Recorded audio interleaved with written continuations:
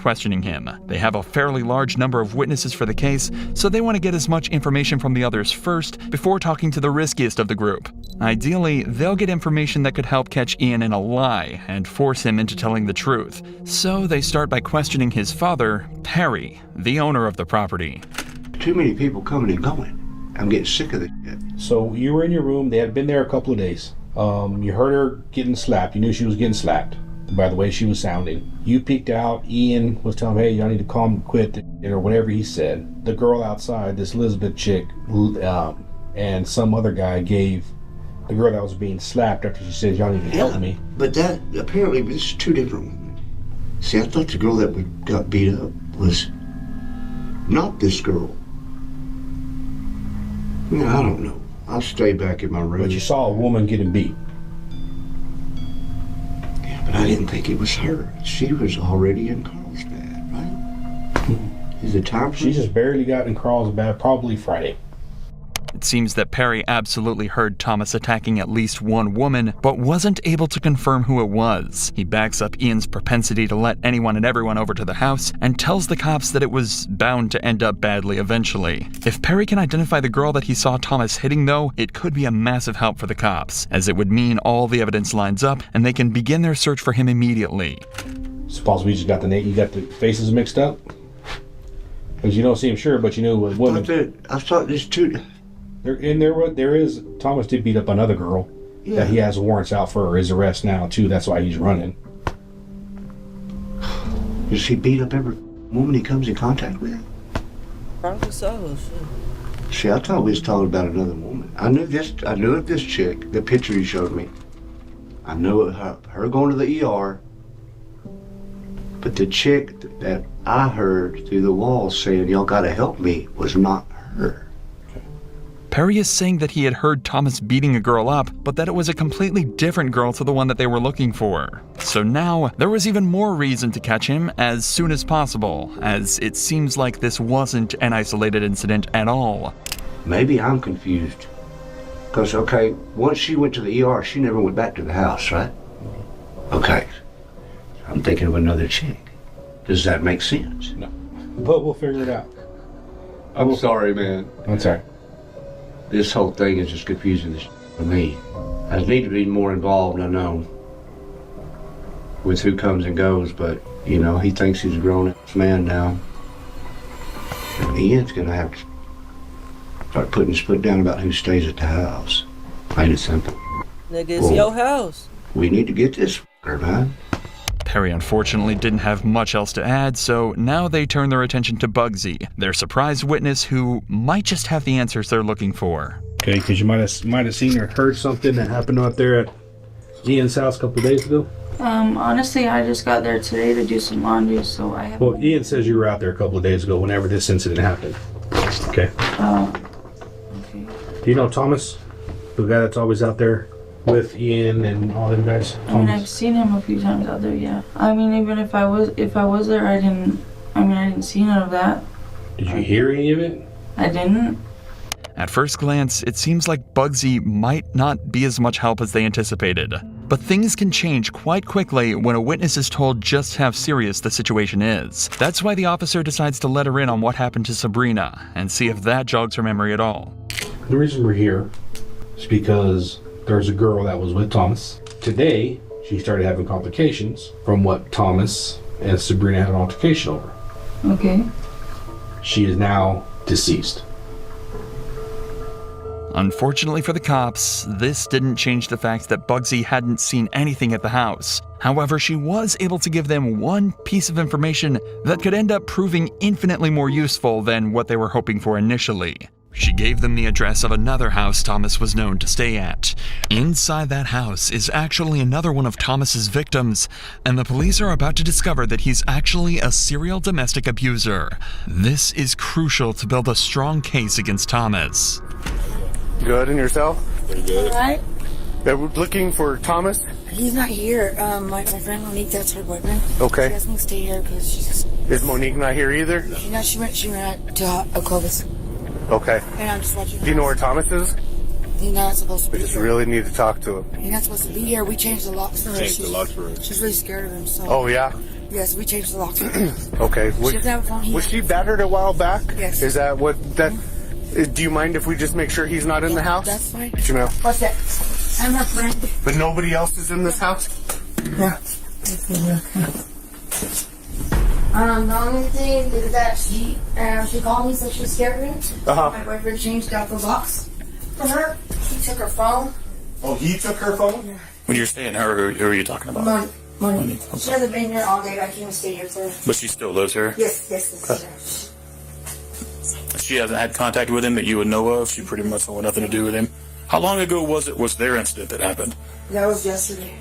But she called me and told me to come change out her locks because she's scared of me. It turns out this is the home of the other girl that Thomas had reportedly been beating, which, if anything, is worrying the cops even more. Since we know he's not limiting his violence to one girl, it would make sense if he's hiding out here waiting for this girl to come back home. The homeowner, however, is telling the cops that he's not here and she's not seen him for days. Is she working or where is she at? She just got a rehab. And she went to Clovis with her daughter. Oh, I mean, I guess that's what it means. It was about 7:30 yesterday. Does he have any friends around here that we know of? That he hangs out with? Family? Of him because she's my friend. Uh-huh. But I know she don't have nobody who terrorizes her. Do you think he still has her phone? Oh, he does. Get that number. He does have her phone. The officers continued to search every room in the house as well as the attic, but weren't able to find him anywhere. According to everyone they talked to, Thomas had gone off the grid and was nowhere to be seen. But there was still one person they hadn't talked to. The one person that they knew was acting strange from the very beginning. Ian Whalen. If anyone was going to know where he was, it was going to be Ian. So later that night, they brought him into the interrogation room for hopefully the last interview that they need in this case. Their cameras are down, so I'm using this thing, okay? Okay. I'll explain to you why we're here talking. You're not in any kind of trouble, okay? Thank God. You're not in any trouble. You have any idea why you might be down here? Well, yes. About what? Because of the fight or whatever, I guess, that Thomas had. Right? You know anything else about it? No.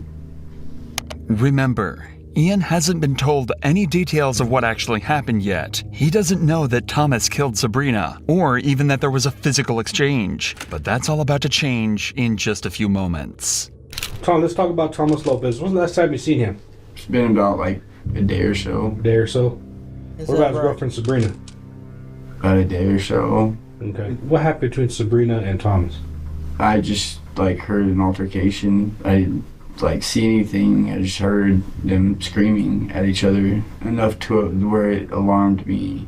Were they inside your house when they did that? Yeah. When they were screaming? Mm. Okay. Was there anything physical going on? They were just screaming? Nothing. Did you see anything physical? Did you hear anything physical? Did you hear her yelling stop or him stop or anything? Mm. No? So whenever you heard screaming and stuff, where were they at? Like, I guess it would be like down towards the kitchen area. I don't know, I heard them yelling and whatnot, and I went out there and I was like, hey man, are y'all okay? And they were just like, yeah man, fine, you know. And what did she say? Nothing. It's This clear is his Ian dad's was house. around when the fight happened, but it seems like he didn't realize how bad things had actually gotten. Apparently, Sabrina was actually crying when he went to talk to them, but he just figured it wasn't his business and went back to sleep in his room. Do you know what the fight was about? I don't. And honestly, I've got so much stuff of my own crap. Like, Okay, when's the last time you heard from Sabrina? I don't know Sabrina. Like, I'm not making this up. Like, But I she know was, her. that's Thomas's girlfriend or whoever. I don't even know that. Like, I just know that there was an altercation. In between your them. Like, I house. don't even know if this Sabrina is, if this is who, like, Messed up teeth. I'm assuming that's who it was. So that day that whenever we went out there, was it the messed up same teeth. chick? As the officer mentioned earlier, Ian has a habit of letting people that he barely knows stay at his house. But it turns out this is a recipe for disaster. Since people know he likely won't get involved in their business, they see this property as an area out in the middle of nowhere where they can do whatever they want with no eyes on them at all. Initially, this only resulted in smaller crimes, robbery or drug possession. But this time, it turned into something much more serious. And Ian is now about to find out exactly what happened. Do you know why I'm here? No. Remember I told you Because- last time we don't come over here for simple stuff? Yeah. Okay. I remember you told me that. So what's up? She's dead. You're kidding me. What happened? Do you know? Well, from what she told us before she died was that she was getting her ass beat by Thomas over at your house in the barn with the golf club. Died? And so whenever you heard him arguing, when he was saying he was getting pretty rough with her, what did you see him do? Like just slapping her. Slapping her? Well, I'm just trying to figure out what happened. And first of all, I'm telling you, if he was in your house, you didn't even know, so we can get him. From the very beginning, cops figured he knew a little more than he was letting on. Now he knows exactly what happened, He just said he seen her slap. how serious it was, and what the consequences will be if he doesn't give up everything he knows. Not only will he be implicated in the crime, but if Thomas is on the property and he ends up harming an officer, that will be his fault. The question is that enough for him to turn in his friend? When's the last time you seen Thomas? When even? Okay. Is he at your house? I don't know. Where does he hide in your house whenever the cops are trying to get him? Where would he go hide inside? We're over there. Okay, the house is secure. We're gonna search warrant for it. Where would he be hiding? If he's in your house, where would he be at? You don't want that problem at your house. No.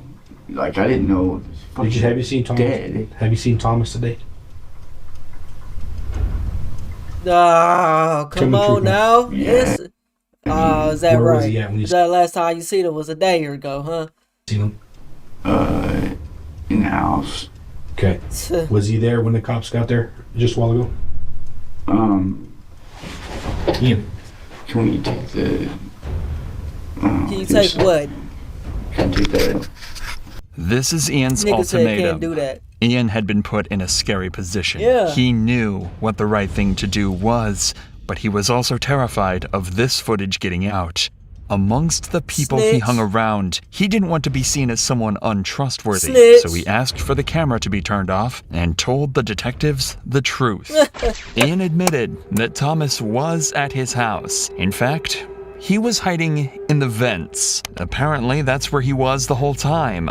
Now the cops knew exactly where he was, but getting to him would be no easy task. To arrest him, they'd have to try everything they could to make contact with him, or else get into the cramped vents with a known killer. Right. I mean, he knows we're here. Yeah, I assume he knows we're going to come back. I guess. I don't know. In the interview, they said he might be in the vent.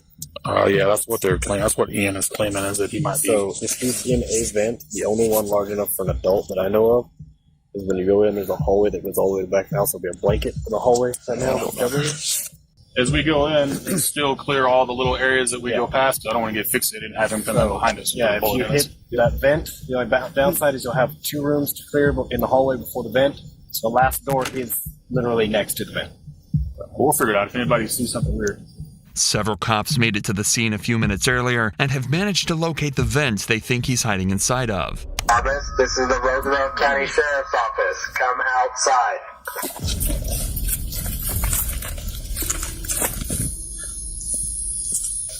He's not answering. You try. He might answer me.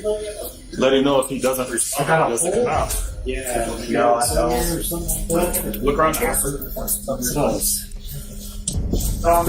Roosevelt County Sheriff's Office, Deputy Bachman. Come on out, man, with your hands up. Know you're down there. So is that the vent he went in, or this? That one. It's got a huge over. I saw it. It goes down. There's no access back there. Ian had the screen. He puts the vent back on, so he knew he was down there. The officers are right. The vent cover couldn't have been put in place from the inside, so Ian had to have helped him hide. But they'll figure out what to do about that later. For now, they need to figure out a way to get Thomas out of the vents. To start with, locate his exact position, and they came up with a creative solution to do He this. went in that hole. He was right there. How far, approximately? He's all the way at the far end down there, and that other vent's back. Just trying to see if there's a mirror. I got a good point. Just needs duct tape and a little mirror. There's probably duct tape in the garage. You take a phone and flashlight together and stick down in there just so we get some really good light and light them up and just confirm. It Sounds far-fetched, but after pointing a phone and a torch deep into the vents, they were able to confirm precisely where Thomas was.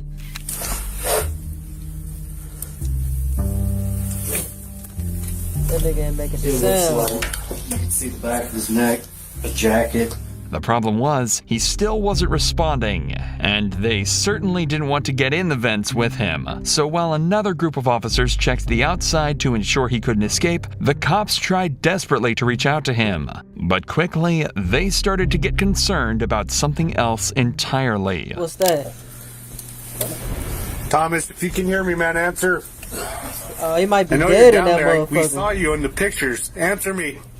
Just let me know you're okay, man. Yeah, he might be okay dead down there? bro. Yeah, no move, man. No, let's not touch your door. Like you would think that he'd shuffle a little bit. I haven't heard him. Well, it looks like he moved since the Yeah, but like no noise, nothing. Oh. Señor López, estoy invitado a la oficina del sheriff. Estoy abajo de arreste. Necesitas levántese ahorita. Thomas had been down there for hours now, possibly even days. The cops know he's there, but they haven't seen his face or any movement whatsoever. They're fearing the worst, but they still can't risk going down there with him. Damn. That's when one of the officers gets a genius idea. What's that? You're going to want to push him back this way because he's going to have to come out this way. Yeah. So if you introduce gas, you want to introduce it on that. Okay. If you have a fogger or you have pepper spray, I would introduce it down there. You want to do the same thing with a video? It may make him uncomfortable enough that he'll come out. That's going to make you cough. Turn now, it looks like he's facing us. Hey, his head's up here for sure. Yeah. Because he went in feet first. Yeah, because you don't want him to crawl, so I would introduce it over there too. Push it this way. Yeah. Just on that side. They're planning to shoot pepper spray into both ends of the vents, forcing him out. If he was to stay inside, he'd end up choking and writhing in the pain the gas caused. But it turns out, this plan was so smart and terrifying to Thomas that they wouldn't even have to put this into action.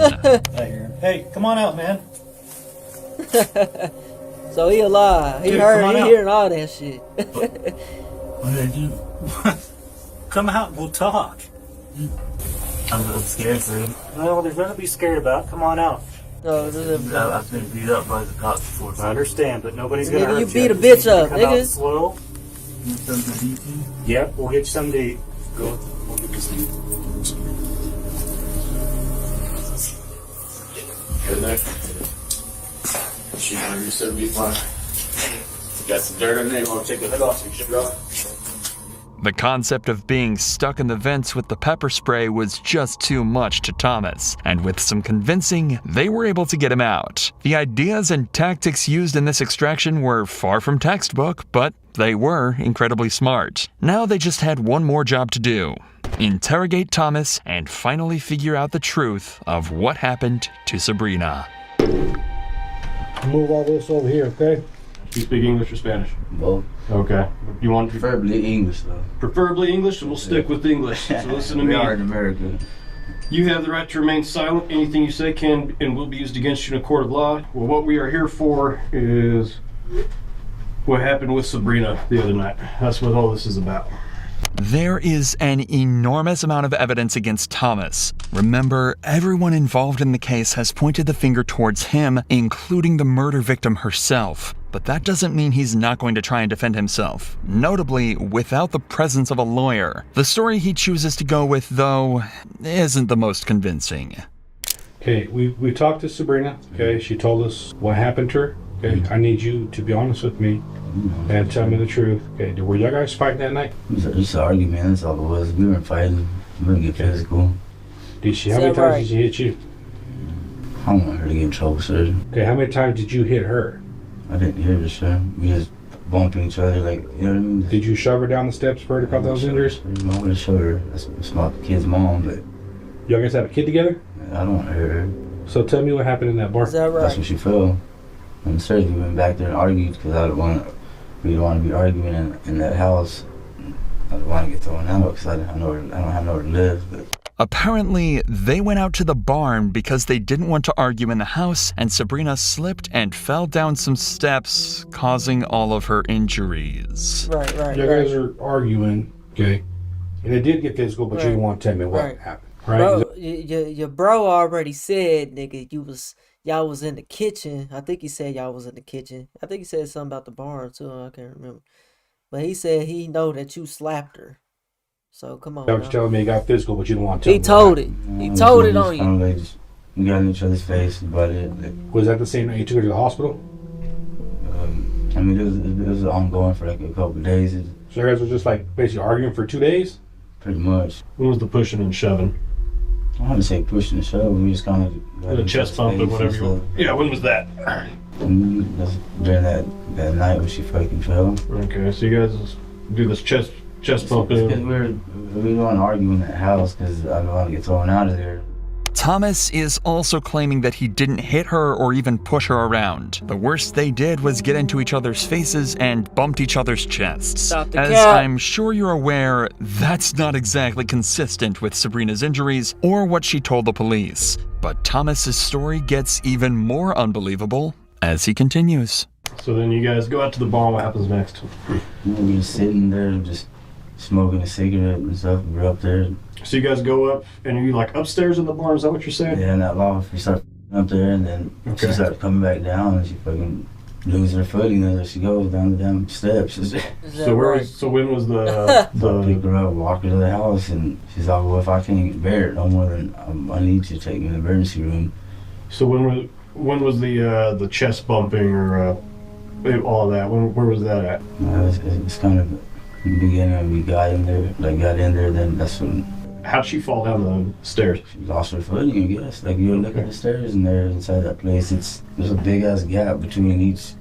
It's not constructed pretty good. It's like some shit someone just put together. Like, and we talking from the top all the way to the bottom? It's like halfway. Maybe close to the bottom. She lost her footing. Okay. All kind of junk and stuff that's in that barn. Yeah. So, not only did Thomas not have anything to do with her injuries, but when she got hurt, they'd already made up. He believes that this story has explained away why Ian will have heard shouting in the house, why they went out to the barn, and why Sabrina got such horrific injuries. This is why it's so important that detectives keep as much of the evidence as possible secret. He's constructed a story that technically covers up all the evidence that he thinks exists, and while it's not comprehensive, it would definitely make proving his guilt in a courtroom slightly harder. But it doesn't explain a huge number of other things, like how the injuries were sustained by a golf club or the drugs Sabrina said he injected her with. Both things he doesn't know the cops know about. And in fact, he was never able to explain these other things away. There was simply too much evidence for Thomas to deal with, and he chose to plead guilty at his trial. Nurses from the hospital told the jury that Thomas had initially told them she'd fallen down the stairs too, but Sabrina immediately refuted this claim when she woke up. She said he'd hit her multiple times with his bare fists, struck her multiple times full force with a golf club, and had her tied up to a chair in the barn for a large amount of time while this all happened. Damn. Even worse, she said this had been going on for around a month, and for the entire time, she felt as though she had been held captive. Obviously, there wasn't much Thomas could do against this defense, and he was convicted of murder, kidnapping, and resisting an officer. He was sentenced to 18 years behind bars. 18 years, my nigga? Bro, they don't be giving niggas no time, bro. Like, what the fuck? 18 years, bro? Bro, I seen one of these videos, I think last night. The nigga killed like 3 people, bro. And ended up getting like 32 years or something like that. They gave him like 15 years apiece or some shit. Like, what? That shit don't be making no sense, bro. So I wonder did the friend end up getting charged? I mean, I know he told it on him though. You know what I'm saying? After he found out she died, he didn't want no parts of that. He didn't want no parts of that. And then his dad just sitting there. At that point, bro, you gotta kick your son out, man. You gotta kick your son out, cause your son then had multiple people come to your house getting arrested. You just talking about you in the other room. You don't care what they doing and what they got going on. They yelling all up in your house. Man. You can't be moving like that, man. Hey, man. I guess I'll turn that into a video. I was just watching some shit and then I hit live. We gonna get to the stream though, scheduled programming, man. Y'all let me know what y'all think about this little video though, man. We on the road to 100K, okay? If you don't hit that like button, subscribe button, and turned on all notifications, slap the dog shit about yourself, because that's the first thing you should have did when you clicked on this video. I'll get at you on the next one, and I'm gone. TYP the name. Alright, chat. We got some more Anton Daniels shit.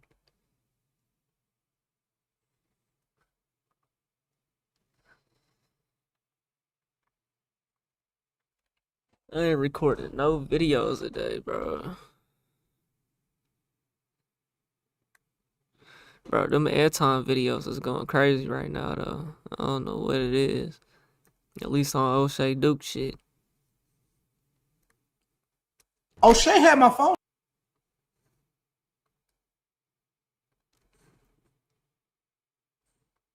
O'Shea had my phone number. He's never called me for anything outside of gossip. Is that right? Boy, you don't sit your stupid ass down. Who the f you think you is? I'm literally doing my classic thumbnail designs on my desk when I get a notification sound.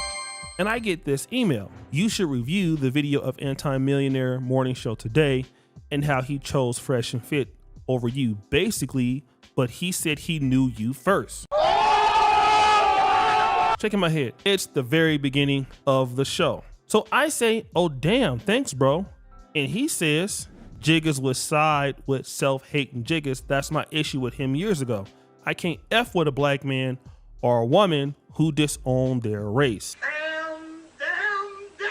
So I click on the link, and at the time that I'm trying to find out the spot that he's talking about, it is kind of hard because the stream is literally going at the time he's doing the stream. But literally, I found out where it was. The reason that you have to give people grace is because I remember when I chose sides with the whole Fresh and Fit situation instead of objectively reviewing it, right?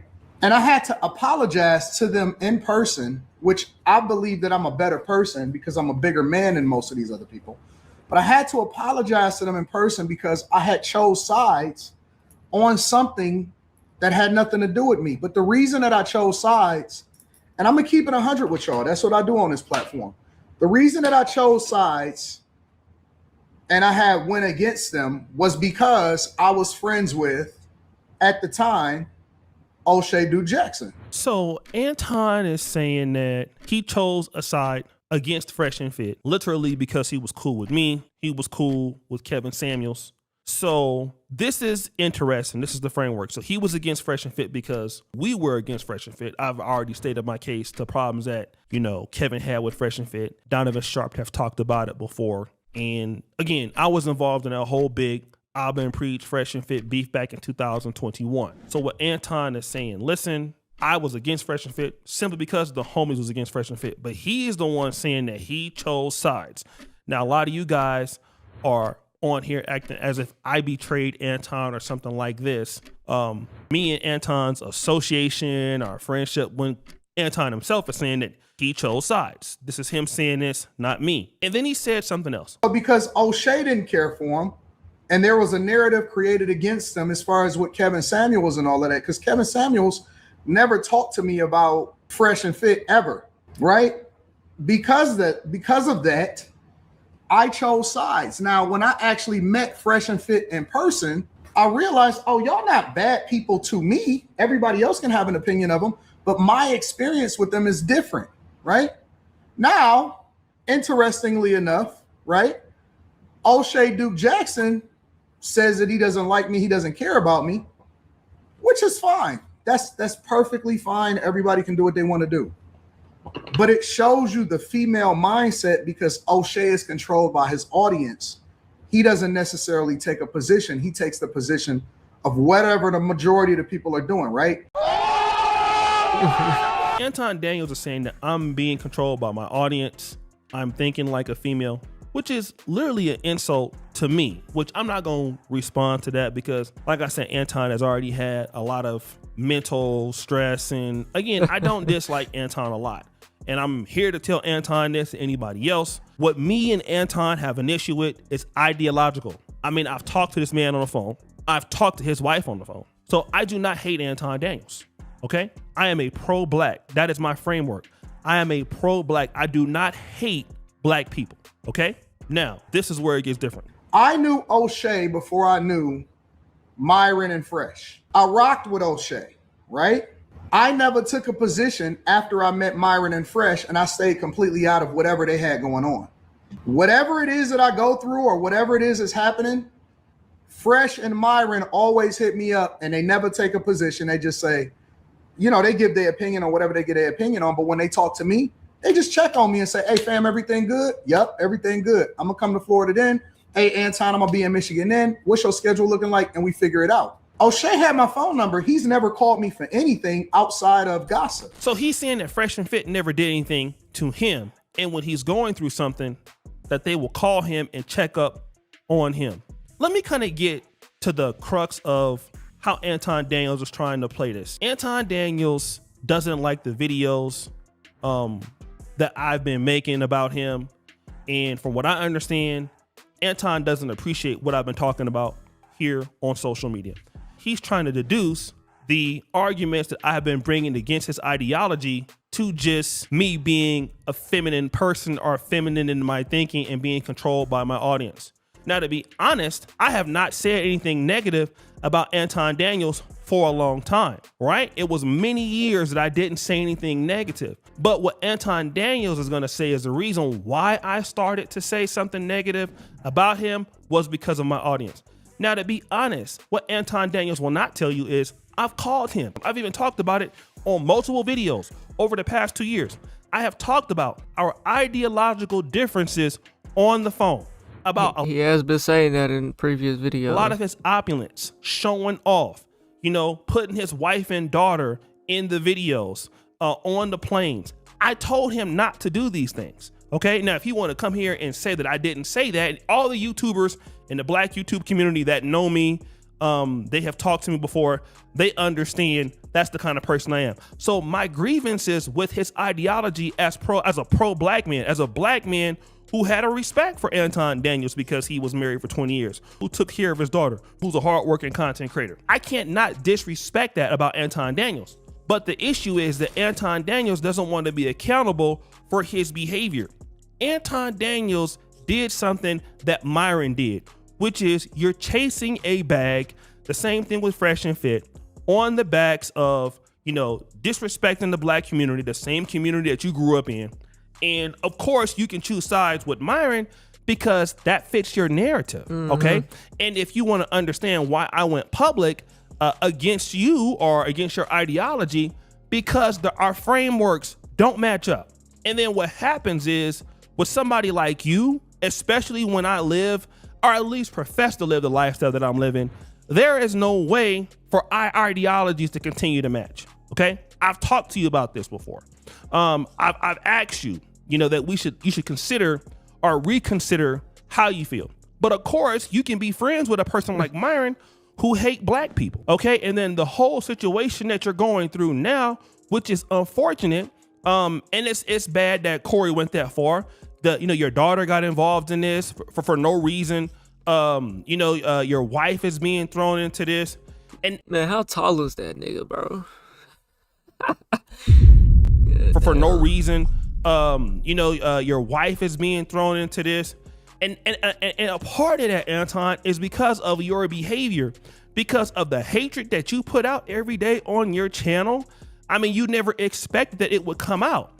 And so even 3 months ago, when I was talking about this, like, yo, man, like the black community gives Anton Daniels what it deserves, it's not because you chose Fresh and Fit over me, bro. I understand the game. I mean, you're more successful as a content creator than me now, but I have a long history of being very successful in Black YouTube.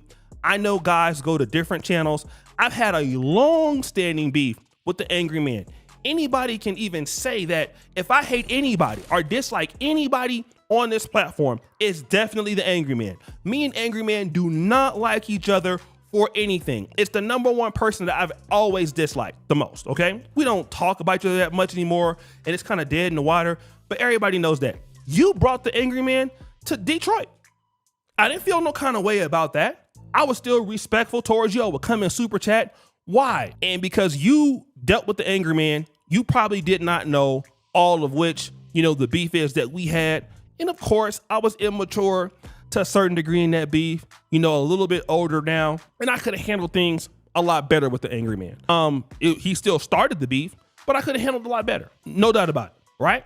So again, if I had any intention on not dealing with you at all, it would have been then. But everything that I deal with when I talk about Anton Daniels, I never talk about what he looks like. I never talk about his family. I never talk about anything. I don't even call Anton Daniels names. I deal with the framework and why I feel his institutional framework is wrong. And the reality is that Anton Daniels cannot deal with my framework. He doesn't have an answer for it. So the only answer for it is to say, well, you know what, O'Shea, what you're saying is irrelevant because you're controlled by your audience. There is nobody more controlled by their audience than you, Anton Daniels. I mean, look at what you do to get your audience. You're right, you go to Fox News. You go to Fresh and Fit. You go to every platform that dehumanizes and hates Black Americans that you can build an audience on. Okay, that's true. You go and you intentionally go and seek out that audience to build around you. You go and use the same talking points. You associate yourself with Jason Whitlock. You call yourself a Christian. You love Jesus. But we see that you got 5. According to you, you got all kind of chicks. You always with a bad one. See, it's your hypocrisy that's on trial here, bro, not how I personally feel about you. I never said I didn't care about you. In fact, I'm going to tell you something, man. When Corey Holcomb went after your daughter and after your wife, to be honest, he defended it hurt that. me. And this is a person that really... O'Shea defended that. Straight up. O'Shea cooking right here. So at a point, a fan of both of you guys, right? I mean, I still, rock with Corey. And there's certain things that you talk about that I definitely agree on. I just can't get with a lot of that stuff. And a person who really feels like that, I really can't trust, okay? But I was hurt. I was hurt that it got this far for the both of y'all to see both the people I'm associated with going at each other like that, and it got this far. I'm a 44-year-old Black dude about to be 45. I don't want to see your family dehumanized or Corey being dehumanized. I don't want to see that. I think that that's just a bad look for everybody involved. But for you to sit up there and say that the reason why I'm doing that is because I'm catering to my audience. To be honest, my audience for the whole time used to always get on me because I wouldn't talk about you. That was the reality. And I didn't really care about what they thought. But when I just kept hearing the framework and know the reparations and Black people are this and Black people are that and immigrants are this and immigrants are that, I just didn't believe that you knew what you were talking about when it came to certain things. So I had to come out and challenge that.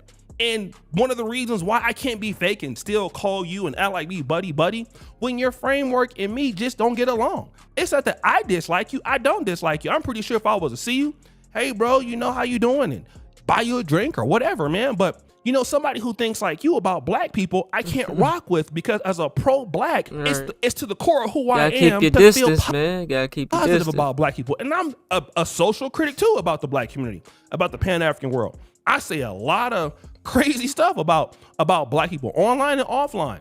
But the reality is that what we're dealing with is your hypocrisies. You're the one on trial. It's been your behavior that has caused all of this calamity and damage and exposures to your family and all this other stuff. And if you want to choose Fresh and Fit, choose that. You see what happened to their platform, didn't you? You see what road they went down, didn't you? You see how they went down to be demonetized, going over there caping for whites, and then alienating their own base. And that's the man. And then Myron and both of them, they both got kicked out of Amfest. I think they showed up at different times or whatever. They went to that Charlie Kirk Erica Kurt Turtle Point USA event, and both got kicked out of there, bro. Man. The same direction. O'Shea Duke calling it what it is, bro. All O'Shea Duke was saying about Anton was that his ideology doesn't make sense, and he caters to white people, just like what Corey was saying. You know what I'm saying? And now Anton is mad at O'Shea. I still feel how I feel about Anton being the bigger man in that situation and walking away, though. You know what I'm saying? I still feel like Corey took that too far. But the truth is the truth at the end of the day. What Corey was saying still holds weight. It's just he tried to take it to a point to where y'all are fighting. That's the point that's not cool. You know what I'm saying? But O'Shea ain't lying about nothing, man. That you're going on. And you think that they're your friends now until they're not. Okay? You're not special. I hope you don't think that. You're not special, bro. You're also black. Myron and Fresh and Fit, they hate black people. And as soon as it comes an opportunity for them to do the same thing to your ass, they will. Okay? And so again, if you want to dress it up as something that it's not, that's cool. You got to go ahead and go to bed and sleep with it at night. But the reality is that I have been a social critic based on Anton Daniels' institutional framework. I'm dealing with that. I'm not dealing with anything else. I don't dislike Anton as a person. I don't really trust him. You ain't gonna see me trying to deal with him or anything like that because I'm real. But at the same time, I hate what's happened to Anton. And unfortunately, I think that Anton has enough talent to not go in the direction that he's going to get views and to get money. He's paying a great price for this fame that he's running after. He's paying an extreme price. His daughter is paying a price. People in his family are paying a price. His wife is paying a price for Anton Daniels' fame and attempt to get money online. And I don't think it's worth that. That's all I'm saying. And if you want to talk about somebody being a real friend, I think that's exactly what I'm doing. I've told you this offline. I'm telling you this online. I have no intention on having a beef with you, a person that I have talked to. According to Anton, you only talk to him to gossip, nigga. Before, a person that I have thought that I've admired their work ethic, none at all. But our frameworks cannot mix. That's just what it is. It just cannot. And I've done that before, trying to be cool with people who have a negative aspect of Black America and trying to hear what they have to say. And my brother George Macon, I want to give him a shout out, my big bro. He said you can't be in this content shit, bro. You can't try to like reason with somebody who's unreasonable, who doesn't want to hear nothing, because everybody makes their own content and they're gonna push in a way their own agenda. You know what I'm saying? So like, unless they have the open ear to change, or and they ain't built this audience that's strictly off of this, you know what I'm saying? Then they not gonna change nothing, bro. So over here trying to get him to reason and see how you feel and this, that, and the third. Y'all probably started off good until y'all realize that's how this content shit goes, bro. Whenever you dealing with other content creators and shit, bro, y'all start off good. It's not until y'all get to learn each other and each other's ideology and what y'all believe in and what y'all don't believe in. You know what I'm saying? That's where the conflict comes. You know what I'm saying? That's why you can't be getting too buddy with niggas and expecting the most out of everybody. I say this in a lot of my videos, bro. You know what I'm saying? I already know what the game is, bro. Just look at the people in your real life and that'll tell you how to move with this content shit. How can you, if you can't barely trust the people in real life, how the hell you gonna get around these people and trust them? You know what I'm saying? Ain't nobody your friend in this shit, bro. It's just working when it work and don't when it don't. And when it don't, shit hit the fan. All hell break loose. You know what I'm saying? It's fuck you and fuck this and fuck that. Talk about your mama this and talk about your daughter that. Which I don't know if Corey and Anton was ever really close like that. I'm just saying, though. That was an example. To say. And my brother George Macon, I want to give him a shout out, my big bro. He said you can't be friends with people like Anton Daniels. He didn't mention Anton by name, but he did mention Brandon Tatum. He didn't mention Candace Owens. And you cannot be friends about a person who dislikes their own community, who will not give his community any kind of a fair shake, but will sit right there. And he will not talk about the same racism that Fresh and Fit get from the alt-right. He don't ever talk about that. He loved Fresh and Fit so much, and he loved the framework. He wanted to be associated with them. Talk about how, the Charlie Kirk supporters don't like Myron. Talk about how the Charlie Kirk supporters don't like Fresh. Talk about how the alt-right calls them those names and bad names. And then, so what does being anti-black get you? It gets you in a bad situation that you don't need to be in. I don't want those problems. I'm sorry. So I'm going to speak on that once. Again, I'm publicly saying I don't have problems with Anton Daniels. I'm not looking to beef with Anton Daniels. But if Anton Daniels wants to make my criticism of his behavior, of his hypocrisy, of how he carries himself online and offline, and try to turn this into something about me being a feminine-minded person or being controlled by my audience, I will tell you that Anton Daniels is a fucking liar. Motherfucking lie. What do you think it's your boy O'Shea Jackson? Back at her. That nigga feelings is hurt, man. That nigga feelings is hurt, man. because how Anton is looking at it is like you're taking sides with Corey Holcomb because you're still coming for his rhetoric.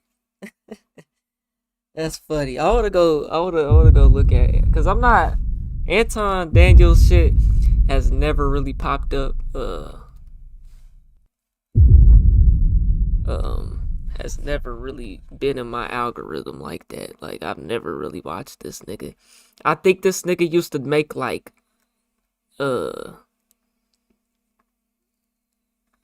he used to like pop up at the end of like little videos and do reactions? I don't know. I'm probably thinking of somebody else. But let's just look and see what his content really is though, because I don't fucking know. Black culture should protest ICE arresting illegal immigrants in quotation marks. White liberal man talks something. People that came here illegally aren't against ICE. How to identify people that are anti-ICE. So this nigga's a real into the political type of content.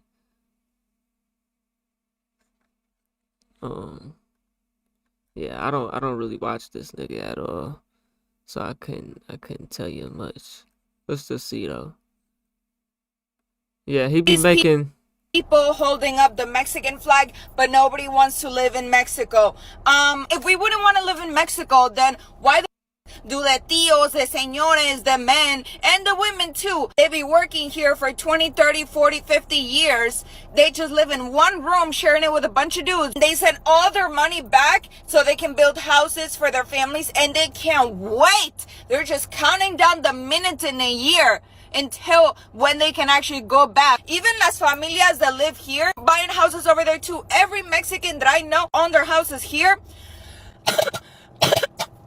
They buy a house in Mexico too. They're building it or they're already bought it. So yes, nobody wants to live in the United States. I was born in the United States and I don't want to live in the United States. The next 5 years, I'm moving back to Mexico. Yes, we do want to live in Mexico. You never lived there. The only thing is that we're just making money here so we can actually go back to live in Mexico. Ain't nobody trying to live in this sweatshop of a country with a Gucci belt on. The fuck? So now that you see it for yourself, because there's been countless examples. I know that I've shown a couple of other videos where basically you have people from Mexico, in particular people from Mexico, because let's be clear, there's a lot of people that does it, but very few people actually say it out loud. They don't care because they know that you going to jock them and you going to rock out with them and you going to be licking them up, to sucking them up, and you want to be friends with them and you want to make sure that you advocate for them. And so while all of y'all is out there protesting, what they basically saying is they doing anything that they can to take advantage of the American system so that they can do what they want to do and then send all of their money back to Mexico.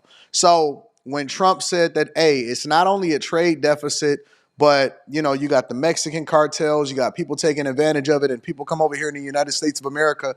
And this is one of the reasons why they go undocumented, right? Because Why go through a process to actually take years and doing the thing that you're supposed to do and going vetted and paying the fees and stuff to be here as an American citizen inside of the United States of America, when historically all they had to do was climb over the border, act like that they under duress, act like they seeking asylum, when in reality they just trying to make sure that they run up a bag as much as they can, equivalent to what it is that'll allow for them to be able to thrive back in their own country. They save up, they build their house, they stack their coins, and then whatever, maybe even make a couple of investments, maybe run it up, and then they go back to their own country and they circulate the American dollar back there and they take advantage of what we've done as taxpayers. Why would they go through the process? Think about it for a second. Why would they go through the process of becoming an American citizen legally when they just trying to make sure that they take advantage of the system so that they can run it up back home? It don't make no sense, and this is why y'all stupid for aligning with them and protesting with them. They don't care. I mean, for the ones that are legal, that's not a problem, and you shouldn't have necessarily a problem with it. You know what I'm saying? Like, now it's different whenever it comes to the illegal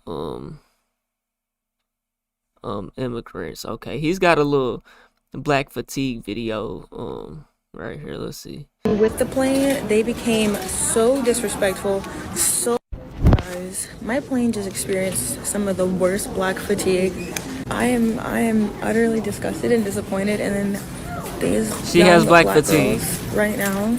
They have lost their whole mind, and I'm just gonna come on here and say, like, the way that you carry yourself in different countries, it's gonna reflect on everybody that looks similar to you. Something happened with the starter, so they've been replacing the starter. I'm thinking we're in the air this whole time. It's been 3 hours we were on the plane, and these girls were being loud before the plane was getting ready to take off. But when there was an issue with the plane, they became so disrespectful, so loud, so ghetto, and them through the medicine, the sleeping pills. I can't even freaking turn around to say anything because I can't form a thought. So, like, if I find them, I'll let them know this, because honestly, then they were like, hey guys, you guys can sit on the plane. Don't let them know. Don't say anything to them. Leave them alone. They are not going to hear you. They just going to get mad at you and call you out of your name too. They make an announcement. They're like, hey, it's going to take another 30 minutes. You guys are going to sit on the plane. We're going to get it done. Then we're going to take off. These girls start to try to open up the cabin doors. And the lady is like, what are you doing? You're supposed to be seated. And she's like, I'm getting my stuff. I thought we were getting off the plane. So clearly here, Anton Daniels went and found the clip so that he can make a little black fatigue video here. And this woman is saying that she's telling this story, but she didn't record that actual incident. I don't know if it happened or not. You know what I'm saying? But you know, that's what black fatigue. One thing y'all gotta realize whenever y'all see like channels making black fatigue videos, bro, they're going and finding clips of black people doing some shit, so just so that they can call them a specific. Say that they have black fatigue because they're doing something crazy. Black people could do the same thing to white people and say we got white fatigue, and that's what Antonio Speaks be doing. You know what I'm saying? Immediately knew. I was like, either they're gonna get kicked off or they're about to deplane us because they're acting belligerent. My thing is though, like, as a black person, right? She's clearly black. She's clearly saying she has black fatigue. So like, this is my thing though. You're still black though. You're apparently the good black people, right? So it's like, why do you have to resort to using that term when you can be the good example? You know what I'm saying? Why do you have to feed into that term? When y'all go out, right? And obviously this is not applicable to all black people, but when you go outside, and not even just Japan or across the water or the pond or the UK or wherever it is that you go, if you go from Chicago down to Miami, wherever you go, you take you with you. And so these old sayings, they always come back to haunt us. You can take the person out of the hood, but you can't take the hood out of the person. Why can't we adjust, right? When in Rome, do as Romans do. Or I got a better idea. Why can't we just grow and become better people? Like, why do you have to be embarrassing? Why do you have to do something that you're not supposed to do? Because unfortunately for us, those of us that actually care about being great members of society, you are now a reflection of us. And that's why they say stereotypes are earned, they're not given. Because you can't control yourself, or because you feel like you got to be you, regardless of where you go, even if you all the way over in Tokyo, Japan, you got to be ghetto. Now we have to pay for the repercussions of your actions because we are now stereotyped in the same way. And that is the biggest thing that I hate. With the plan, I mean, I don't see. I'm not gonna sit here and say I just see anything so bad with that. Like I said though, whenever people make them black fatigue videos, they're going and searching for something that black people are doing. Let's just see what else we can find. Here goes another little. You can around and find out what I get on. Find out. Okay. You shut up. Come and make me shut up. All y'all white mother. Come And see, one thing about the internet and how this operates, they can go and find clips of black people, because apparently if they're the good black people, whatever, right? I mean, I guess they're making clips of themselves and videos of themselves doing what they do. But no video you're ever gonna see of black people doing something positive, doing something good, not being the so-called stereotype, is ever gonna go viral to this extent, bro. Because this is drama. Black people doing the right thing. That's not drama. You know what I'm saying? That doesn't get the views. That doesn't get the clicks. That doesn't get. You know what I'm saying, bro? These people holding. You can around and find out what I get. So I don't even have to watch that to know what that is.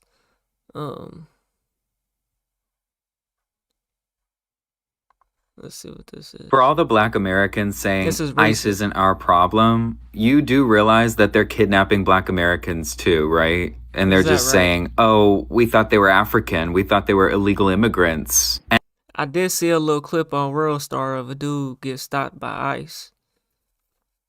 And they was trying to say he was African. And then they will detain you for days, sometimes weeks, so that they can have their way with you in the ICE detention center while they figure out that you're an American citizen. In fact, that's exactly what happened to this lady right here.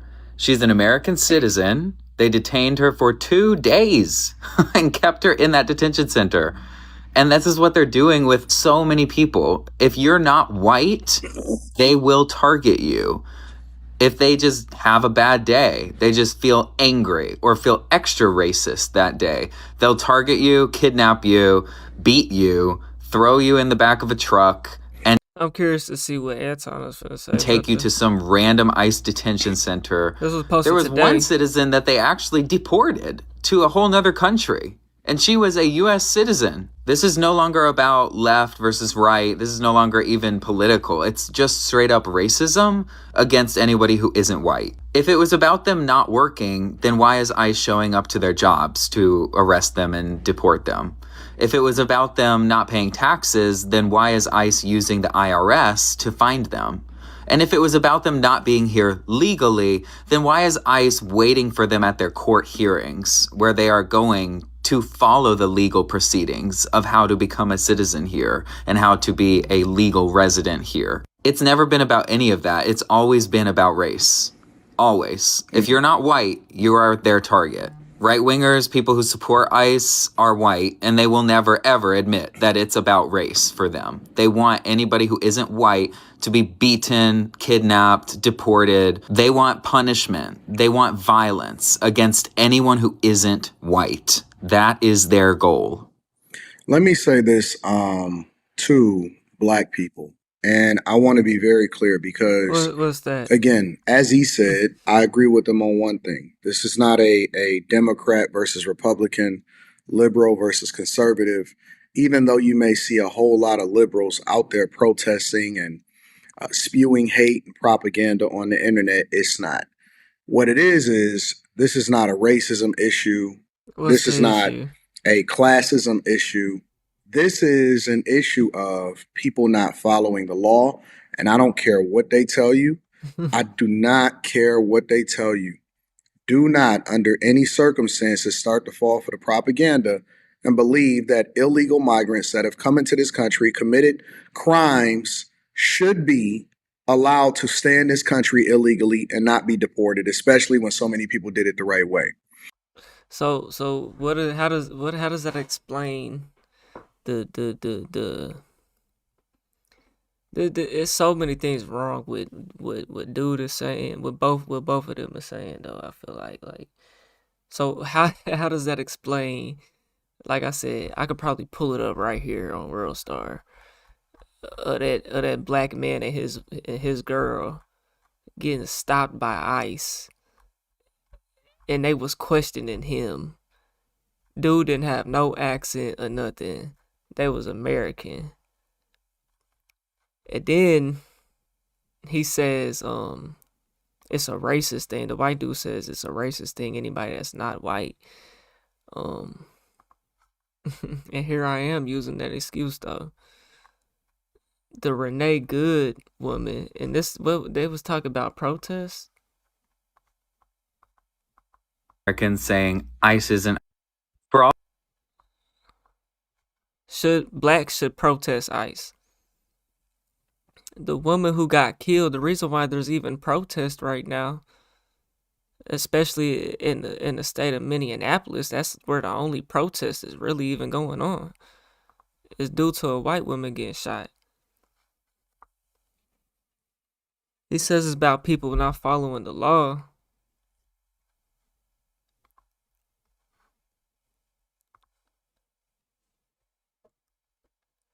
I feel like this is the government and their powers. When that man shot that woman, bro, the vice president literally said that man has immunity because he's a federal agent. He's a federal employee. He has immunity. That means what he was meaning by that is they can do whatever they feel they need to do. The police feel that they can do whatever they want to do and get away with it because they are federal employees and literally being backed by the government. You know what I'm saying? They don't have to be held accountable, even though he didn't have to kill that woman. You know what I'm saying? So I don't really know what Anton Daniels was really saying about black people even protesting. At that point, it's just like everybody's protesting against the government. You know, it's not even at that point. It's not even a race thing. You know. All right, so we're gonna try to find another little clip. I'm just doing this because I'm not so familiar with this nigga. I don't really watch this nigga, so I don't really know. I just know what other people say about him, and how he speaks down on black people. I don't watch none of this shit. You can't be these men that can't be there when you need someone. Prime example. I already went through this. I already know this, right? But I'm gonna give you an example because today was definitely an eye opener. So over the weekend, my car got stolen. I found out this morning. Today is Sunday. I didn't leave out yesterday. The last time I was in my car was Friday. I think I parked it at 4:30 p.m. before traffic because y'all know I don't like to be out like that. Anyways, car was stolen. Called the police this morning, calling insurance and stuff like that. I only talked to 2 people about this situation. One person I call, my friend. He always got my back. He there for me. He's old school. Like, you don't have to, he's a man. He's one of them old school men where it's like, he gonna take the initiative. If there's a problem, he has a solution.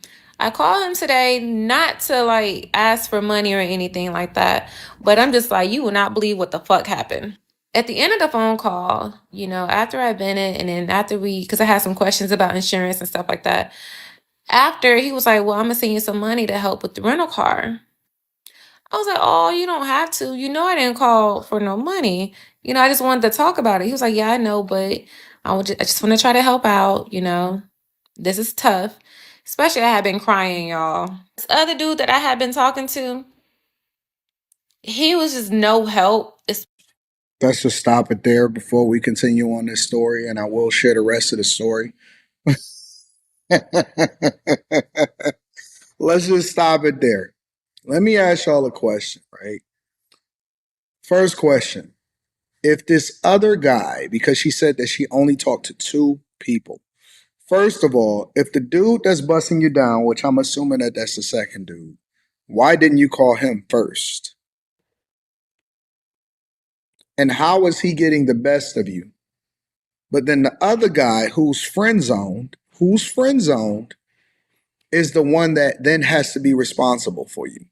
You speak so well, so highly of him. He's a man's man. He does this, he does that. Takes He's so initiative. great, right? He's an awesome person, and I don't doubt that he is. I don't doubt that he is, not even a little bit.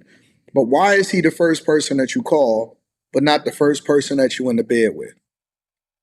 I am under the suspicion that the men that are in the friend zone, the ones that get used the most, never, ever, ever get the best of her. Ever. Bro, if you even in for this ain't even got nothing to do with what I'm talking about. Anyways, like I said, I'm not a hoe. I just know what people say about Anton. I don't even know this nigga content. Never watched this nigga like that. I would probably have to watch a long form video, one of these topics, to really just and watch a lot of his shit to even hear most of what he be saying about black people. I don't know, you know. So yeah. Y'all let me know what y'all think about this situation with O'Shea Duke, man. Yeah, let me know what y'all think. We on the road to 100K, okay?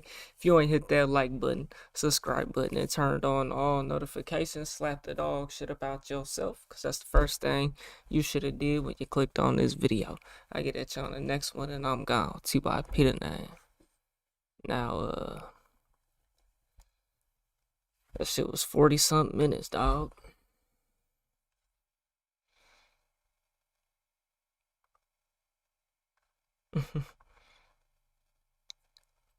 What is she called? The second dude first, then the older guy. Stupidity doesn't care who it exposes. Anton needs therapy.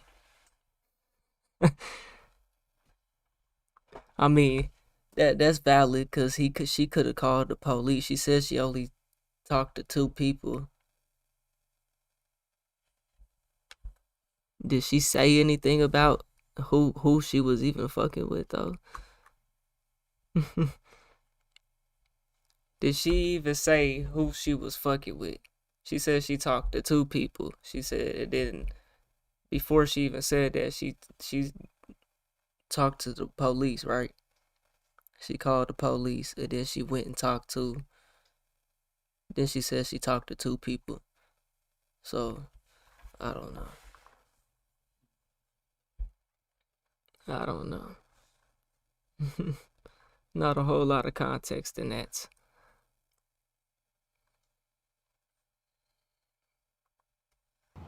I'm heartbroken.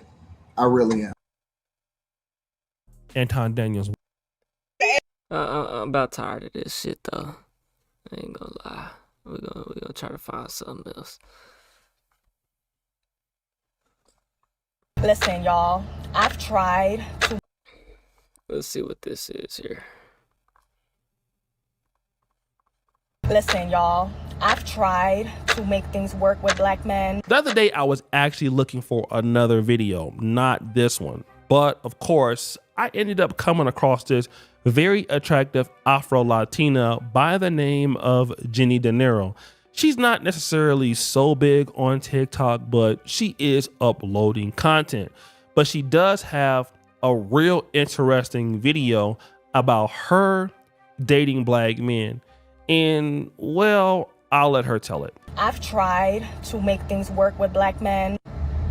Like, black men is all I've ever known, literally since a teenager up until recently. You know, I got my first non-black man. He's Hispanic, but he's Afro-Latino. You know what I mean? Like, not African-American or black American is what I'm saying. But like, honestly, I really feel like a lot of women that are non-black, or even black women themselves, I feel like we're just mentally checking out with black men, because we're really just realizing our worth and that they really just not y'all. Like, so I feel like y'all should give us some grace, because listen, I've tried to make things work, but I just got tired. And then eventually I went, I guess, back to my roots, which wasn't really back because that was my first time with a Hispanic man, but you know what I mean. But yeah, I'm completely done with black men. They're no longer my type. Like, my thing don't even get wet no more for them. Like, now, in that video comment section, it was so many women agreeing with her, you know, because dating black men is the problem. Now, she's already admitted that she's no longer dating black men. She has a non-black American boyfriend and everything is going right. This was in July, I believe, or May 2000. Oh no, I just know that didn't work out neither. O'Shea Duke go get to it. 25, one of those dates. But so everything is going fine because now she's no longer dealing with black men. And it's okay to have your right. If you don't want to date black men anymore, that's fine. But what I suspect, or what I should expect, is that your problems after black men should stop, right? He's right, you know. Because black men are no longer in your life, so then you would not have a problem going forward. Bro, if you feel like you gotta go to a whole different race of people, like, I'm not, my failed relationships, I've only been in relationships with black women. My failed relationships is not gonna make me, and I low-key thought about it to myself at a point in time, like, maybe that ain't shit. But at the same time, I like what I like, you know what I'm saying? I'm attracted to what I'm attracted to, and what's attracted to me is attracted to me though. My failed relationships or my bad experiences is not going to make me go to a whole nother race of women though. And think that, oh, this race of women is just so bad. You know what I'm saying though? Like, there's always, most of the time it gotta do with yourself sometimes. You know what I'm saying? Sometimes, I ain't gonna say most of the time, sometimes it gotta do with yourself and how you operate. You know what I'm saying? And if, as a woman, you are the gatekeeper to sex and even to relationships, really. You know what I'm saying? Like, men deal with who they have access to. Women deal with who they want to. You know what I'm saying?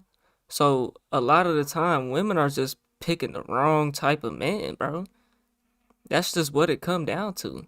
It ain't necessarily even got to do with black men. You picking the wrong black man. If anything, you know what I'm saying? Like, we always hear it, the good guys finish last. You know what I'm saying? I was too good to a shorty and she done me bogus, nigga. I learned from that situation. Done me fucking bogus, my nigga. Use me. You know what I'm saying? That's how I feel at the end of it all, thinking back and reflecting. That ain't gonna make me go run to white girls, Hispanic girls.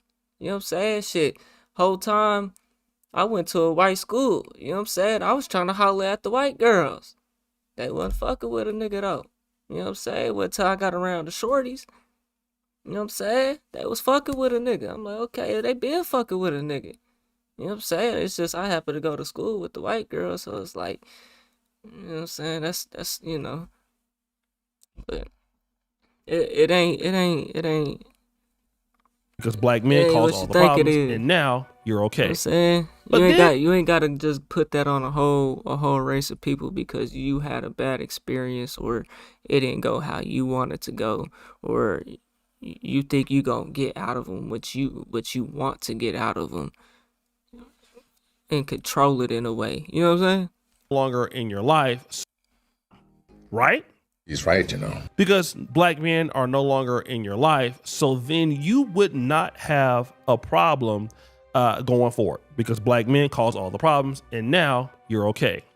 But then there's a problem. Hey y'all, get ready with me to go audition for Baddies Gone Wild. I already knew it was going somewhere at the line. If the bit is on making TikToks and this, that, and the third, bro, it's already a red flag, especially if you're speaking on your dating life. Like I said, if you the woman, you the gatekeeper, you picking the wrong type of niggas, man. The man asked for your number. The man asked to take you out. This is how it goes 9 times out of 10, 9.9 times out of 10. You know what I'm saying? Even if a woman comes on to you first, you still have to lead as the man most of the fucking time, bro. You gotta ask her to be your girlfriend. She ain't asking to be your boyfriend. You gotta ask to marry her, nigga. Like, come on now. And it'd be auditioning for baddies. Bitch, you have to audition. That's diabolical, bro. If the bitch is watching Baddies Club, bro. Love Island, my nigga. I caught myself sitting down watching the shit with watching Love Island with a shorty, nigga. I'm like, man, I'm just doing this for the shorty though. Like, she wanna watch it, so shit, I'm trying to watch it. Then there's a problem. Hey y'all. Say shorty that did me bogus, my nigga. You know what I'm saying? Men cause all the problems, and now you're okay. But then there's a problem. Hey y'all, get ready with me to go audition for Baddies Gone Wild. Now, guys, Gone I want to ask you a Wild. question about a woman who's wifey material. Is a woman who is wifey material, is she going to be trying out for Baddies Gone Wild? Hell no. To the no. No, Oh, you would Q. not expect that What at you all. talking about? Again, you're upset about the black men that you're dating, and one of the reasons probably why you're having And you also attract certain type of people into your life. You know what I'm saying? Maybe that might be one of the reasons why I end up how I am, because I'm a certain way. But I don't know if that's valid though. I feel like the shorties who do try to choose up with a nigga, they just see something beneficial, but they don't even know how to really secure it though. Like they not thinking long term. They just thinking like what they can get out of it in that moment. And I mean that's how a lot of women operate though. They're momentarily, they operate with how they feel in the moment. You know what I'm saying? That's probably majority of women, bro. That's how they operate. It's not logic to it though with how they move. You know what I'm saying? It's emotions and feelings, the black men that you're dating, and one of the reasons probably why you're having an issue dating these kind of black men is because you're the kind of woman who wants to be on Baddies Gone Wild. And almost every woman who wants to be on Baddies Gone Wild, which is, in my best opinion, an exploitive show, basically you're gonna go on there and act a fool anyway. So you like fighting, you like drama, you like BS. And Attention. you watch that kind of stuff, so you consume it and you want to be on there. So Man, I seen something a shorty had posted. Basically it's like if you want, another man will. What he won't do, basically if you ain't good, if you ain't giving her what she wants, she gonna go find another nigga, bro. And it could be the simplest thing that you have a boundary on, bro. You know what I'm saying? That you not willing to do. So she gonna just end the whole shit and go find another nigga. That's what a lot of women do. You know what I'm saying? Because they know because like I said, they're the gatekeepers to this shit. You know what I'm saying? A lot of them know that men want fucking sex. Duh. We all want it, men and women. You know what I'm saying? But they know that they can just go give they pussy to another nigga and get what they want. You know what I'm saying?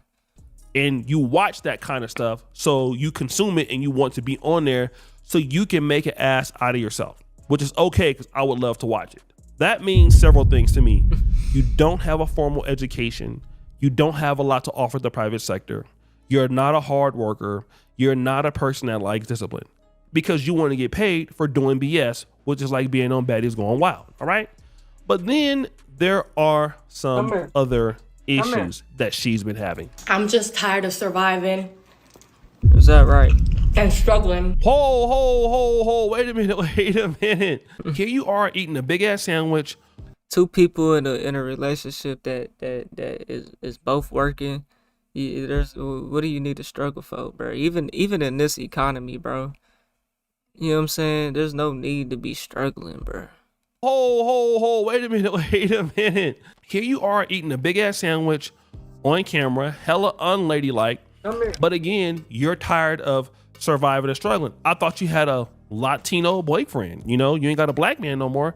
Why he ain't taking care of you no more? I mean, he should be providing and giving you a better life, right? Since you ain't dating black men, let's watch more. So you know what? 2026, I'm betting on myself. Okay?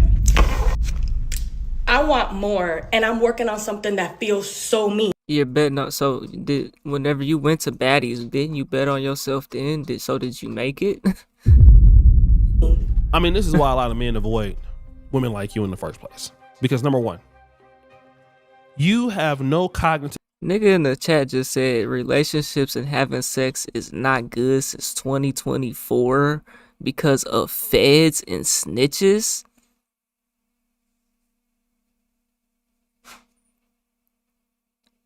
Nigga, what? Ability to understand something. Because number one, nigga, what?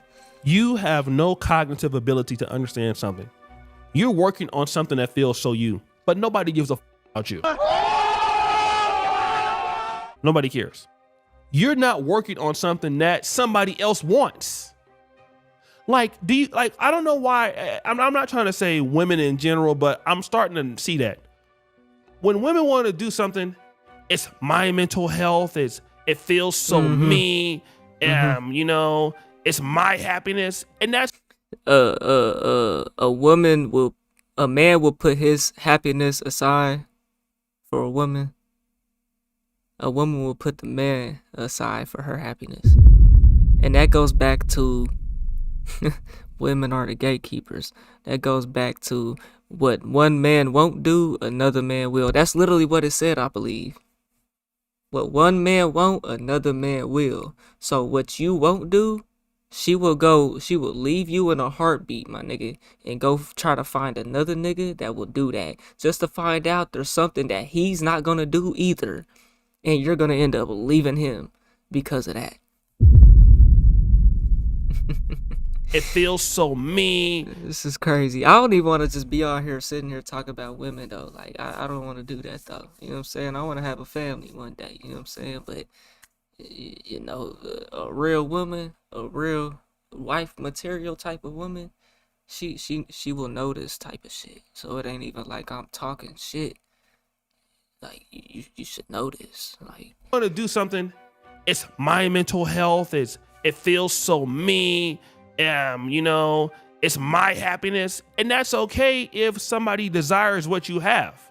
But when nobody desires what you have, nobody cares about what feels you or not. And I think that men tend to understand it a little bit better at a certain point. Not saying all the time, but again, honey, you have to make something that somebody wants. Nobody wants to deal with something that feels so you, because ultimately we live in a world where our success is predicated on how other people feel about us. I do not get up every day and worry about what I need to do. Because why? I would be extremely poor.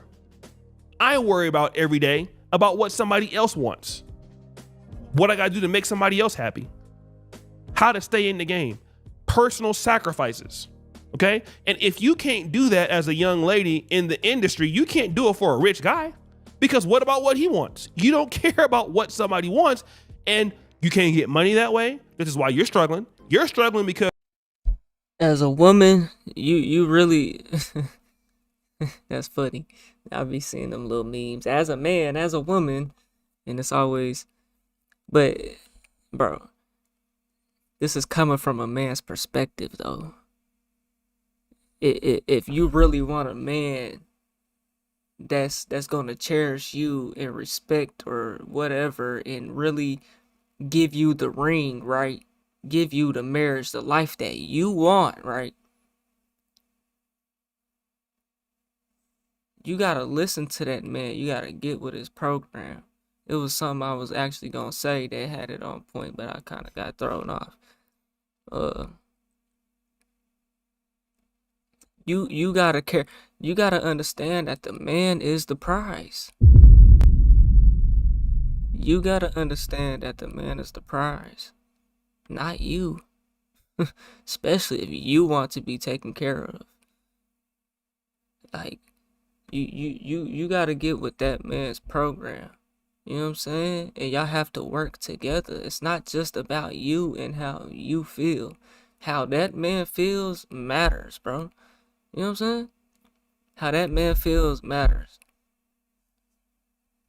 what somebody wants, and you can't get money that way. This is why you're struggling. You're struggling because you're looking for something that feels so you. Nobody cares about how you feel. People care about what you can do for them. Right, okay? right. So what you gonna do for that man? What are you gonna do for that man that you want? That fantasy in your head that you want? Yo, brother Ubuntu Black, appreciate the sub. That man that you want, what are you gonna do for him? It's never about what women can do and how they can help and how you could come into a man's life, bro. I know what I want. I want another relationship, you know what I'm saying? But at the same time, it's just like, bro, I have to take so much away from myself. Meaning this YouTube, meaning my real estate.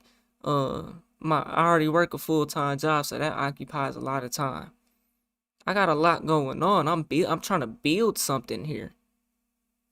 If I take time to take you on a date, you should feel appreciative of that. You know what I'm saying? I'm not just the average nigga by any means. You know what I'm saying? I ain't just this top tier of the top of the top nigga in the world. I ain't saying that. But I got stuff going on and I'm trying to build something. So for me to put what I got on pause, you should respect that shit. And if I don't want to, if I prioritize this over you sometimes, you should not feel some type of way about that. You should want to come help me with what I got going on so that I can get it done faster. You know what I'm saying? So that we have more time together. Because I be sitting here thinking about this all the time, bro. Like, man, I know what I want, but man, I'm working. I'm busy. Look, I got all this going on. I have to take away. If I go on a date with a shorty, you know what I'm saying? It could be for a couple hours. I already missed out on a lot of stuff, bro. That's how I think. You know? And I've already loafed off probably at every bit of 2 years of my life. trying to mess with a woman. I was living with a woman, bro. You know what I'm saying?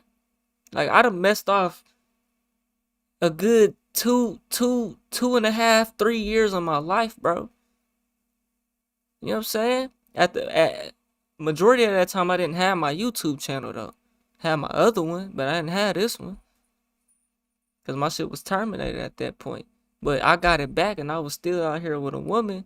And I'm over here trying to work on real estate, and I'm not a provider because I'm not even able to lock in. I'm so-called not a provider, right? Because I'm not able to lock in, and I don't want to pay for every day. Like, you don't even realize that you're taken away from me. You don't realize that. And that's your issue, but there's more. Women take a lot away from men. And I don't think they don't be understanding that, bro. They don't respect that. You know? And I finally decided to take it serious. Also, you finally decided to take it serious for you now that you're struggling. A man gives up a lot for you. Got it. More than you give up yourself. Majority of the time. I've been sketching, planning, crying. In my life. And just stressing overall. Yeah, because you're down bad. But I'm excited and scared. And Smacking I can't wait shit. to take y'all on this journey. And I really want y'all She in the Jersey Mike sandwich. to really support me. Because I'm really grateful for all of y'all. Like, my TikTok fans. Not even fans, supporters. Like, I don't even post on Instagram how much I post Catch on up TikTok on that because y'all motherfucker. really Editor, please. Post a screenshot. This girl has 2 comments on this video and 24 likes. So who's rocking with you?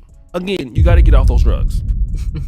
This is December 25. Who nigga. is rocking with you? Last month. You don't have a fan Not base. even a whole month. Well, it's been a month. It was 12, 11. Honey, that's the whole point. Nobody gets up every day to see you put a ketchup on a big ass sandwich and eat it And talk smack all about up in your their ear. dreams. You're not that important. I don't know why people think that they are that important, and you're not. Nobody cares about you like that because you don't deliver what anybody wants. That's why the guys you're dealing with leave you eventually, which we'll find out. But yeah, I just wanted to come on here and just talk a little bit about that. God damn. And just be a little bit vulnerable per usual. Messy asshole. Oh my God. But stay tuned, y'all. And this is content. This sub is good. I mean, that was one of the most unladylike things I have ever seen in my life. But then, remember the black dudes that she didn't want to date no more? Remember that?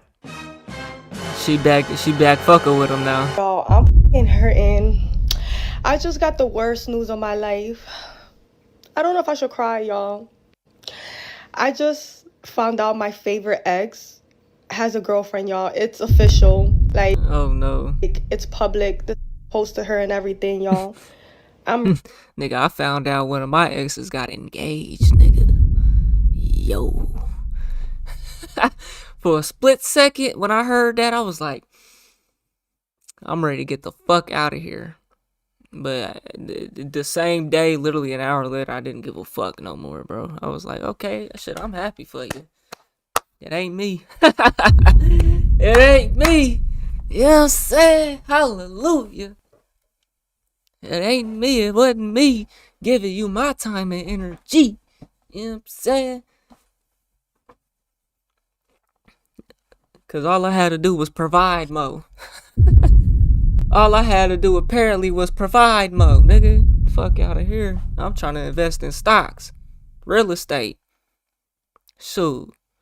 If I ain't investing every bit of $500 a month, I ain't even gonna be able to retire by the time I'm 60 years old. Real life. That ain't even gonna have that's barely gonna be touching $1 million at 8% a year. Alright, nigga, you can run the math on it. I'm trying to invest, baby. So what we gonna do together? really like heartbroken and so distraught. Like, So hold on. Let's stop the show. The same lady who is tired of dating black men, you're done with black men, is the same lady who goes to baddies, can't get on baddies. You're the same lady you're tired of struggling, tired of suffering, and you want us to go on this journey with you when you only have like 5 likes per video. Almost no views. Then your favorite ex, the N-word, posts the video and picture of his new chick. Okay? But wait, there's more. I'm gonna get through this, y'all. Like, I just have to come back harder. I need to like get on my shit, focus on myself. I have to just become a badder.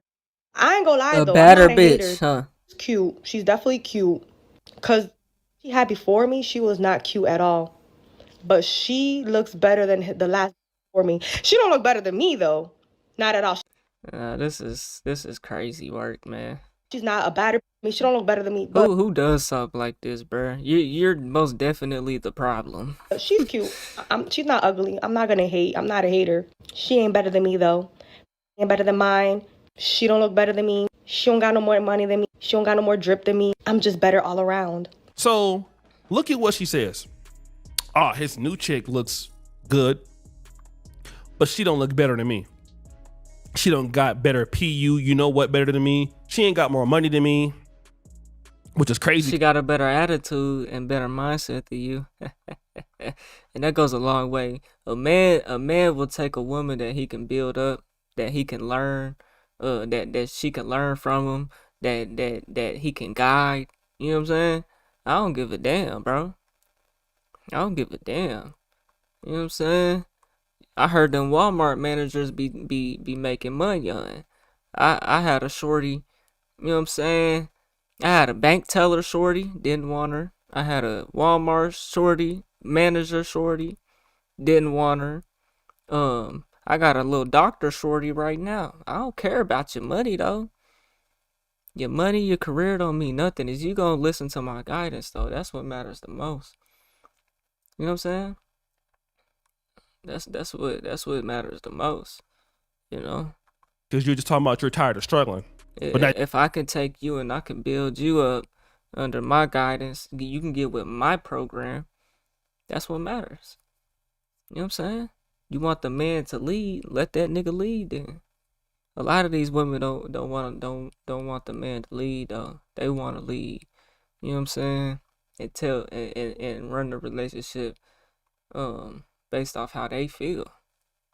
You got money all of a sudden. She ain't a better B than me. I mean, that might be true, but that's the whole reason why he doesn't need you, because he doesn't want you. That's the whole point, right? Because it doesn't matter how good your stuff is. It doesn't matter how much your money is. He's trying to avoid you altogether, and he's on his second ex-girlfriend. Believe me, he had an opportunity to come back to you, and you had an opportunity, even with your Latino boyfriend. But guess what? It just didn't work out. But now, look at what she's doing. I'm over here thinking like, why have one when you can dead ass have 5 of them? Hear me out. Now, I ain't never had at once. I'm usually, for the most part, deal with one. But I'm over here thinking, I'm like, bro, having one, especially in this economy, really ain't it. Because say you got one, right, and you asking for something and he can't give it to you. Now you, because that's the only thing you got and you can depend on. But if you got 5, if you ask one of them, you could ask the other one. And if that one ain't got it, you could go ask the other one, and so on and so forth. And out of those 5, at least one of them gotta have. So I think this got me thinking about some toxic shit now. This got me thinking about some toxic shit now. The same time I'm not a provider, your friend happened to send you $200, huh? Who is it? Really your friend? Yeah, it's a good friend, huh? Hey, yo, let me stop, man, cause oh boy,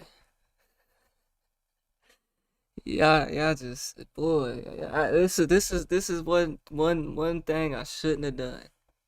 You know what I'm saying? This is one thing I shouldn't have done, bro.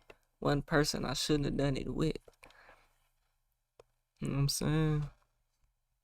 You could ask the other one, and if that one ain't got it, you could go ask the other one, and so on and so forth. And out of those 5, at least one of them gotta have. So I think I'm about to dead. Why do you need for something though? Why you ain't got your own though? That's built my roster. Like I think I need a roster. I need in every city. Not in every city, but like in every state. Nah, in every city for sure. Every state for sure. Yeah. Yeah. I need to build my roster up. I really every state is every city. Think that I'm dead ass about to do that because that's really smart.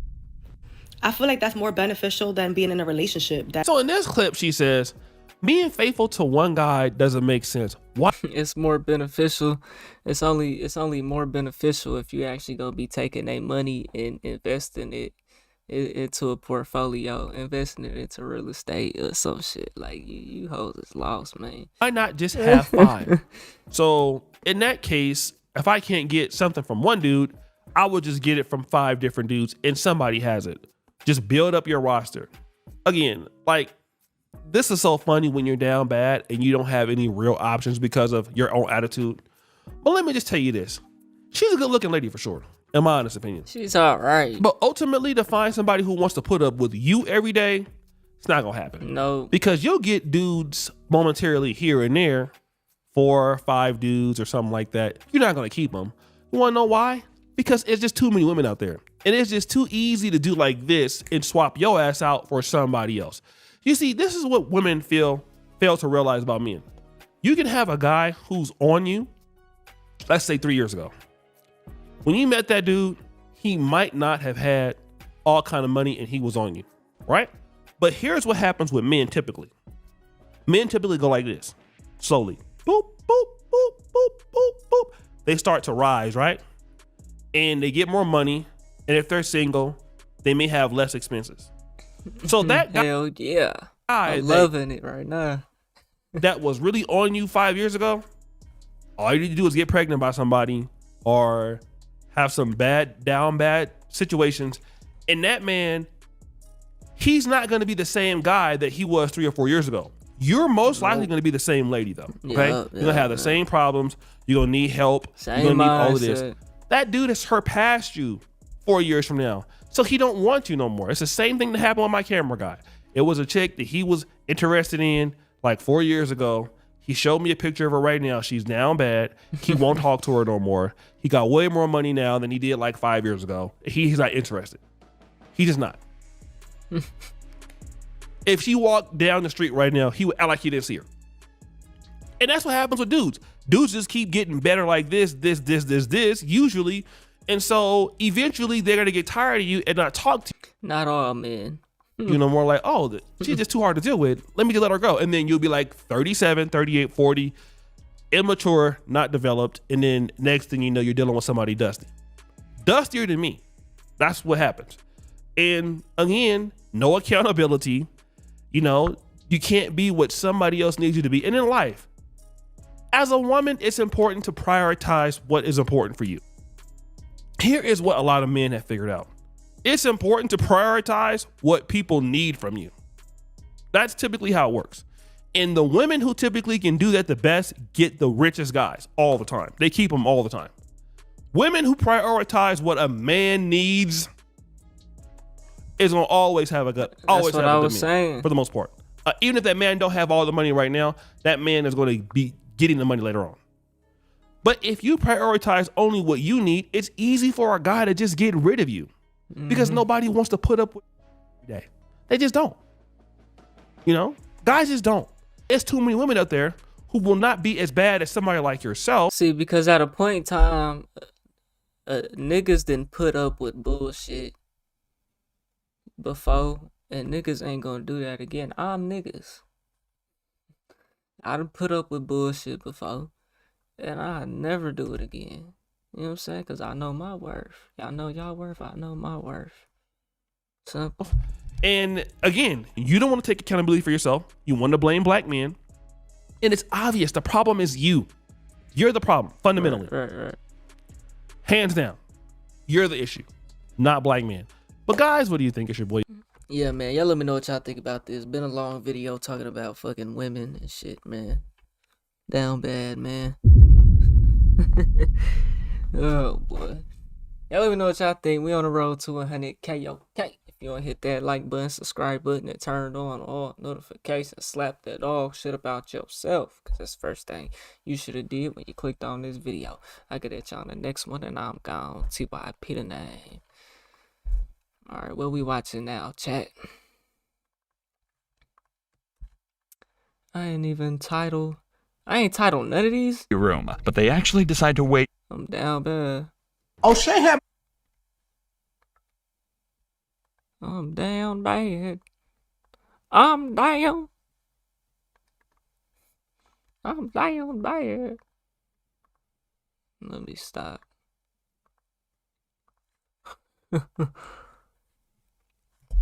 Y'all don't want me to go country on them, man. Y'all don't want me to get country on them now. Oh, Shay had my phone number. Y'all don't want me to get country on them. Hey, yo, is y'all niggas getting hit with that snowstorm, bro? Cause oh God, it started snowing around like 10 o'clock. I just thought about that shit, bro. I probably ain't gonna be able to get out till Monday, hopefully. Shit, ain't no telling. The Lecrae situation. Massive Lakari? day for the unemployed. Black Mizkif just ended his career. Broski was streaming and his notepad popped out and boy oh boy. K-feeds. Massive day for the unemployed.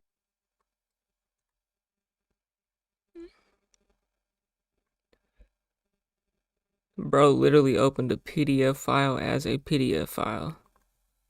Huh.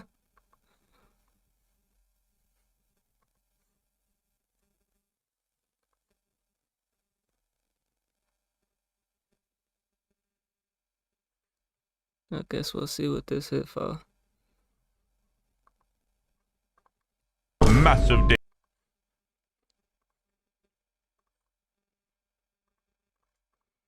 Massive day for the unemployed. Black Mizkif just ended his career. Broski was streaming and his notepad popped out and boy oh boy. K-feeds.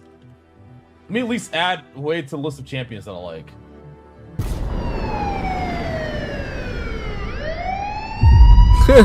What? Wait, what is that? Let me at least add Look at way his to the list face, of though. champions that I like. Folder couples teens? It must be blurred out or something.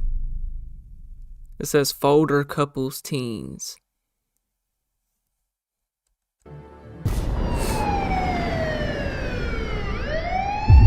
Exposed. Twitch streamer Lakari banned after flashing disturbing notepad file.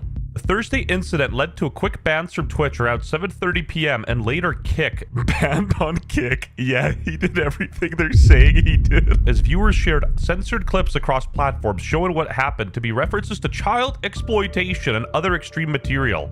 Lakari claimed it was an accidental download from a shady site, deleted immediately and blamed a Windows glitch, but streamer Quinn69 debunked that live. Asmongold advised using a separate PC for such content. Asmon messaged me and said, bro, you need a separate PC for that stuff. Is that right? Oh my god. Info had just come out and the clip I saw had the names and everything censored. Obviously, I wouldn't have said this if I knew what the content was. You know, giving him the benefit of the doubt, he jumped the gun. This guy was his friend and, you know, he wanted to be noble and defend him, but some things are unfortunately indefensible. Bro, this ain't a live stream fail. This is a live stream felony. His ex, Kukko, distanced herself after past checks found no issues, and Lakari went offline, insisting he did nothing wrong. Amid sponsor losses and calls for police reports, Lakari was banned from Twitch and Kick for opening a notepad that links to melody and jack off all trades, master of none. Hilarious today, by the way, how many of your favorite streamers didn't talk about the fact that Lakari had that link on his computer. The kettle calling the pot black, but ironically, Mizkif's not that bad. I just wanted to say that joke because Lakari is black. You are you're not calling him out. You're not saying anything. You are letting this go by when you're willing to call me out for he said, she said. Get in there and make it about you. Well, he does have a point here and there. He said, she said. Yeah, both he and she would tell you to shut the up. Brother, you lived with the dude. No. Yeah, the P in Poggers stands for pedophile. In this scenario, any normal person would have ended the stream, but Lakari here is special. He's not normal. He kept streaming for hours. It was so bad, his own mods were unmodding themselves and telling him this isn't a joke. He's not even the first streamer from that community to leak his goonery to the world, except this guy was just a bit strange. He wasn't a criminal. I just want to ask you one thing. What's up?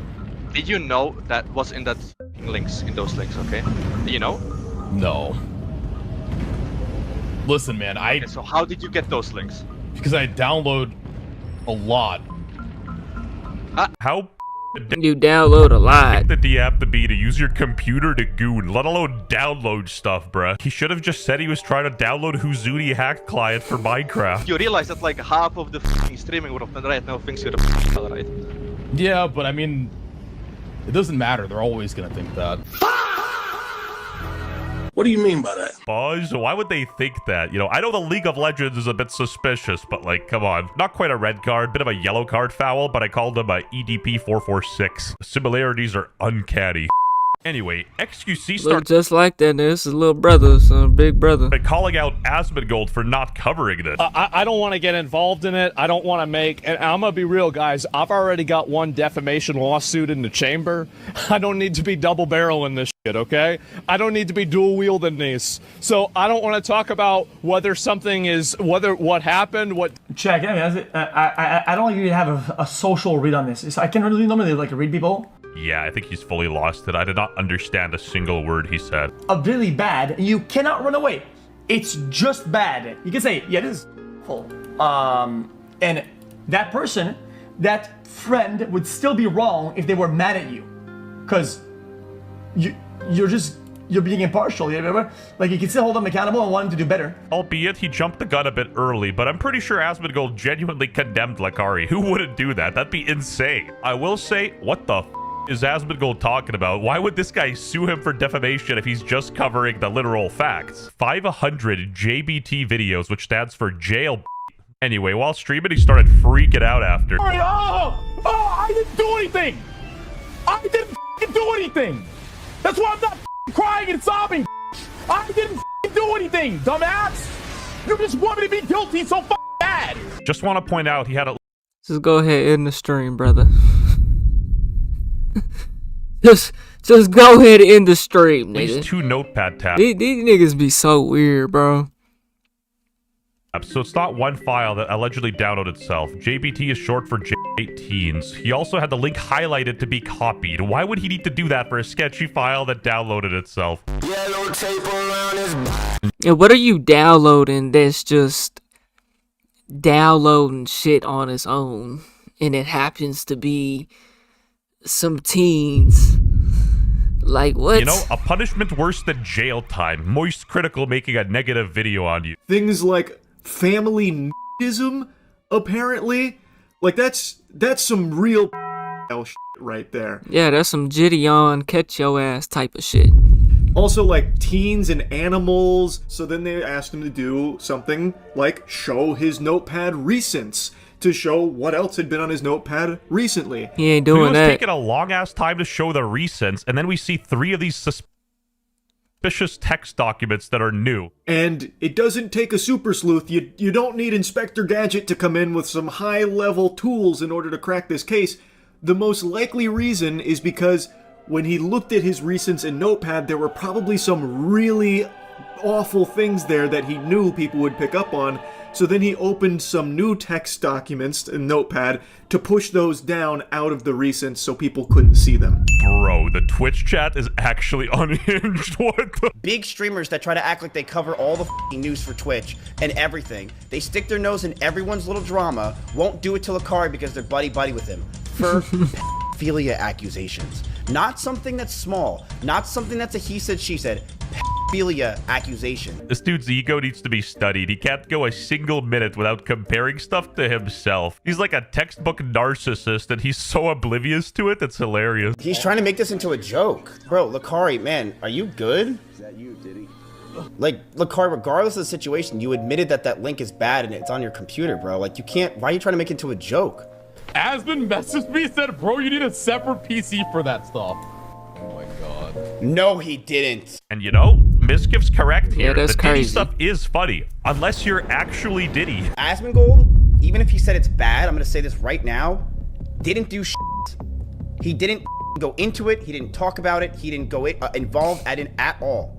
Asmongold literally did absolutely nothing. They calling him Black Kari, bro.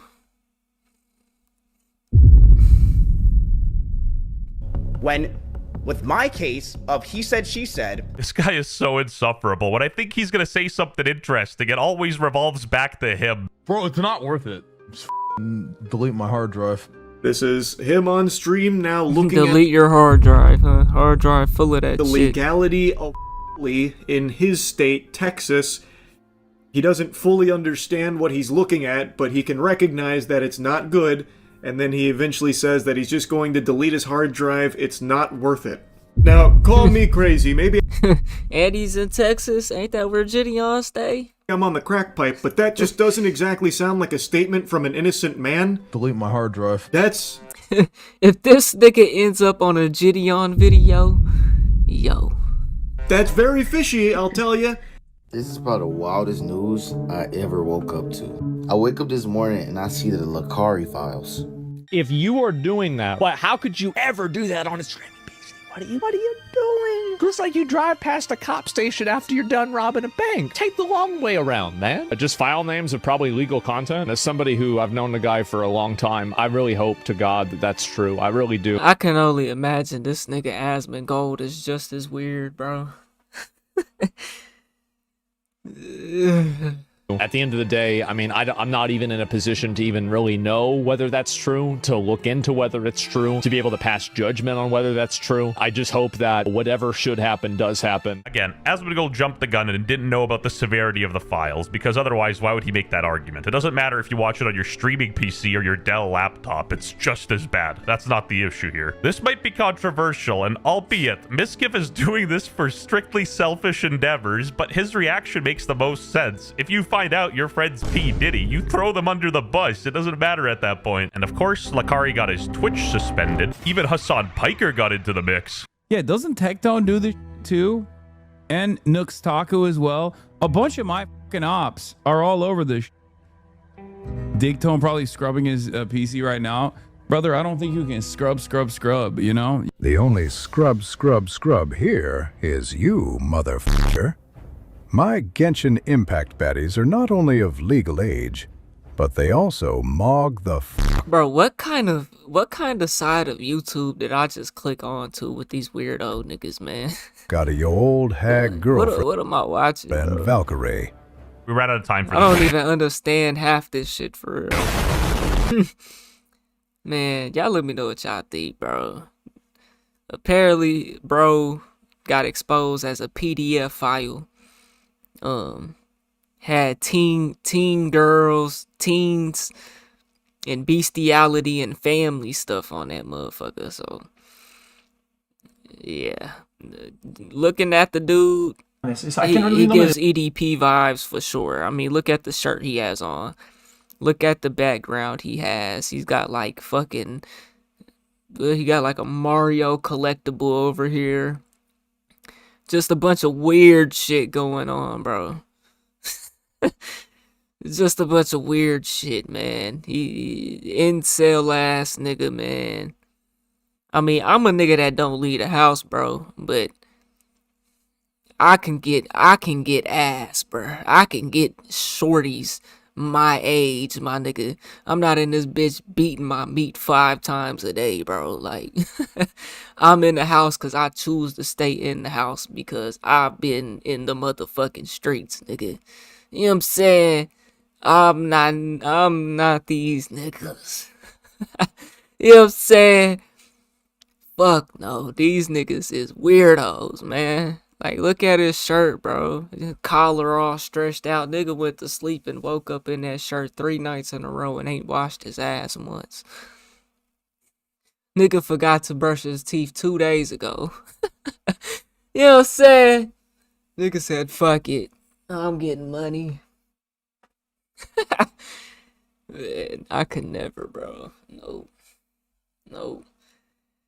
Y'all let me know what y'all think, man. We on the road to 100K, okay? If you ain't hit that like button, subscribe button, and turned on all notifications, slap the dog shit about yourself, because that's the first thing you should have did when you clicked on this video. I'll get at y'all on the next one, and I'm gone. T.Y. Peter name.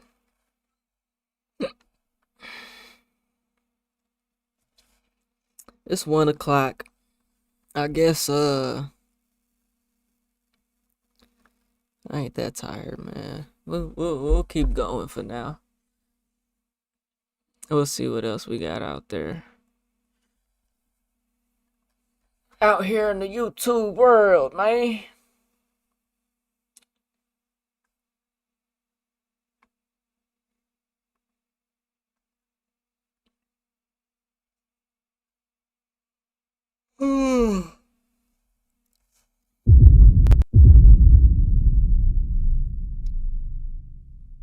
This nigga Young Don be on niggas' asses.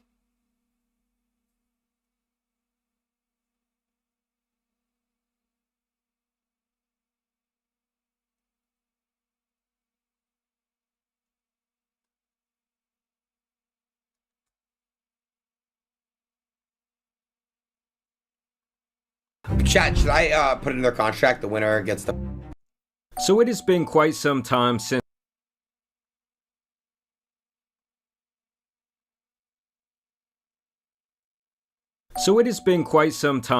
we last caught up with Adam22, and the last time we talked about him, he was facing some financial challenges with the No Jumper brand, while his wife was diving headfirst back into bed with his biggest adversary, Jason Love. Yo, excuse me. Hi. Okay. I do imagine that the No Jumper, how many people he got paying, or how many people he's paying, and this, that, and the third. I imagine it's not very profitable. What do you guys do for the people? I know what you guys do. The expensive. Oh my gosh, you said it. I'm the wife. Where's Adam? He's working, I'm working, you know. Now since then, the word around the virtual block is that she has performed with all types of people. You know, it's become like a it's not just word on the block, it's word of mouth. I guess that's the same shit, nigga. This is actually physically technologia documented. Smash Bros. Free-for-all up This in is there, real. and everyone is getting off their finishing shot. And now the situation is once again coming back to a head, as this weekend Adam will be stepping into the ring to fight the man who had his girl screaming. But before he's fighting Jason Lowe. That's who he's fighting. I seen a little clip of Vitaly. That nigga asked him if he could smack his girl, bro. Yeah, he told him no. Get into the straight up. So he's about to fight Jason Lowe.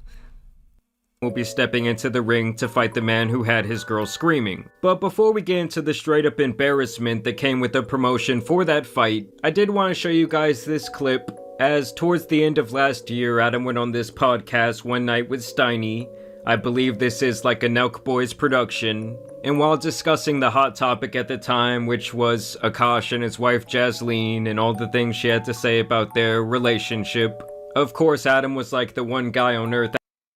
I'm sure Akash would end up just like Adam and let the dude that she was talking about, her friend, that other girl that was on the podcast that she was talking about smacking her husband and doing a threesome and all that, a foursome, whatever. I'm sure Akash would let that slide. I'm sure he would. To stay with her? To stay with her? Yeah, I'm sure he would. Things she had to say about their relationship. Of course, Adam was like the one guy on earth actually defending Akash's wife, and he had this to say about my channel, of course, as well as a couple of other people here on YouTube. That's why she felt comfortable saying that, but then once the Poetic Flacos and the Jamaris and the Myrons of the world all lock into place, I mean, like, you have to understand, there's a very concerted effort to, like, paint people as villains on the internet so that they can look bad, so that they can have a new person to make videos about. Like let's say you had a girlfriend and all this stuff was getting exposed or whatever. Like, you don't believe that they would just lock into place to make Steiny the cuck of the year or the fool of the year. You know, they love to be able to paint someone as that. I will never be awarded that. I want to make it very clear. I will never get that Cook of the Year award. Don't even put me in the nominations because that's not a true thing. All these internet cretins line up to make content about people, and in order to make content about people, they really have to demonize somebody. And so obviously Adam has not been too happy over my coverage of his online antics over. Nigga, what? You demonize your own self. What the fuck? This nigga, bro. These niggas will do anything, bro. Anything, bro. Adam is the prime example of doing anything. You demonize your own self, dude. The last couple of years. All right, this is where I take things to a whole new level. They said, "Are you down to wear these shorts?" I said yes. Which is pretty funny to me because if you've been watching my channel since before like the Jason Love cuck era of Adam22, I was actually quite supportive of his content. I described him as like the modern day Howard Stern, who was given these unique interviews where he was... No Jumper is a nigga that I never watched. I think I watched, what was it? It was Famous, was it Famous Dex that went on there? He was drugged out. I think Famous Dex had went on there. This was back early in his days, like, I'm talking about the one table he's sitting across from the rapper. You know what I'm saying? I think I watched the little Famous Dex interview. He was drugged out on that mug. And then I watched the XXX interview. After that, I never watched No Jumper again in my life. Who is this guy? Not scared to ask pretty much any question. And all I really told Adam is that from the start, making this decision to lean fully into this cuck arc and really turning into this caricature of yourself who's always just like making fun of his own life online is going to have some repercussions that money cannot really buy back. When it came out on the internet and it became like the only thing for, I don't know, a couple weeks, probably it was like a solid month where it was like, no, it was everything. huge. Like every rapper I interviewed was talking about it. Every day I'm looking at my subscription tab and just seeing my face over and over, just like, what the fuck, you know? The actual sex was not the hard part. The becoming a punchline to that extent, like I was used to being like hated already, but being that much of a joke for a period of time to a lot of people was kind of weird. And I also thought it was hilarious that he mentioned like, oh, they're gonna give you the Cuck of the Year award. Like, it's so random. Because that means one of the thumbnails I made must have really bothered him. This might offend you because you are the king cock, respectfully. But I also find it peculiar because it's like, dude, you were the one out here making yourself the cuck of the year. Having countless tweets like this. We gotta think about the family business, and sometimes the family business requires a large man blowing a load in her mouth. Like, my guy, what did you want me to do with this information? Like, when you were posting up like this, If you have ever in your life tuned in to watch this nigga Adam, because I think he be doing little films and stuff on the OnlyFans or whatnot. Bro, if you ever tuned into any of that, bro, you have serious problems, dog. You're different. You are different. Like, my guy, what did you want me to do with this information? Like, when you were posting up like this, purposely making yourself the butt of the joke, all for a tiny bit of internet clout, what the hell did you expect people to say? I got stopped on the street like 4 or 5 times already. Normally, it's just to talk to me about me, but then it was like, oh, you, No Jumper wife. I'm like, what? Yeah, I guess. Wow. Insane. If we do choose to have another kid, how am I going to know it's mine? And I guess Adam even went on this other podcast and crashed out after getting rage baited by this man right here. I heard through someone who knows you very well that you are a very generous man. I don't know about that, but okay. You're so generous that you share your wife. I do. Sometimes. Yeah, it's a very I think that's the most generous thing you can do. Thank you. You know, I don't think any of the other men that I've ever allowed her to sleep with have ever said that to me, so thank you. Yeah, no problem. And this was the exact thing that I warned any of the other men, so you let this man hit Adam about before he opened Pandora's box, is that he was basically never going to be taken. Let me tell you something, bro. They have a kid together. Their relationship is not gonna last. It's only lasting right now because he has the illusion that he lets her do what she wants. You know what I'm saying? Once this whole OnlyFans movement is over, and it dies down and she ain't getting ran through no more, all the views dry up and that dry up, she's jumping ship, nigga. She's jumping ship. She's jumping ship. Telling you, bro. It's not gonna last. It's profitable right now. It's money involved right now. It's fame involved right now. Let something change though. Yeah. I think they might be married. They say it's his wife. That don't mean nothing. Seriously again, whether it was by the She's using Adam, bro. Didn't nobody even know who she was. I ain't even gonna say that though. Maybe you freaky ass niggas probably knew who she was before this. But nigga, I ain't never heard of her. I ain't never heard of that Jason nigga. I heard of Adam, yeah.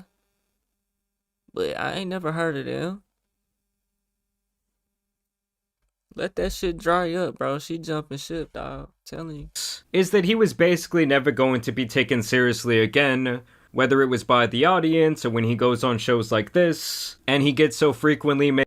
Everyone uses Adam 22, bro. Everyone uses No Jumper. That's what all of LA, all of California does. They use this man. So when anybody has ever came around him, they use this man. He's a fucking goofy, bro. He's a goofy. They use this man. The moment he doesn't let people use him no more, or his clout dry up, they jumping ship.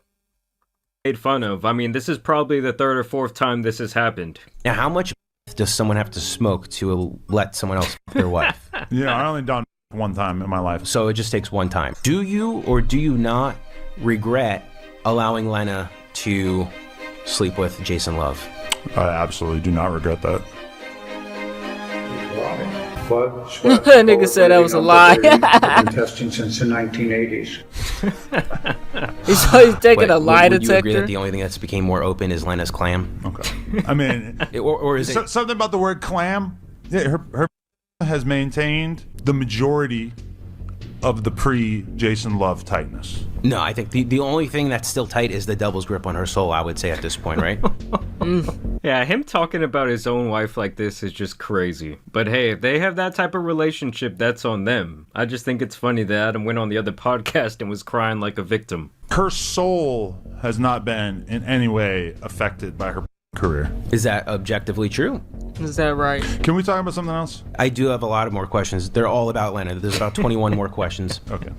I don't know like why you like flew out to the other side of the country just to give me a hard time about my wife. It's content. You already know this. Creepy bisexual black guy next to me to weird me out. I'll give you a hard time. True.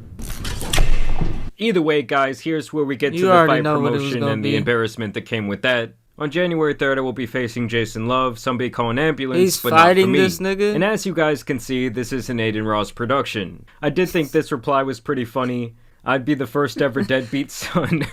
This make me not want to be no parts of this shit, bro. A lot of these niggas is fucking goofy, dog. That's why I do reactions. I just want to sit back and laugh at niggas, man. I'm not.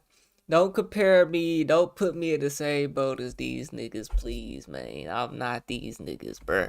If I was to ever get around a lot of these niggas, I would expose them, bro. I would expose they fucking ass, bro. Cause we move way different, bro. I'm not that. If this was my pops, I wouldn't even be the nigga who's hosting this type of event, bro. Even if it can make me some money, bro, I'm just not even that type of nigga, bro. You know what I'm saying? Like,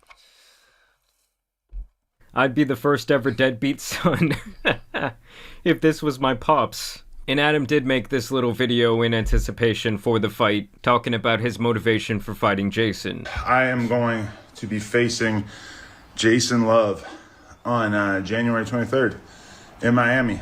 I've been in the gym. I've been training.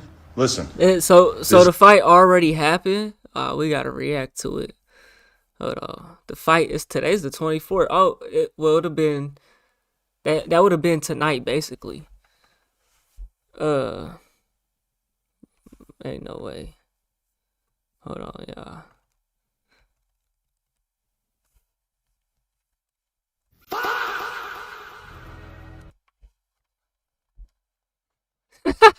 Hold on.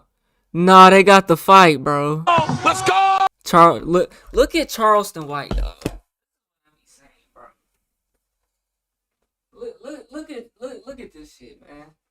And this nigga claimed to be a community activist, bro. Bro, I do not ever want to be associated with none of these niggas, bro.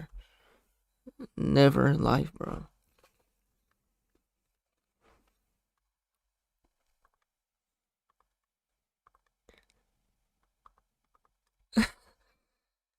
I guess I'm gonna react to it, bro. This shit has 6,000 views in 2 hours, bro. I don't even think it's really that popping.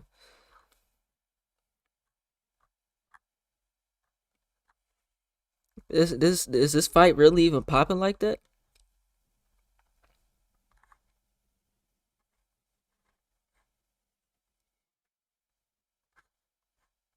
Is this fight really even popping like that? Viral like that? We go react to it after this video, man. Oh my god. This guy, Jason Love, he's big, he's muscular. I got better cardio, and I got heart, because that dude f***ed my wife. Just know, I'm out for blood. And let's be real, guys, if Adam gets knocked out by Jason Love in that ring, on an Aiden Ross production of all things, I do believe that that might be the final nail in the coffin of Adam 22 and the No Jumper brand. And then of course his wife would give her thoughts, as obviously she herself is a big part of the narrative for this fight. I look at all you niggas like goofies that even go and participate in that nigga's podcast, bro. Like, let me see something else.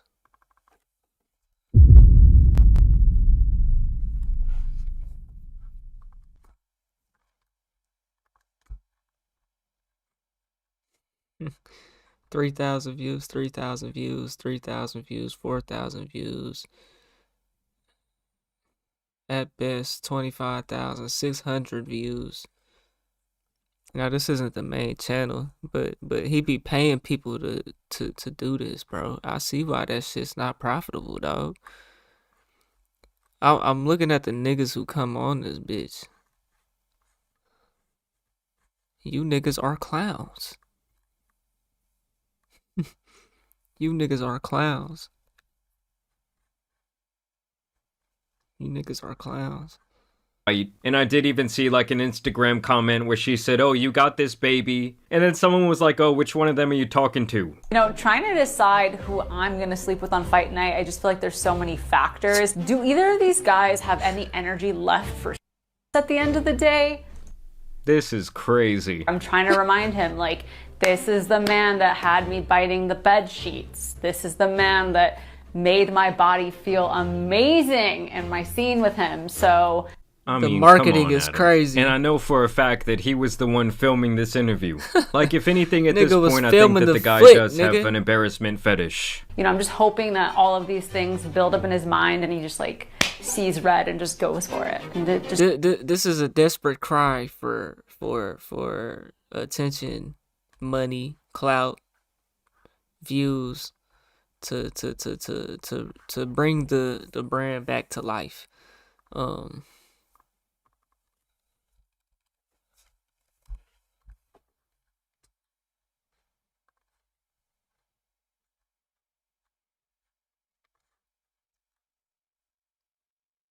Even the main channel, I mean, got 100K there. That's probably $400.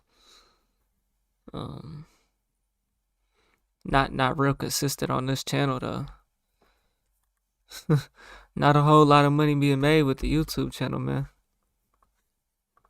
just takes over. Better cardio. I mean, my experience with Jason's cardio is obviously only Not with the expenses you got going on, man. That man, they are in desperate cry to pay them bills. They paycheck to paycheck right now. in the bedroom. I feel like he's pretty good. You may have been able to take me down in the bedroom, but you are not going to take down my husband.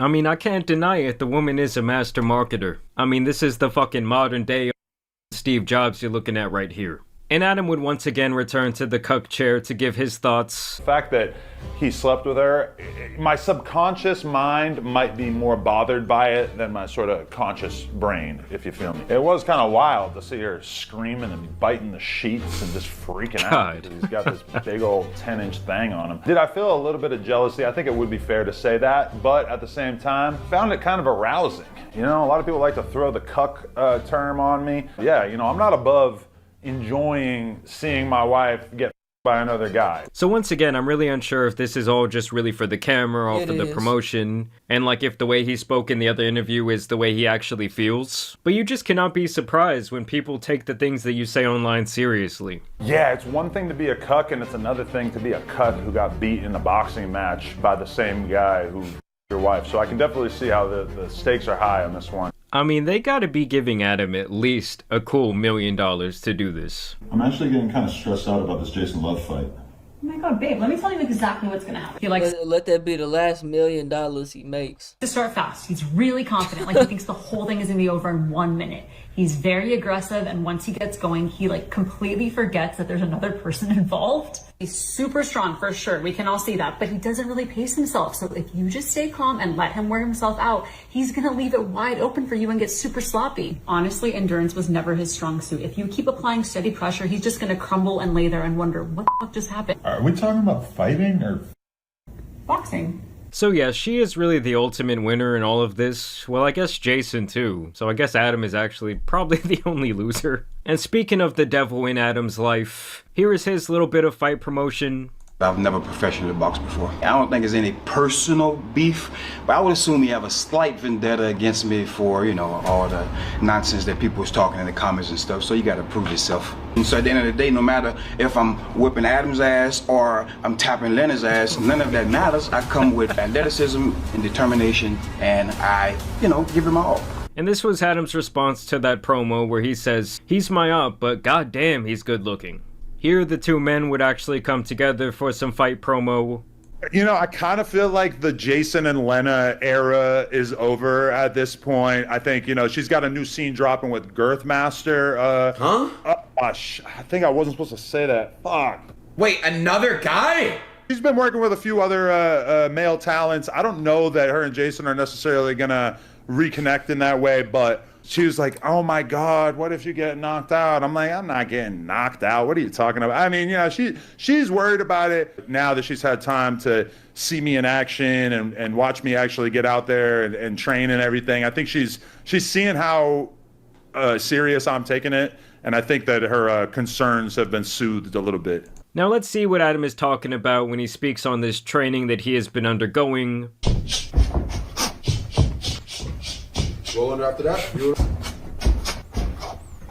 Watch out. 1, 2. That's it. Who put this shit together, bro?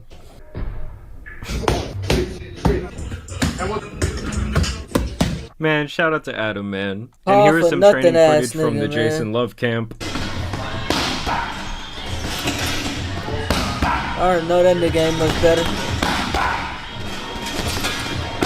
I mean, I would think that the guy has to have some power. He is a massive person. But to me, he does look pretty damn slow. Not saying Adam was exactly a gazelle out there, but that might be like his only chance is to, like he said, have better That nigga sucks. cardio than Jason. I mean, like I said, if he manages to knock Adam out, it's really all over but the crying. And the trainer here actually claims that Adam has great reach, pause, and that might also give him a huge advantage in this fight. The nigga's like, how tall is this nigga? Now, I will say, Adam is like 6, he's probably about 6'4", bro. As if he does manage to somehow knock Jason Love out, does that redeem his cuck status in some sort of way? Fuck like, no. will that put his reputation back on the right path? Fuck no. Chat, should I, Nobody's even watching the fight. Contract, the winner gets the... Lena? This is the man that had me biting the sheets. It's really good. You made 10 times. You know, I Bro, have been... you niggas that entertain No Jumper are goofy. wondering who Adam looks like. And I finally see it, guys. It's that boy Crash Bandicoot. Down to the fucking stance. And now they're saying that this clip might not age well. It would take a lot of money, and it would probably have to be somebody who I felt like I could actually beat the shit out of. So I don't know. I don't know who fits into that category. They were talking about me boxing Jason Love. He would turn me into a pack. I don't know if I want to do that. So.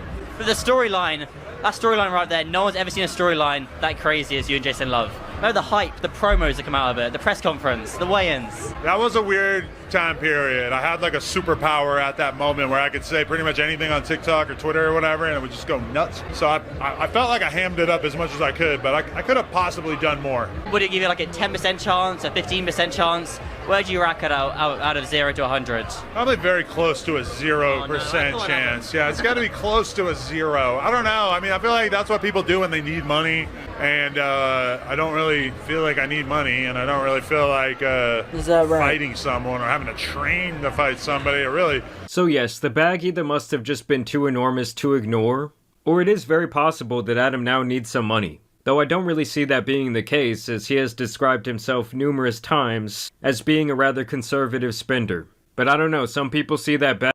He better have been, man. And they just cannot take it. It doesn't matter what their net worth is. But either way, I do want to know what you guys think about this entire situation down below. Will you be tuning into this fight? Will you just be looking out for the highlights on Twitter? I mean, like I said before, Jason really has nothing to lose here. And for Adam, this could be like the beginning of the redemption arc. But the man also could get officially sent to the Shadow.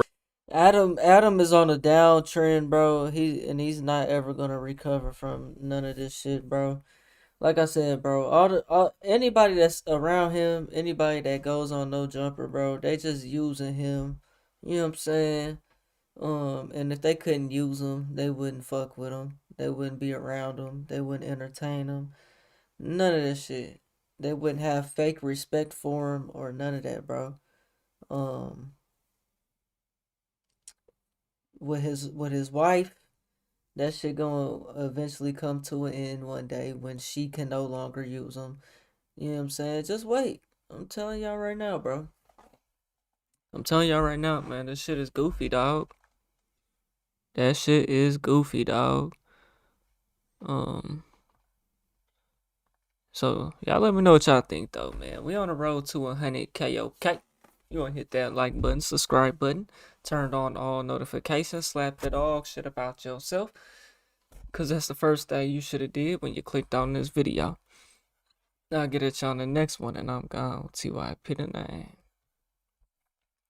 Alright, y'all, we actually gonna react to the fight now. I know my energy kind of down, man. I'm chilling. I'm just chilling. I started this stream chilling. I'm chilling. I don't want to feel like I'm working, you know. I don't want to feel like that. But we here, man. We here. And I just have found another little video for after this one. So we finna get into this fight. Appreciate y'all tuning in and rocking with a nigga tonight, man. I guess I'll just watch this one right here. Oh, let's go! Channel.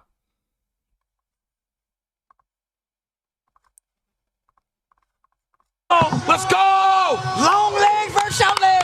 I'm standing this fight. We Coming out of the blue corner, Jason Oh my God, he looks so fucking Love. big. Bro, chill. What's he walking out to? Are they the same weight class? Yeah. We stand. Rampage, we standing up this one. So Rampage Jackson is there. Oh, you walking out to that Tory! Free Tory! Man, turn that copyright off, man. Yeah. Turn that copyright off, man. So you can bet on these niggas fight on Rain Bet. Video is dashing. He's sponsored by Black. Y'all ain't getting money. Stop this. Black. Alright, we here for the fight, bro. I ain't trying to see a nigga get oiled down and shit, bro. Like, what? Hold on, who we betting on? This fake ass Bruce Buffer. The man that got something to lose. Who you betting? Who y'all slaying, chat? The man that got something to lose. I got Jason too. Who we slamming, chat? I got Adam. I got Adam. Let's go. I got Adam too. Hey, 10. You got a 10. You got a dime on Adam? No. Whack 100. Say, He said he's walking this nigga out. How goofy are these niggas, man? Adam! W, Jesus. Adam, W, Jason. I ain't betting on no. Is that Lil Pump? He walking out. Oh my god. DJ Vlad. Bro. Tell him, come on, I'm ready. He's watching out the Gucci gang. Man, come on with it, bro. Bro, the fight finna be 5 seconds long, bro. Fuck off my screen with these niggas, man. The fight finna be 5 seconds long, bro. We halfway through the video. Whack 100. You pay for the trainer. And in the red corner, wearing the black trunks. You ain't Adam 22. Let's go. 22 star. He good at slanging me. Every can't slang. Going down. All right, here we go. Hey, let me tell you why I got He's Jason. nervous. You got Jason. I'm gonna tell you why. The BBC. If a nigga make his bitch eyes roll in the back of her head, he gonna fuck you up. He was doing it flat. I watched the video. He was doing Wait, you watched the Ain't no fight back. Let's go, Adam. Let's go, Adam. It's going down. Look at Let's go. Fuck this bitch and Act, listen. fuck him up. Nah, letting you know right now. Letting you know, you know we got our bet. Go time. Oh shit. Never let a man I already know Jason Love can't fight, bro. fuck your bitch. Never let a man fuck your bitch. Oh no. Oh my god. Okay. Okay. Okay. Okay. He on his ass though. No. Damn. God damn. God damn. No. This ain't going long. Oh my god. Told y'all. No. Told y'all. Yo, he practices score punch, not take a punch. Bro, Adam, what are you doing? It's going down. This is all part of the plan. Wax set him up. This is all part of the plan. Wax set him up. Wax, you set him up. No, I didn't. You didn't get him good training. This is all part of the plan. Yo, what the fuck? Bitch, now fuck you up.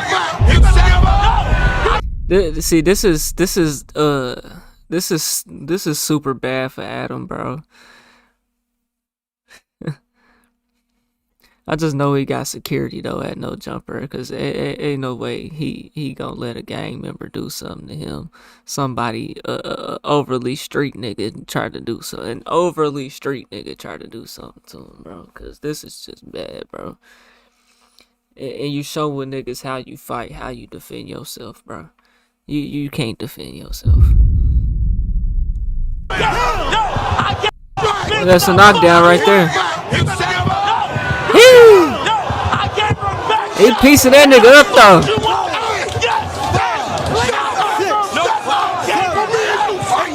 Come on, Adam. What this let's go, 22 Street. Let's go. It was at this moment. Hey, listen, bro. Hey, listen. Check this out. Check this These out. niggas ain't giving no real commentary. This all part of the plan, bro. That nigga keep getting peace, boy. That nigga keep getting peace. This is all the setup. This is all the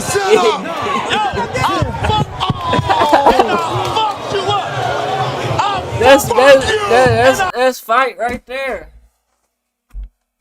Fucked you up. Get this shit off my screen, bro. How many minutes? I need to get my 8 minutes in so I can add multiple ads to this bullshit. What happened? What happened? Round over?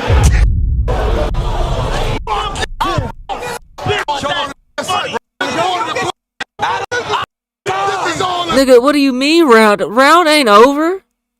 Nigga, it's a minute 30, 45 seconds left. Like, you talk about round over.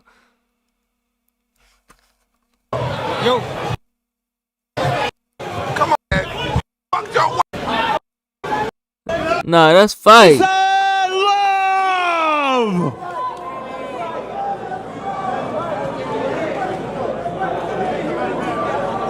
I ain't gonna lie, bro. All right, y'all, hold up. Yep, y'all brothers stand by me. You stand by me, face this way. Okay, well, that was quick as fuck. What the fuck you got to say about yourself? Cause that wasn't shit. No, for real. I thought it was gonna be a lot more even. It turns out he was the better man. He's just as strong as he looks. So, you know, did what I could do in 2 weeks, but ultimately I think I got to cut some weight. I don't think I need to be fighting a Ronnie Coleman looking ass motherfucker like him again. So. Okay, how the fuck you feel, action figure man? I mean, it was too short, but, you know, I did what my camp told me to do and just went at it. So is y'all bet still stand? What was the bet? He get your wife if he want after the fight. You made that up. I didn't. Hey, shout out to my queen, Lena the Plug. She inspired all this. You want to come in here, love? Come rub on your man, cause we don't know she coming in there with that ass out. What's going on? Oh shit. Lena, I have a question for you, Lena. Are you proud of Adam?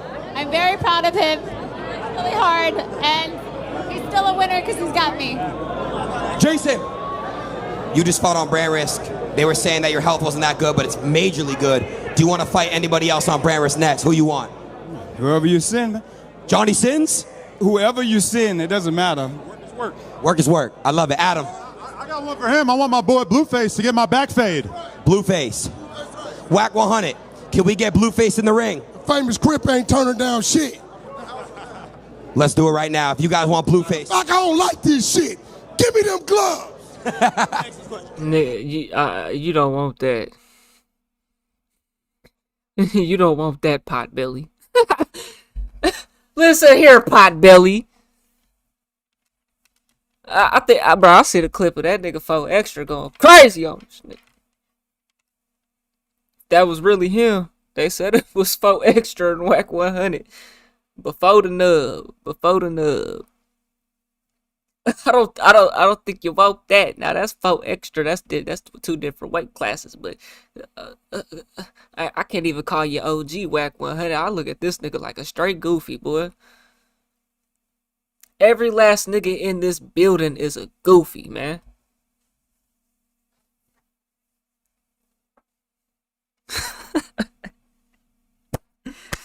They couldn't pay me to be here. They had to run me a good check, boy. Even then, I'm pulling a Playboy Cardi on their ass. Like that nigga literally did to Aiden Ross, nigga. Cut the lights out, nigga. I'm here for 10 seconds and bouncing, nigga. Fuck you talking about, nigga. I can't even show my face in that bitch. I only got one question. Yo, Lena, was this nigga better in the ring or better in bed? Word 2. Better in bed. Better in bed. Jason, you a real nigga, man. You held it down, man. We kill racism tonight, gang. Yo, chat. I love you guys so much. Everyone that watched. Killed racism. Nigga, get this off my fucking screen.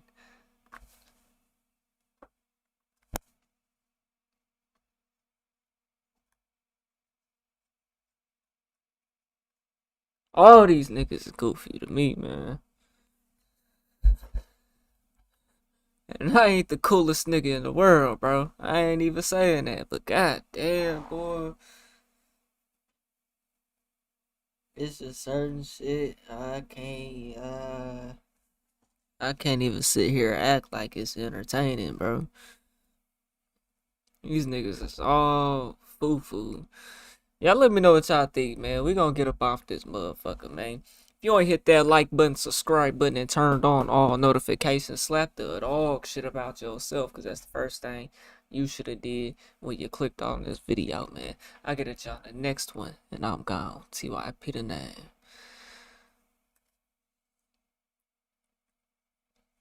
That's fucking atrocious, bro. I gotta get these niggas out my algorithm right now. Do not recommend. I ain't gonna recommend. I ain't gonna hit do not recommend this channel. I'm gonna hit not interested though. Tell us why. Nah, I ain't gonna do bro like that. He ain't got. Unless he a goofy too. I can't go like that, man. Fuck no. Get out my algorithm ASAP. And here we got Charleston White. Calling me dick sucking. Another goofy. Charleston White speaking on Corey Holcomb and Anton Daniels, and addresses Lil Woody And 607 Monk, apparently.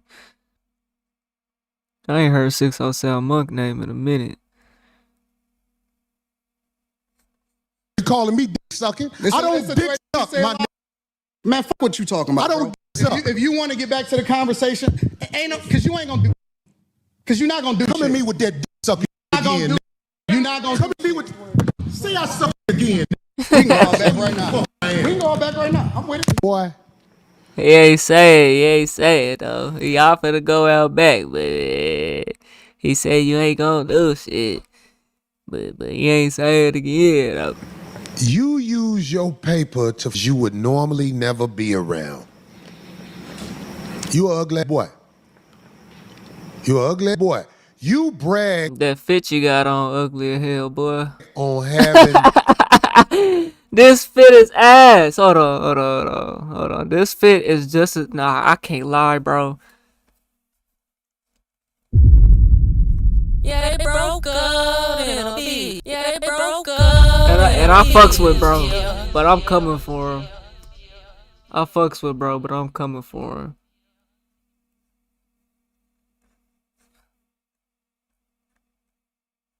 Hold on. It ain't gonna give me no good picture, huh?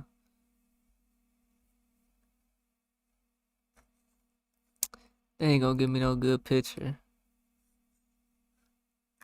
Come on, man. They ain't gonna give me no good picture. Oh, the one I'm trying to look for. It's here though. This nigga Aaron the plumber fit with the khaki pants and the white tee, nigga. That shit was ass, nigga. The fit this nigga Corey Holcomb got on is actually worse than that. I ain't even gonna lie to you. That shit is ass. Hold on. Here we go, videos. Maybe I can find it. Oh boy.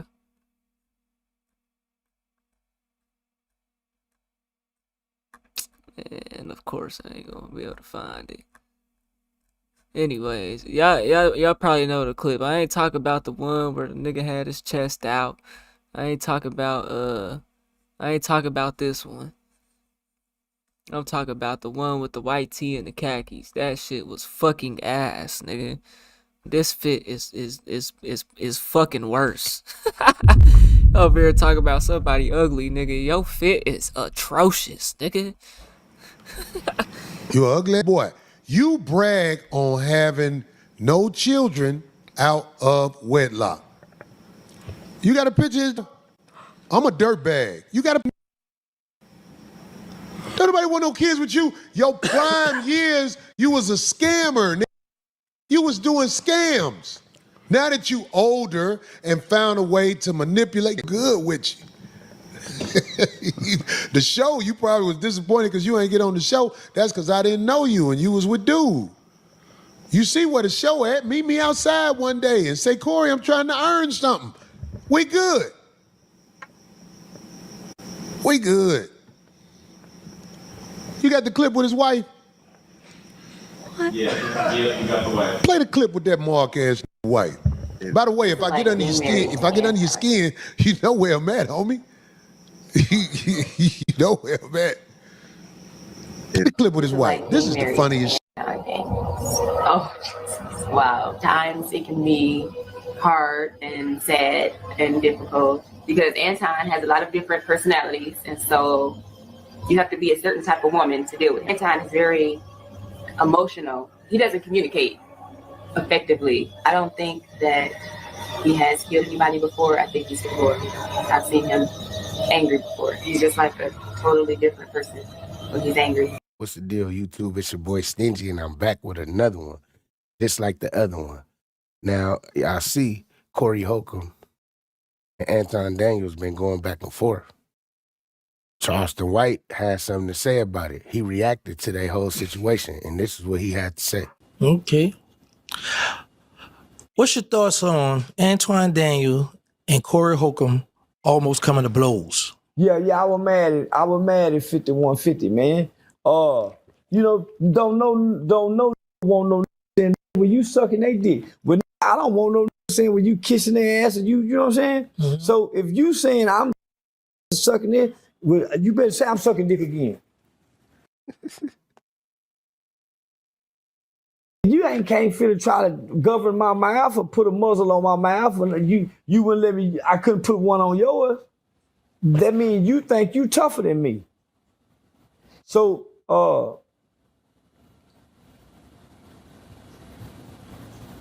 you can't give me an opportunity. I don't care what. You cannot be arguing with me, going back and forth with me, and take position. And take position as if you go attack me. Scoop closer. I'm going in attack mode. It's really no more we can talk about. Me and that Mob James stood nose to nose. Yeah, me and that Mob James stood nose to nose. Yeah, nah, homie. I texted Antoine. I was proud of you, homie. Stood tall. Homie. Yeah. Corey was trying to big dog him. He ain't trying to big dog him. So what's your thoughts on Adam 22 fighting Jason Love after he allowed him to have sex with his wife? He just mad he won't f him. That's all. Adam mad. Jason won't f him. That's all. That's why he want to fight. Yeah, Adam wants some man. Yeah. Adam wants some dick bad. And he prefer Jason Love. So since Jason won't run that ruler through him, he won't tussle with him.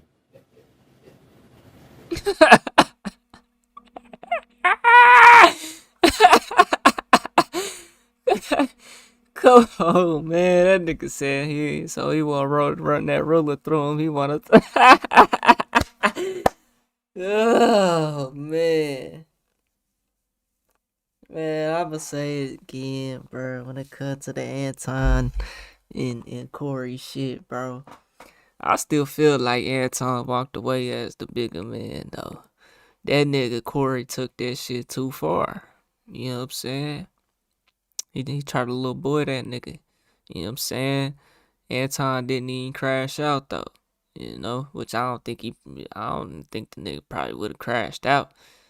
You know what I'm saying? But it's just the fact that nigga really tried to take it that far, bro. You know, it shows your character. You know, when you said kiss ass first, and niggas in the chat, niggas in the comments talk about, oh, that ain't the same as sucking dick, and yes it is. Yes it is. So you don't think that should be a fight? Yeah, nigga Jason Love's supposed to beat the out of him and then go beat the out his wife. I'm talking about how that motherfucker be, nigga. I'm talking about nigga the lips.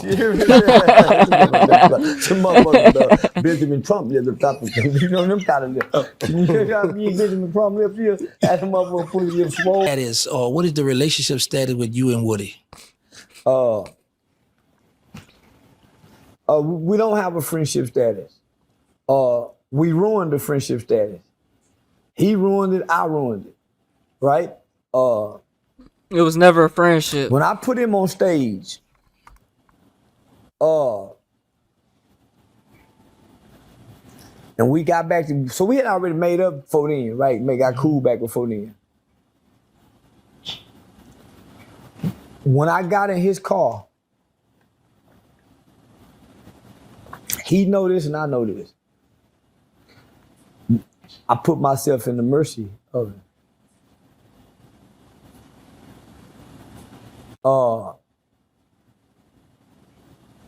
And I told that nigga, you could have done anything. But I wanted to show you I trust you and you can trust me. You wouldn't do that for me.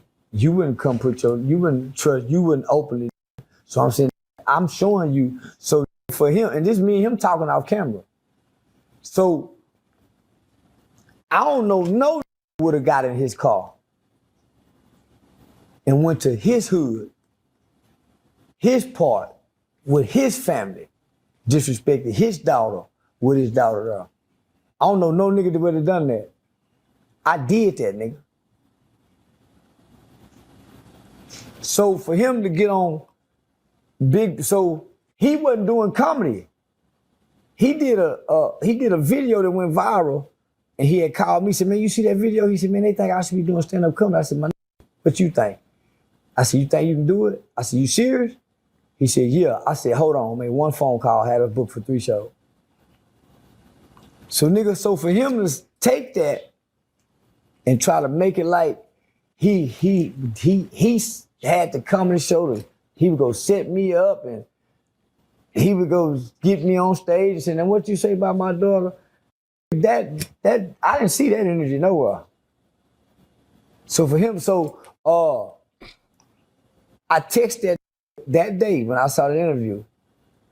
I said, "Oh, so that's what you really think that, huh?"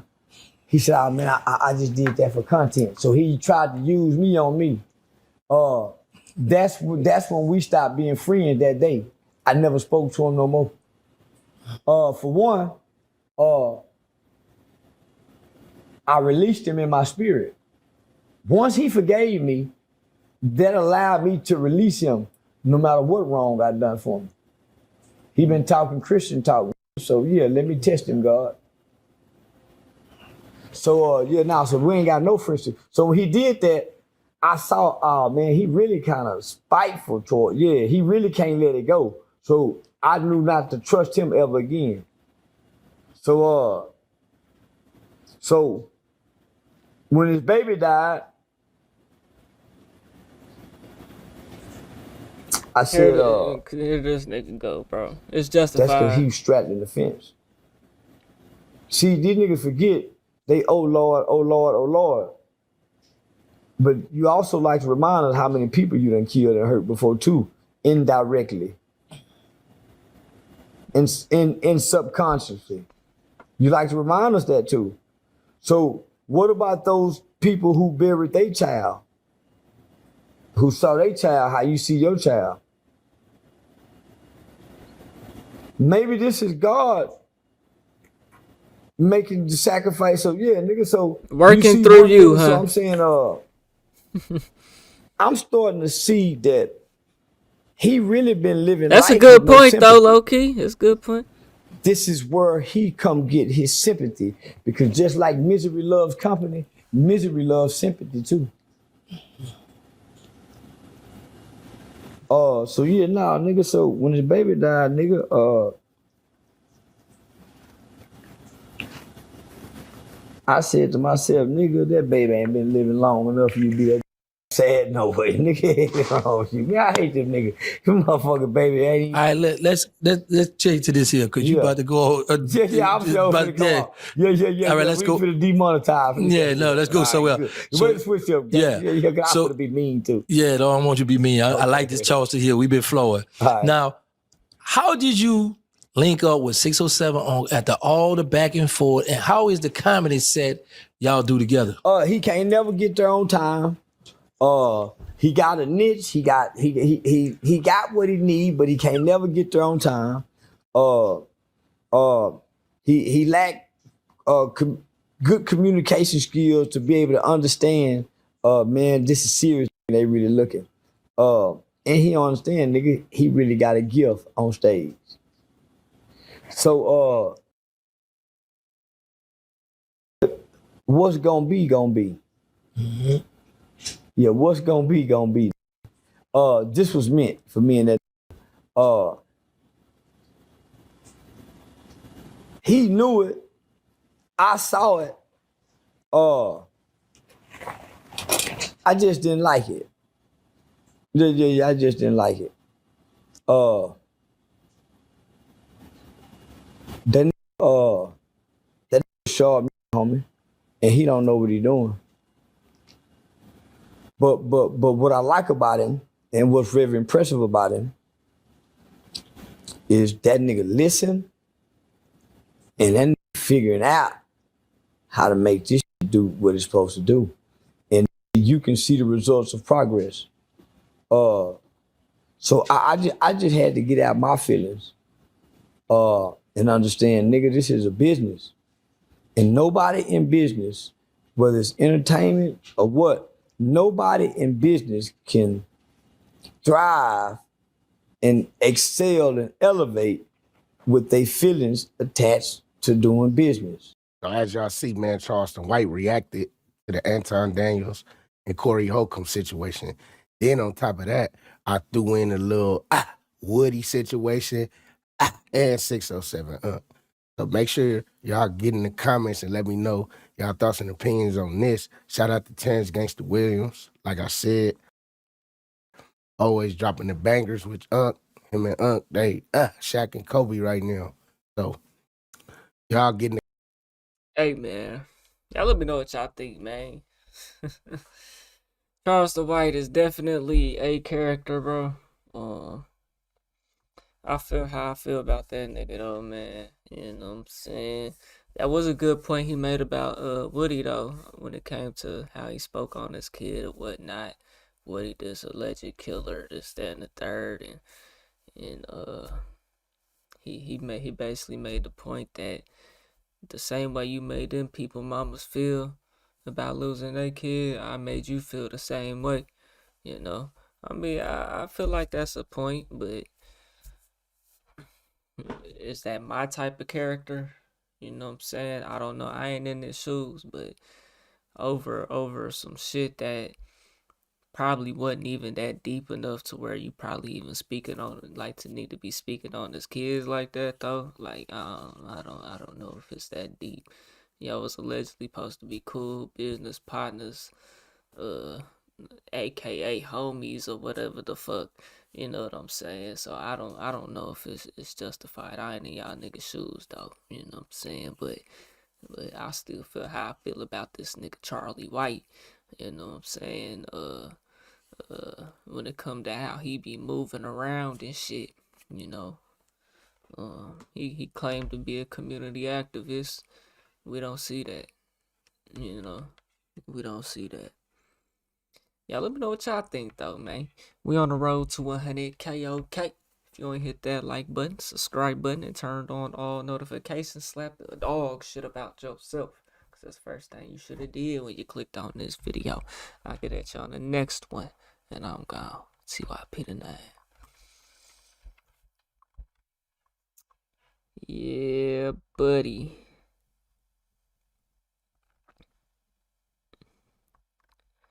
We're gonna leave it at that. Oh, brother, man.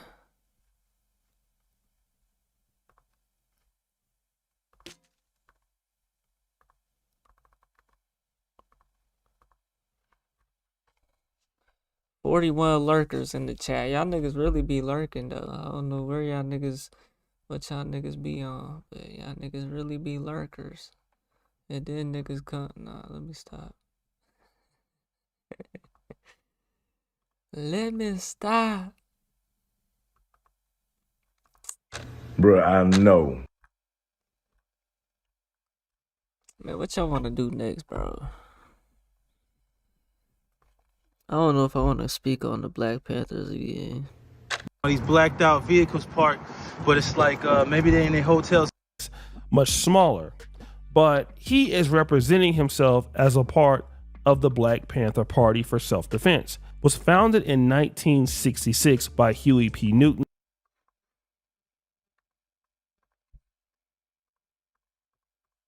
Bruh, I know that the Black Panther ain't out there taking up for the illegals, bruh. Philadelphia is still one of the biggest black cities in concentration in the United States. Is that right? And so when you think about the AME Church or, you know, Hebrew Israelite organizations, the North American Moorish organizations, and the Black Church, you're going to find all of these people in Philadelphia. And when you think about a historic organization like the Black Panther Party, it's not uncommon to see remnants of that organization in Philadelphia. But what they're doing in Philadelphia is different. Hey, listen, check this out. You know, me and the comrades out here in Northeast Philly, you know why we here? Because we was told ICE was hopping on people over here, over at the Brazilian bakery and over here in the neighborhoods. Now, yeah, we came out here and we see like them Sprinter vans parked and all these blacked out vehicles. That nigga got the blick. Yeah, they can carry like that out there in Philly. Park, but it's like maybe they in their hotels getting some sleep or something, or maybe they knew that the Black Panther Party was coming, you know? Like I said before, and like I said again, and like Huey Newton said back in the day, the Black Panther Party is an internationalist group. So we stand with all oppressed people, no matter what your ethnic background is, no matter what your cultural background is. We stand with all oppressed people. So a war on the immigrants of the United States of America is a war on everybody in America. It ain't just a war on people who just came here, or even people who've been here for a while and couldn't get their green card for whatever reason. See, they couldn't get their green card for the last 20, 30 years, but you've been enjoying their food, though. You've been enjoying taking your car to them instead of taking it to the Midas or something, because it's going to be cheaper, though, right? But now they out here getting chased around and killed, and you won't do nothing about it. Hey, dig this, ICE ain't just coming after us. They just killed an unarmed black man in L.A. But you sitting up here acting like, oh, that's not our fight. Be real. It's not, nigga. Power to the people. Now, the tall... They finna arrest your ass, nigga. You lucky ICE ain't around, nigga. What you doing with that gun out there in Philly, nigga? This ain't Oklahoma. Nigga, this ain't Texas. Nigga, this ain't Mississippi. Nigga, this ain't Florida. Nigga, this ain't nowhere down south, nigga. They finna arrest your ass. You lucky ICE ain't out there, nigga. They man, well, y'all ain't even deep enough, nigga. What? Brother is named Chairman Paul. Now, the tall, light-skinned brother is named Chairman Paul Birdsong. Chairman. Okay? And he's on TikTok with, two different accounts. One with 19,000 followers and another one that's much smaller. But he is representing himself as a part of the Black Panther Party for Self-Defense. Was founded in 1966 by Huey P. Newton and Bobby Seale in Oakland, California. The Black Panther Party was effectively disbanded in 1982. Now, after 1982, a new edition of the Black Panther Party would assemble in 1989 called the New Black Panther Party, which is not the same organization as the original Black Panther Party founded by Huey P. Newton and Bobby Seale. In fact, this new Black Panther Party was founded in Dallas by Aaron Michaels and later led publicly by Malik Zulu Shabazz. You would also see Khalid Muhammad associated with this organization at some time in the early 90s. So if the original Black Panther Party stopped in 1982 and the new Black Panther Party came in 1989, then the question is, who the hell is this guy? I'm not seeing any of the old members confirming that these guys are legitimate. Maybe they are.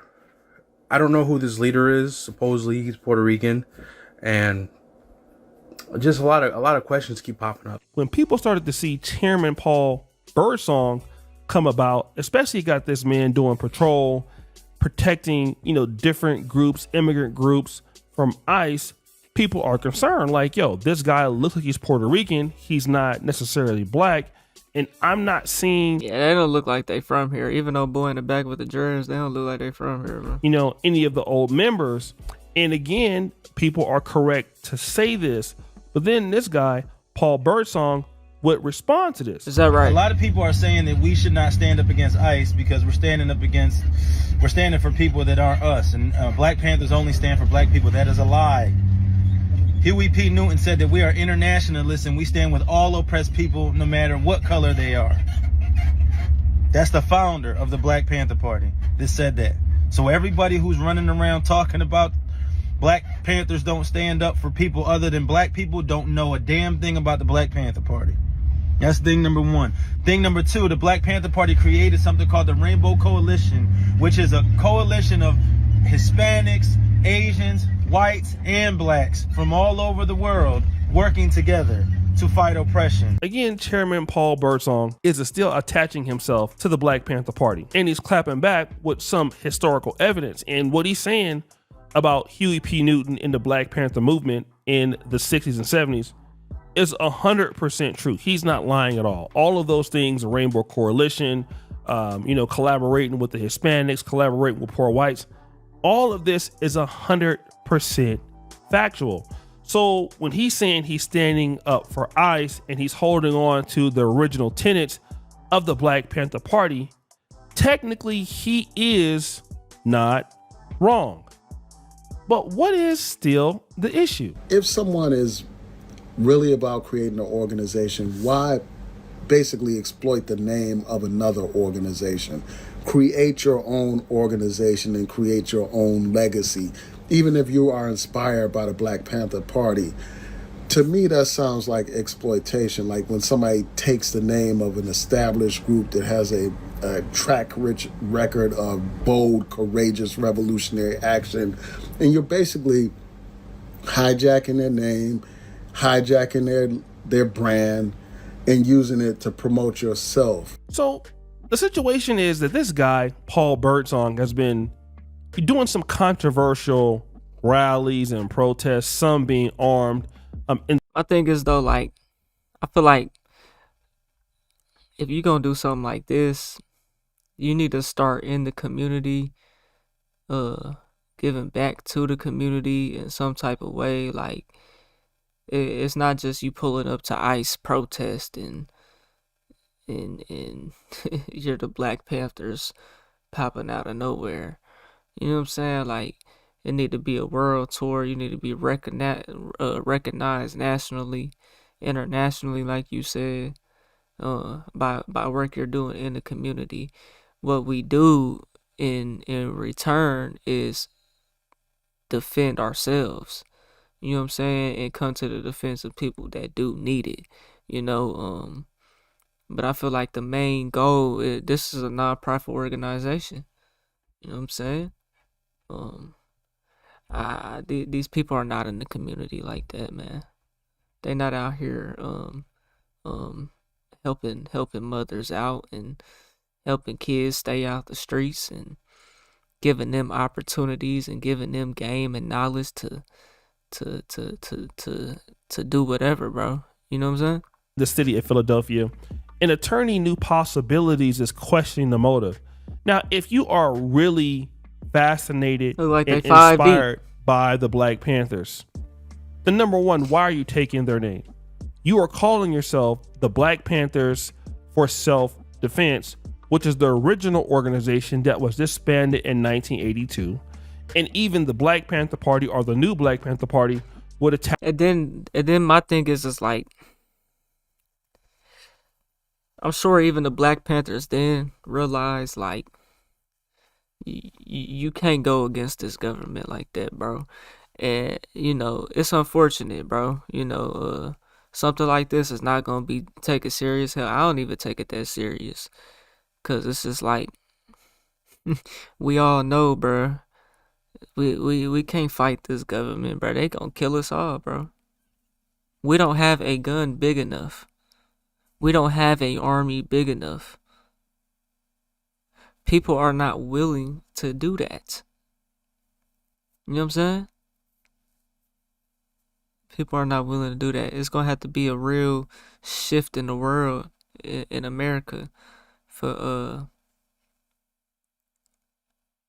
people to really jump on that ship and say, yeah, we are riding together as a Black community in this, that, and the third, bro.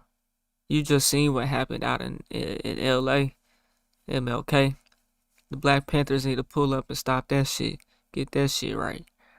You know what I'm saying? You can't stop that. So we just live in a society in the world now, it ain't even just America, that we in the Matrix, bro. This shit is just not taking that serious, bro. It look like you're 5 deep.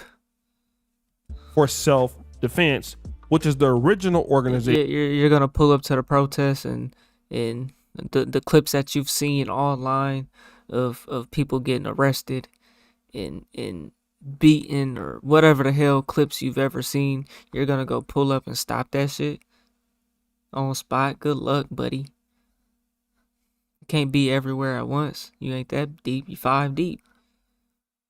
You know, you gonna pull up with your gun. I guarantee you, if I seen you right now, they'd be questioning your ass, bro, and be trying to take your gun and arrest you right now in the great city of Philly. Nigga, you can't. I know you can't just be out and about with no gun like that out there.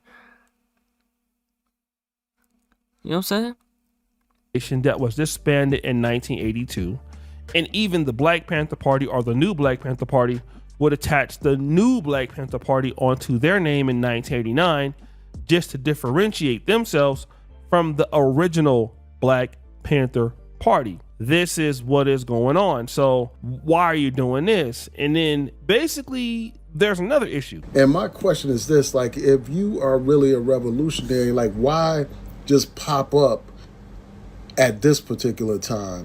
You know, there have been many slayings of Black people in our community by the police, but we didn't see this group emerge during those Trayvon Martin. So there have been police brutalities, George Floyd, towards Black Americans and people in the community. Why just pop up? I think it was a little group. I think it was a little group around George Floyd in Atlanta or something like that. I don't know. Times, you know, we didn't see this activism anywhere else. And if you're an activist, we would see you all the time, and not just this. But then there's a bigger issue here. First time we see your ass. You ain't in the community doing nothing. Huey P. Newton's niece got word about this guy in Oh, Philadelphia. is that right? What'd Birdsong, she say? And she was not happy about it. I'm going to try to make this video as calmly as possible. Oh yeah, she putting hands on niggas. My name is Maisha Newton. My father's name was Walter Newton. He was the brother of Huey Percy Newton, who started the Black Panther Party in Oakland, California. Okay? My handle name is Maisha 415 Newton. I got birth certificate, paperwork, and a whole bunch of Newtons who are ready to whip. Listen, this goes out to the Black Panther Party, the new United Black Panther Party, whoever's out there protesting with these Somalians. I'm about to get a cease and desist order against you, and I'm about to sue you. Isn't because that you guys are, you are not going to defame my uncle's name like that. We're not doing that. See you in court. Is that right? But wait, guys, there's Is more. that gonna fall Mike through? Payne, I think national leader of the that- original Black Panther Party here. We have received many emails from people asking what is our official stance on the ICE situation.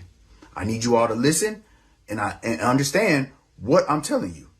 We, the original Black Panther Party, in good conscience cannot risk life and limb of our people for groups of people who have not risked life and limb for us. Facts. Just because we have a common enemy, that does not equate to us having a common problem. It's facts, bro. This was so. Now listen. This is two different things, bro. That's not our fight, bro.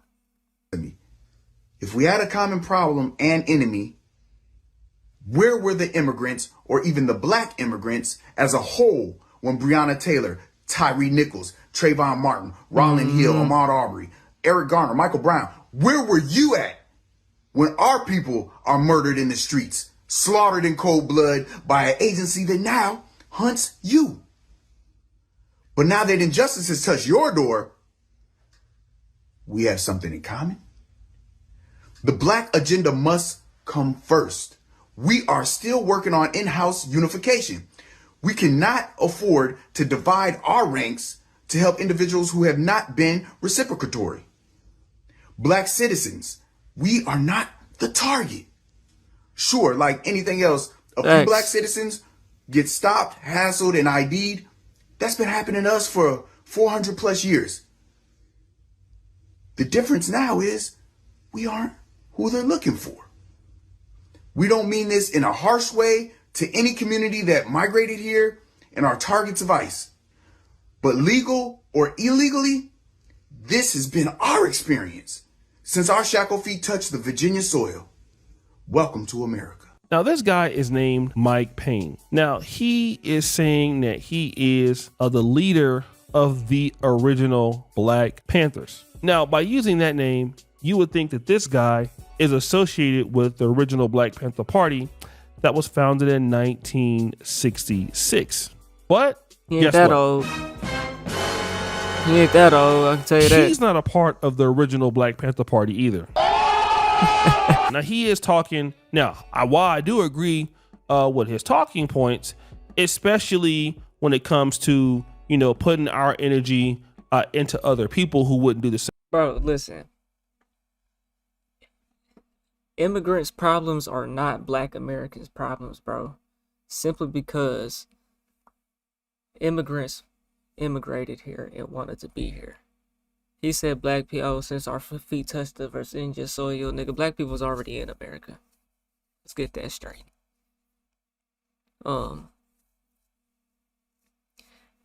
Anything an illegal does here, or not even an illegal, bro. Illegal. A lot of them Somali, they're legal immigrants. The scamming ones, they're legal immigrants. That's why they was able to get tax revenue, get money from the government. They're legal immigrants, and they fucked up doing some shit they shouldn't have been doing. That's their fault. Any illegal immigrant that came across that border, that's their fault. They chose to be illegal and cross that border. That's their fault. You know what I'm saying? There's plenty of legal immigrants in America that ain't worried about ICE. They might be a little bit cautious. You know what I'm saying? Because they might get profiled in a way. But it's legal or illegal. And if you doing scams, you fucking up in America, your ass gonna get deported. Yes. This has nothing to do with black people. It's completely different things. So Mexicans talk about, oh, now they over here crying for help for the black people and wish they never was slanging nigga around this and like that and all this and that. It's still not our fight. It's two completely different things. They want to be equal when it comes to being a minority, but not equal in every other aspect. The reality is it's not the fucking same. The struggles are not the same. It's that simple. Now, while I do agree with his talking points, especially when it comes to, you know, putting our energy into other people who wouldn't do the same thing for us, the problem with him is that he's only been associated with the Black Panther Party since 2018. In 2018, according to the website, Mike Payne submitted paperwork to begin a chapter in the Commonwealth state that would soon be known as the original Black Panthers of Virginia. Now, the problem with this is that he's calling himself the original Black Panthers when it was just founded in 2018, which is more than 52 years from the original Black Panthers. And so it's a big mess. The problem is that this historical organization of the Black Panthers doesn't have a framework for today's ideology. Now, Huey P. Newton probably could not have imagined what would be happening now in 2026, just like many of the others, you know, Malcolm X, Martin Luther King, you know, when civil rights and Pan-Africanism were both going on similar paths. So the issue is that now some of the migrant groups from many Black Americans are looking at them as not contributing toward the cause, only contributing toward their cause. And maybe if Huey P. Newton was still alive today, he would be able to digest that and shift his framework. The issue is because the leaders are no longer here to give framework. Anybody is going out here attaching, you know, their name to the Black Panthers and calling themselves things like the original Black Panthers, the Black Panthers of self-defense. And instead of going out there with their own organizations, they're just looking at an opportunity to steal the name and the vision. And we're seeing it with two different guys with two different philosophies, or two different brothers with two individual frameworks, that some of these guys are getting clout for themselves and using the Black Panthers and call it out the others. Ultimately, I think that it's sad that these guys are using the original Black Panthers. I think that they should use a different name and not attach, you know, themselves to a framework that's already been established. But hey, Right. this is the It's not gonna be taken seriously, bro. black That's community. another reason why it's not taken seriously. Anything can go here. So, guys, what do you think? It's your boy O'Shea Duke Jackson. Yeah, man. Y'all let me know what y'all think about these new fraud Panthers, man. They 5 deep out here acting like they gonna be in Philadelphia with their guns out and pull up to a ice riot and defend who? Nigga, your ass is gonna get shot the fuck down, boy. This is not even the 60s. You know what I'm saying? Times is different. Even back then, it was hard to play around.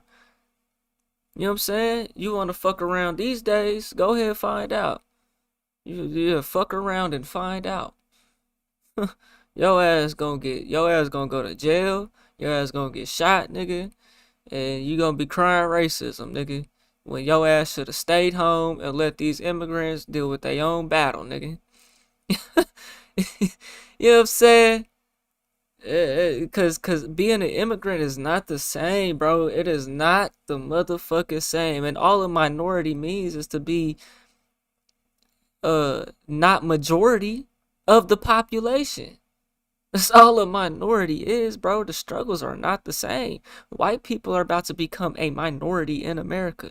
They're on track, on pace, statistically wise.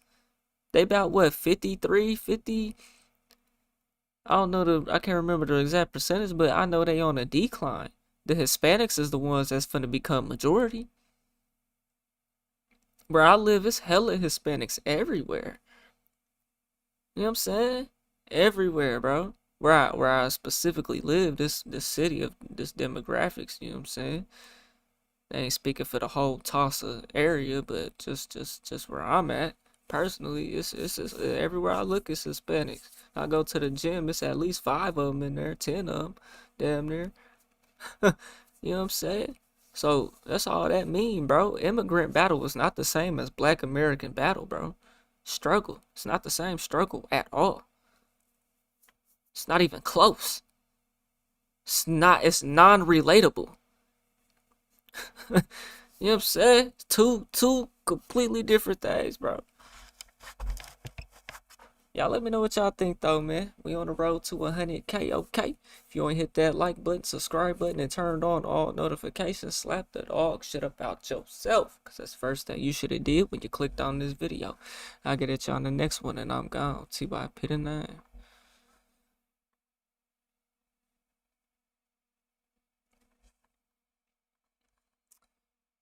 Immigrant struggle and Black America struggle is not the same. It's nowhere near the same. Let's go! Long leg versus. What am I gonna title that?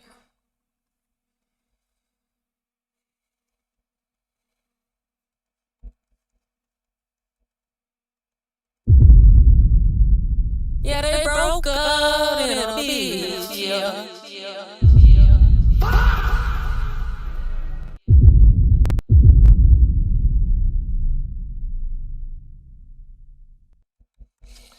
Alright.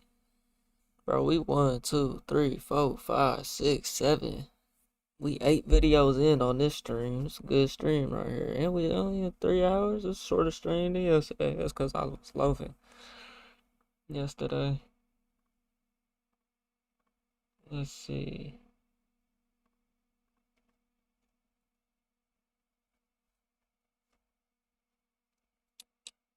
So back in the 1960s, bro, chat going strong tonight though. I don't know. No, what's good with it, man? What's good with it?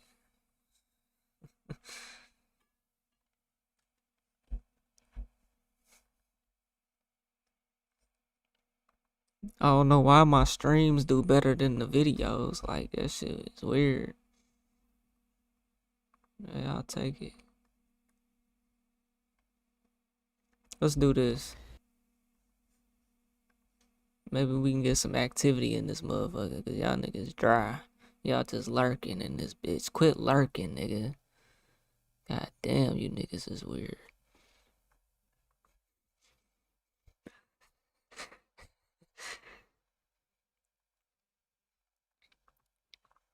We got the 4 types of black Americans. Let's see what it is for. There are 4 different types of black Americans. Blacks, Negroes, niggas, and niggers. The first 2 we're going to discuss that is very common. Blacks and niggas. Blacks are about maybe 20% of the black community. They're honest, they're hardworking, they care about their community, they care about themselves. They walk with respect for themselves, their community, and their family name. 20%? We only gonna leave it at 20%? You see, you can't be coming with percentages, my boy, with no data to back it up now. It's more than that, bro. It's more than that. It's far more than 20%. They're honest, hardworking people of good moral character. But like I said, they're only 20% of the black community. It's more than that. Because on the other side, you've got niggas, which are about 60% of the black. 60%? Is that right? 60% of the black community is filled with niggas, not blacks. You will find niggas before you find a respectable black person.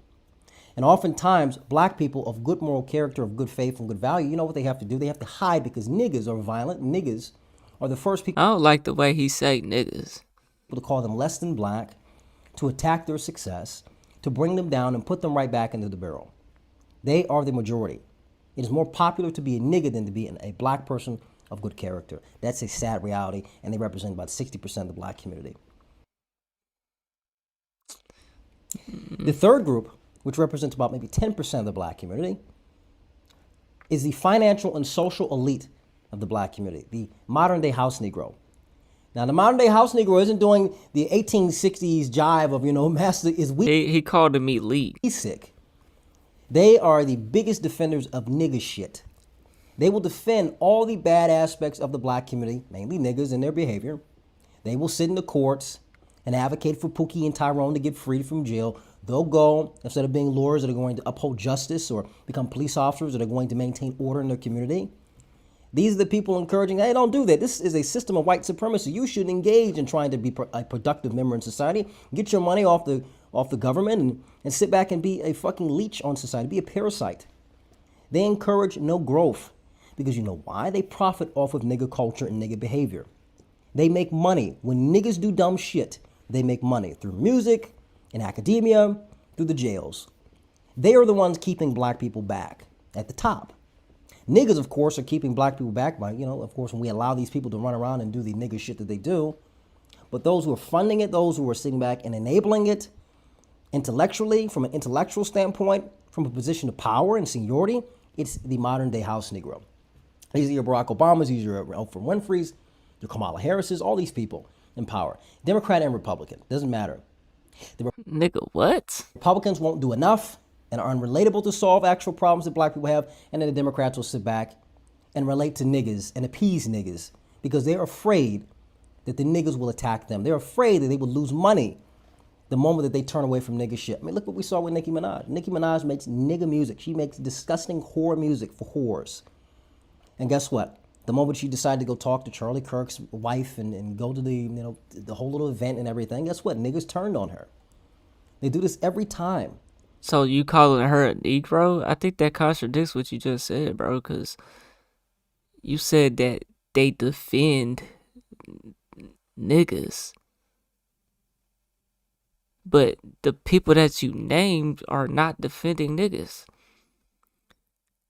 Nicki Minaj went up there and sold out to white people. That would be not defending niggas. We see it each and every time. The final, the one we all want to say, niggers. Niggers represent about 10% of the black community. 10%. So 20, 60, 10 and 10. Of the black community. Now, this is something that is very comparable with the I'm trying to hear this. Statistics in the country. Niggers are violent. They have no self. It is very. Get off my screen, bro. You goofy as fuck with this little leather jacket like you from the 80s, nigga. Get the fuck off my screen, boy. Don't piss me off. Because that's what you're doing. Percent of the black. This don't even make sense. Niggers represent about 10% of the black community. 10% of the black community. Now, this is something that is very comparable with the crime statistics in the country. Niggers are violent. They have no self-control. They are selfish.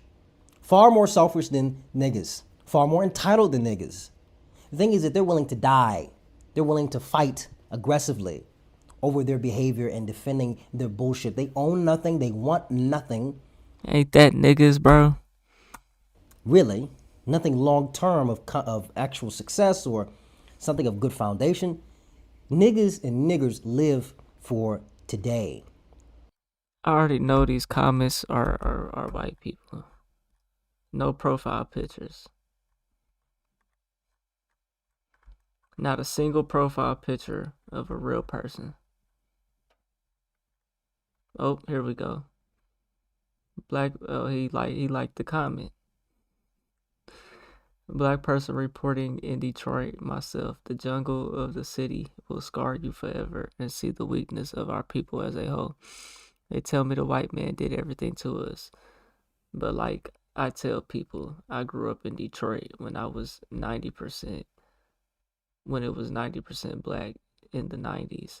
All black schools, teachers, police department, city council, and mayor. And it was them who made it hard for me growing up, just saying. So Detroit was a 90% black city. I gotta Google that for facts. He said the 90s, right? In the 90s, right? Right.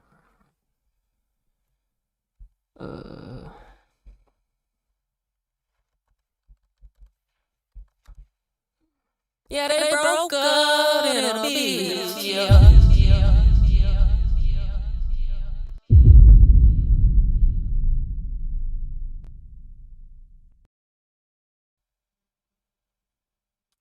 76%. That is pretty high now. Definitely not 90% though. 75% black in 1990. That's pretty tough.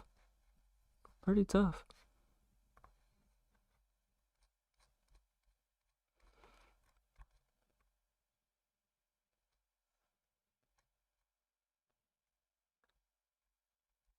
Every black person I know recognizes these classes.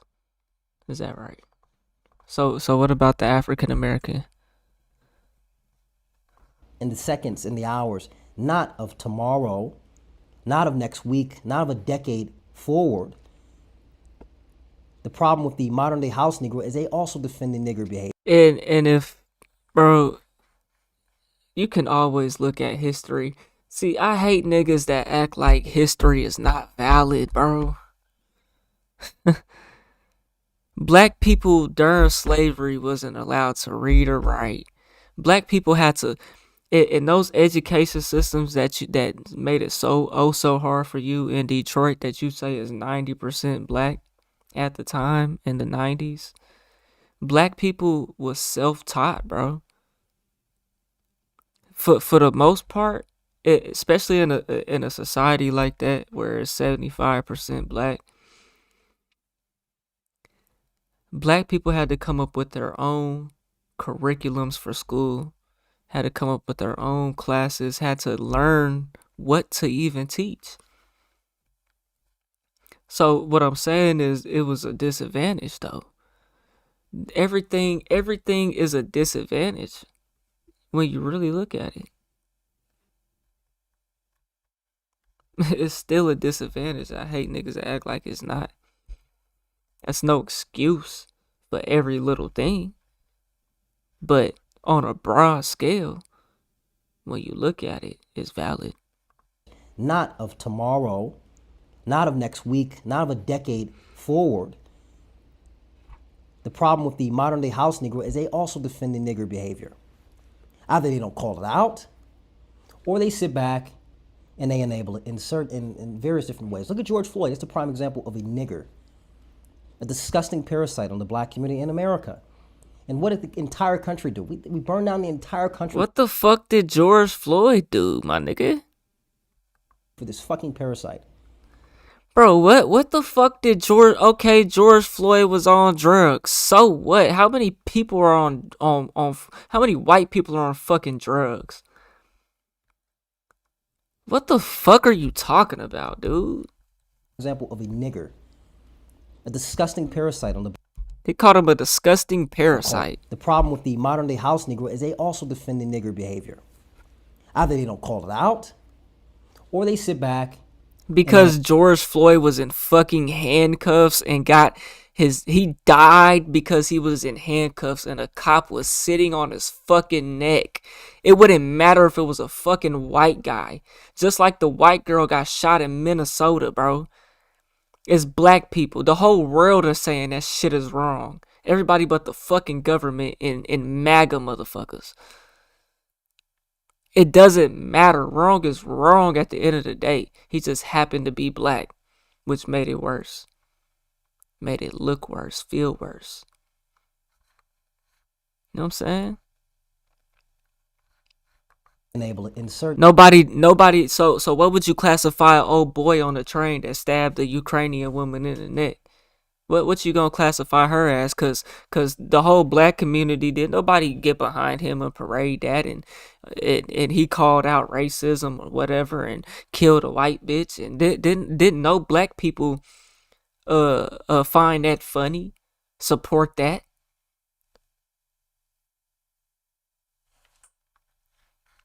You know what I'm saying? You're toxic, dude. You're toxic. What would you classify yourself as? Black? The 20%? Cause to me it sounds like you a Negro. It sounds like you a Nicki Minaj to me. You had something to say about Nicki Minaj, but wouldn't that be Nicki Minaj calling out black people? I don't get it, dog. I don't get it. For today. Am I retarded? I might be retarded. I might be retarded. Something of good foundation. Niggas and niggers live for today, in the seconds, in the hours, not of tomorrow, not of next week, not of a decade forward. The problem with the modern day house Negro is they also defend the nigger behavior. Either they don't call it out, or they sit back and they enable it in various different ways. Look at George Floyd. It's a prime example of a nigger, a disgusting parasite on the black community in America. And what did the entire country do? We burned down the entire country for this fucking parasite. We burned down the entire country for someone that was completely worthless. Just like they're doing in Minnesota now. They ain't burning down the country, but you see the protests. Hold on, let me show y'all. Oh, no, that might have been on Twitter. Man, I seen a big ass crowd, bro.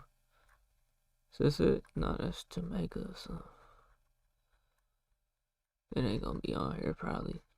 Not on World Star. But I seen it on Twitter. It was a big ass fucking crowd. You know what I'm saying? Over a white girl, though. That had nothing of value that he was giving to society. Someone who was a roadblock to black people's success. Someone who gave black people a poor name. And niggas, along with their masters, the modern day house Negro, decided they were going to defend this fucking piece of shit. They did it with Trayvon. If anything, I would classify a Negro. They would be the same as the black people, bro. That would be a foundational black American. FBA. You know what I'm saying? Decided they were going to defend this fucking piece of shit. Or either that, or you a house nigga. You a Brandon Tatum. You a Myron Gaines. An Uncle Ruckus. They did it with Trayvon Martin. They did it with Michael Brown. They did it with all these people. But the 20% that you're gonna classify that are like that are the blacks. Like, bro, this is L. This is an L. Clearly. Can I get an L in the chat one time for the one time? Not the best case, not the best representation of black people, but you know why they did it? It's because they're black. And because we can make money.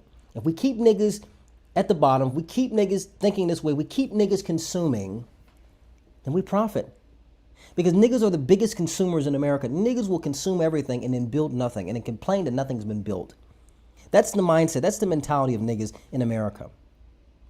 And hopefully we get to a point where we can dismantle this entire system, this entire culture within the black community. But as of right now, nigga culture is dominant. Nigga behavior is more acceptable, is more attractive. Being a nigga is more popular than anything, than actually being black and caring about where you live, who you are, and what you want. But in time, with action, and people like myself and those who watch, things will change.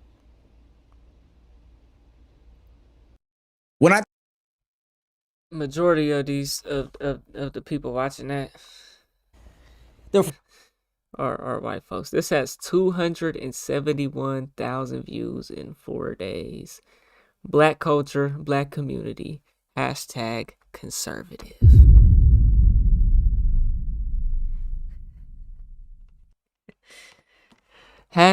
#conservative. Let's read some comments. You could tell this guy changes his smoke detector battery.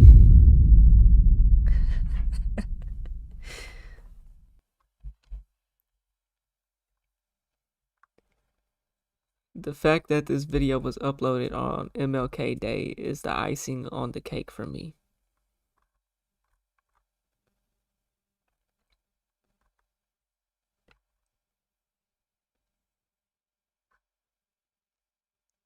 Bro is 100% welcome to buy the house next to mine.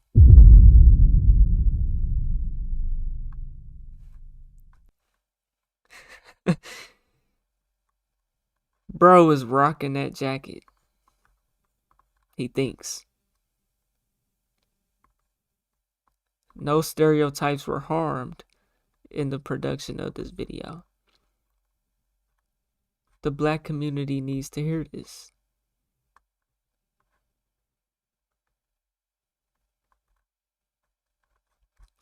Now these are top comments. Let's see new comments, because this has 7,000 comments.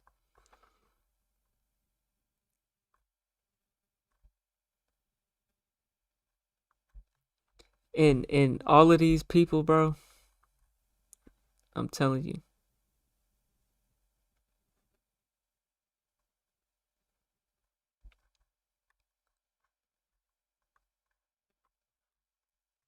All of these people are white people with no profile pictures. Or it's other black coon ass niggas. Myron Gain ass niggas. That are just like him.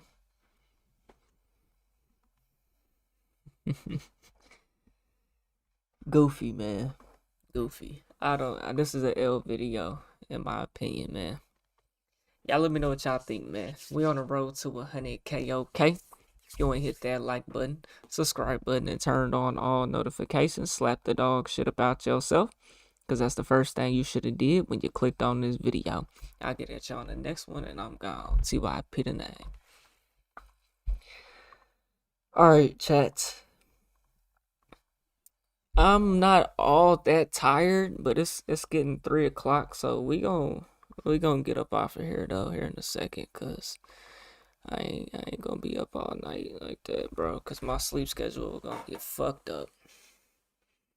I'm actually surprised that I made it this far today, cause I streamed till 3 o'clock yesterday, and I woke up at like 10 o'clock today. And been up, and that ain't even enough sleep for me. I probably woke up at 9, actually. Yeah, I think I woke up at 9. How many hours of sleep that is, nigga? I be trying to get my 8 in. 3, 4, 5, 6, 7, 8, 9. That's 7 hours. No, that's 6 hours.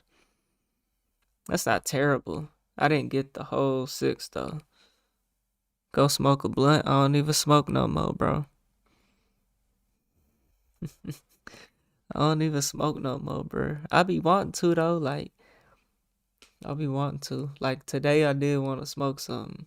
Just because, like, you know what I'm saying? Like at this point, it's like I can do it in moderation and I'll be good. I'll be good. You know what I'm saying? Like I won't be smoking how I was. That's what I'm scared of though. You know, which ain't that big a deal. But I noticed the difference. Like I told my mama the other day that I ain't been smoking. She asked me if I felt the difference. I was like, yeah, I ain't tired. I don't want to go sleep at 3 o'clock. Hell, I even studied some real estate today. I was supposed to do that yesterday, but I was talking to my mama yesterday for like 3 hours.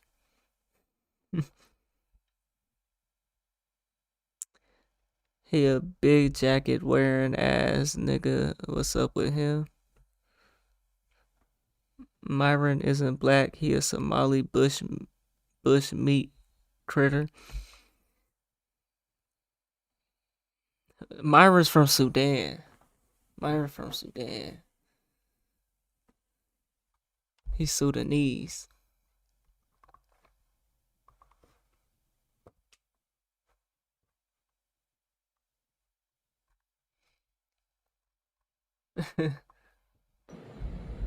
Stand up for them. This nigga You know, say? he looks stupid and he looks like he's trying too hard. But this is what I'm gonna say, right? In this situation. Nobody is fucking with these niggas, man.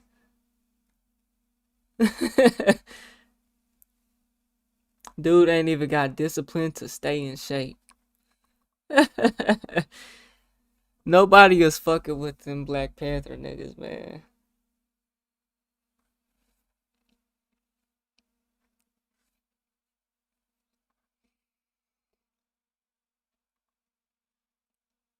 Oh man.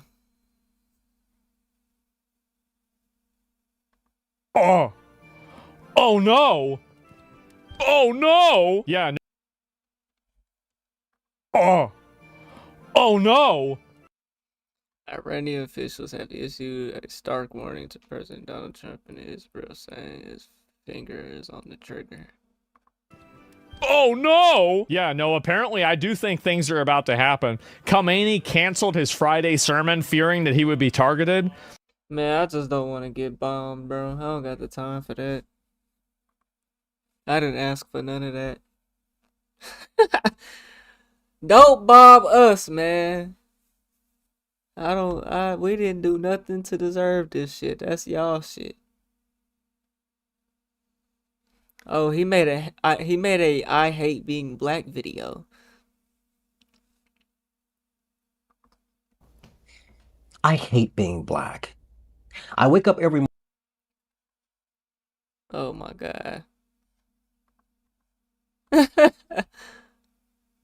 Oh my god. We got a new grifter. A new panderer. In the black, well, in the YouTube community, I guess. I don't know. I hate being black. I just reacted to his 4 different types of niggas video. Let's see what he's saying here, man. Let me peep the comments for a second.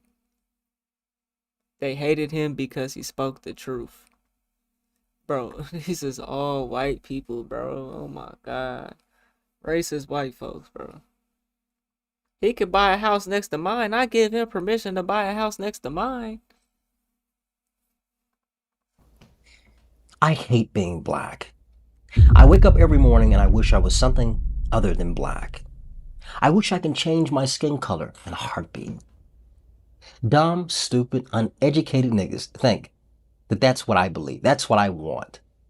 And when I make the content criticizing the nigga culture, the poor aspects of the black community, the disgusting representation of black people, they think that I want to be white. That I'm pandering to white people, that I want white people to accept me and call me one of the good ones. No, I don't hate being black. Oh, you definitely want them to call you the good ones, bro. Didn't you heart that comment whenever dude said that in your last video that I read to? He said you could buy a house. I give you permission to buy a house next to mine. I can't remember. I ain't going back. But I hate niggas. I don't do this because I want white people to accept me. yeah, you do. I do this because Hold on. Is it hashtag this one? Oh, conservative. want black people to accept reality and to accept the failure, to take responsibility, to take accountability. I don't do this because I hate the color of my skin. I hate what we are represented by.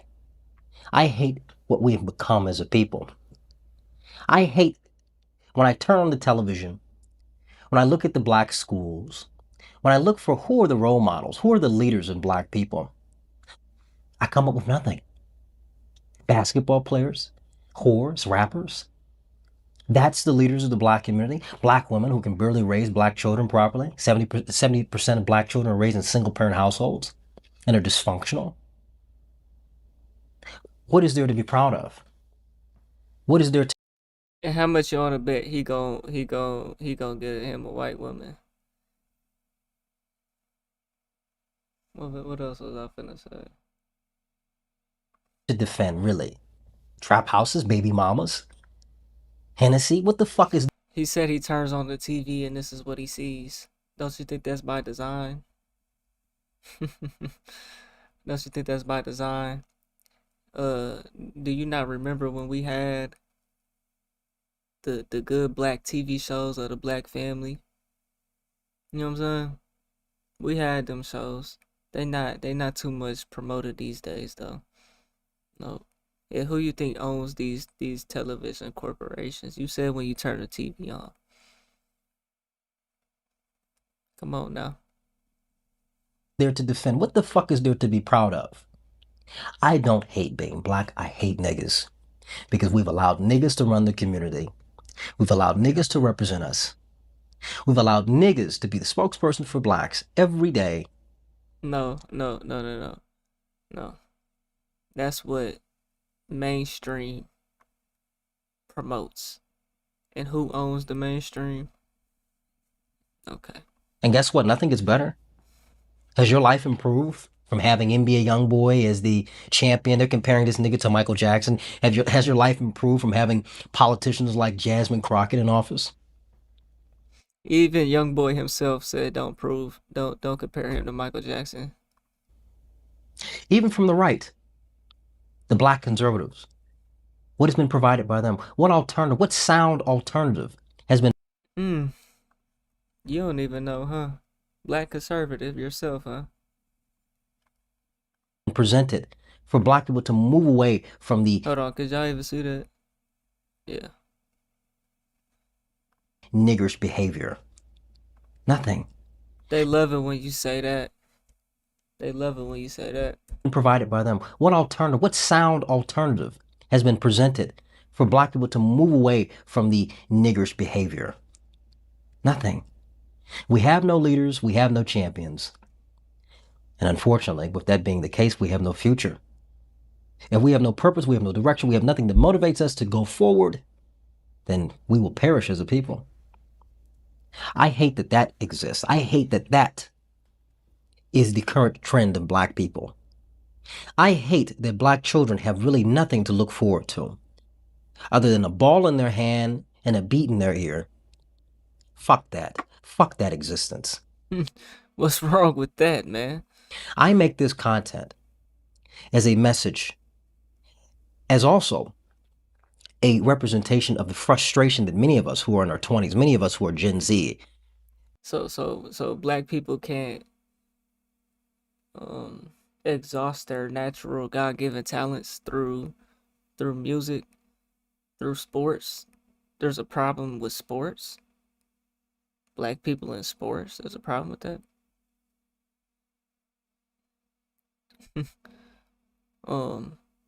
And there's plenty of black people out here. Rap isn't the only genre. Rap is not the only genre. that we have with our parents' generation who failed black people. Black Gen X, the biggest failures in America. They provided nothing for black people. I make this content to be a voice for those who are fucking frustrated, who have absolutely no voice in combating this fucking niggerish behavior, this shitty black culture, this shitty nigger culture.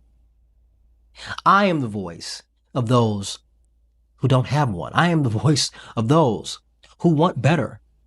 I am the voice, and I will represent as much as I am allowed to, as much as people want me to sit up here and do it, as much as I feel that I can invest my time into doing so. I want to be the voice for those who cannot speak up, who are too afraid to speak up against this shitty identity and shitty culture. Because I live in America.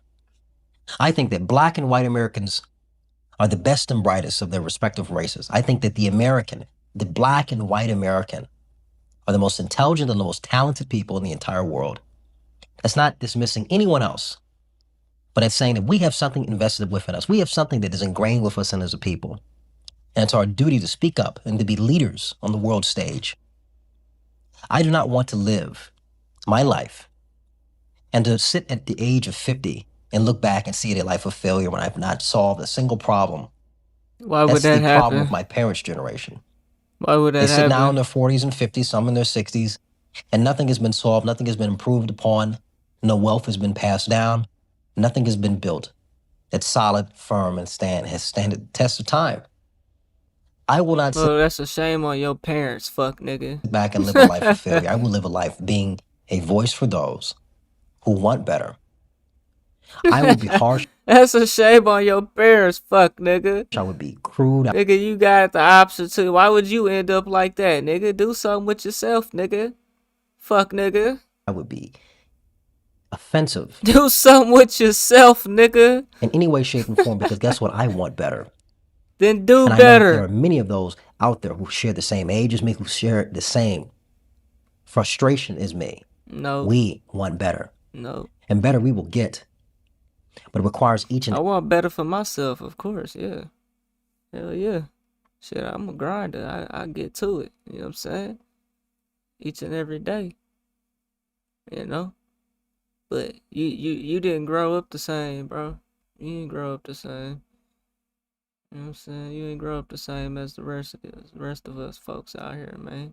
every last one of you to speak up. Yeah, I don't fuck with dude. Another video pop up in my algorithm. I'm gonna have to hit this right here. Do not recommend. Hey, folks be doing it to me. Shit. Folks be doing it to me. It's all good. It's all love. It's all love, man. Man, y'all let me know what y'all think about this man right here, man. We got us another conservative grifter, panderer in the YouTube space, man. I'm curious to see if he gonna link up with Myron Gaines, Anton Daniels, Brandon Tatum. That's probably his goal. That's probably his dream. Nick Fuentes. Both the mustache guys. Who else, man? He's working his way up, man. He got the algorithm on his side. He booming. He gonna blow. He gonna blow. He gonna be up there. Watch. He gonna be up there, man. Yep. And that's the easy way to go. The highest twins. He gonna be up there, man. He gonna be up there. Y'all let me know what y'all think though, man. We on the road to 100K, okay? If you wanna hit that like button, subscribe button, and turn on all notifications, slap the dog shit about yourself. Cause that's the first thing you should have did when you clicked on this video. I'll get at y'all in the next one. And I'm gone. TYP the name.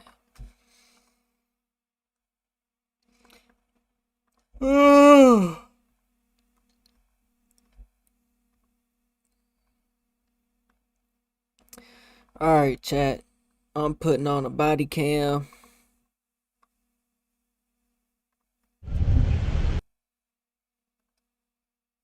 And I'm getting off of here.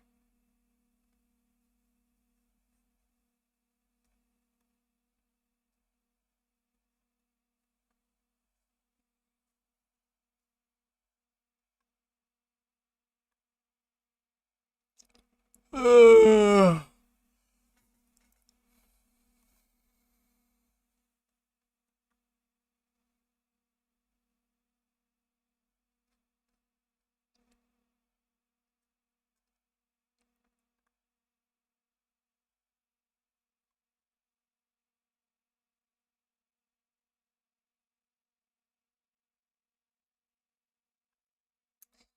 we watching, man? Which one y'all wanna watch, dog? Pregnant teen discovers mom killed her boyfriend. Daughter finds mother's decapitated body in backyard.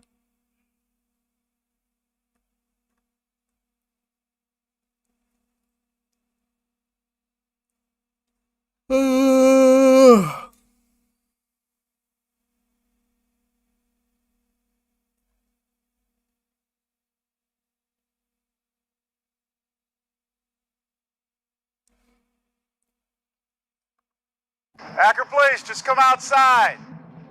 How you doing? Is Martha here? She's probably This shit long. at her boyfriend's house. 30 days ago, 53-year-old David Callahan killed his girlfriend, Martha, and buried her body in his own backyard. David thinks he's gotten away with his horrific crime. Martha was mentally ill, had few friends, and no one was supposed to come looking for her. Martha's daughter, Kim, was the only person concerned about her mother's whereabouts. If I come up missing or dead, there's no accident. And he has told her before, I'm gonna get your ass and nobody's ever gonna find you. What's your concern? That he killed her. Kim thinks David had something to do with her mother's disappearance, but with no proof of a crime, officers don't believe her. Would you have been surprised at all if she's laying dead in there? No. Or shoved in a tub? Well, nothing surprises. Yeah, that's like a horror movie. However, in the weeks that follow, Kim will do everything in her power to find Martha, force police to act, and lead them to one of the most gruesome discoveries of their lives. Seems like a body part.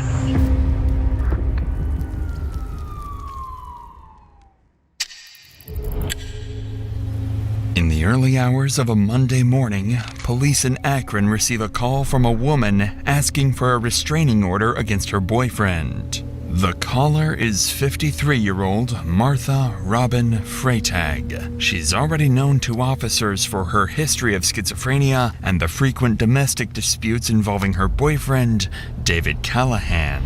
Their relationship was unstable, constantly breaking up and getting back together, leaving officers unsure whether each new call was a real emergency or just another one of their fights. But this time would be different, because Bro, after watching a lot of these videos, bro, these restraining orders always turning into some shit like this. when officers arrive at the couple's house, they have no idea that a murder will take place just minutes from now. And this will be the last time Martha is ever seen alive. Damn. Man, them restraining orders is crazy, bro. Like I just said, bro. No, I don't like that. I know, I really don't like it. Hi. Hi. What's going on? Huh? Did you call us? Yes, I did. Okay. What's going on? I'm going to reinstate something I had 14 months ago. Statute of limitation, I think, beside me is 10 years, right? So you want to restate something you already said, and they're already investigating it, and you're just telling us about it again, is that correct? Well, I don't know if they're investigating or not. All I know is I got a restraining order from them, and then I've been waiting for her to get some mental help, because you're supposed to go down the first path. First of all, it wasn't supposed to be explored at all. As Martha speaks, her words are scattered, and she makes little sense to officers. Her behavior just seems erratic, like another episode of confusion or paranoia. But in reality, Martha is masking genuine fear that officers don't pick up on. Because what they don't know is that her boyfriend, David, is standing inside the house, waiting for the moment officers drive off, so he can make sure this is the last time she ever calls them. You didn't come out because you guys were mad. Why she couldn't get no ride or nothing? She didn't ask for no ride, like. I got a restraining order against him, and then I don't know. What are you doing over there? I'm talking to you. And why are you over there like that? Because I want to be. Okay. Well, I'll talk to the guy downtown and talk to him. Okay. As strange as it looks, officers don't think much of the interaction. They walk away, dismissing Martha as unstable, unaware they've just left her alone with the very man who's about to kill her. In the hours after police left, David snapped. Inside, he was furious that Martha called the police on him again. He grabbed a wooden axe handle and struck her in a fit of rage. When she collapsed, he wrapped a rope around her neck and pulled until she stopped moving. Once Martha was dead, David sealed her body inside a plastic bag and waited for nightfall. Then, under the cover of darkness, he carried her outside, burned her body, and buried it in a shallow pit behind the house. To David, it was over. A woman with schizophrenia, few friends, and a history of false alarms. No one would ever come looking for her. What he completely overlooked is that Martha's daughter Kim will soon be onto him, slowly solving her own mother's brutal murder. Over the next few days, Martha stops responding to everyone, including her daughter, Kim. And after several days of silence and no sign of her mother, Kim contacts police explaining that something bad may have happened to Martha. Officers arrange to meet her at the house later that day to check on her mother's welfare. But when Kim and her husband arrive to meet the officers, it quickly seems that their concerns won't be taken seriously at all.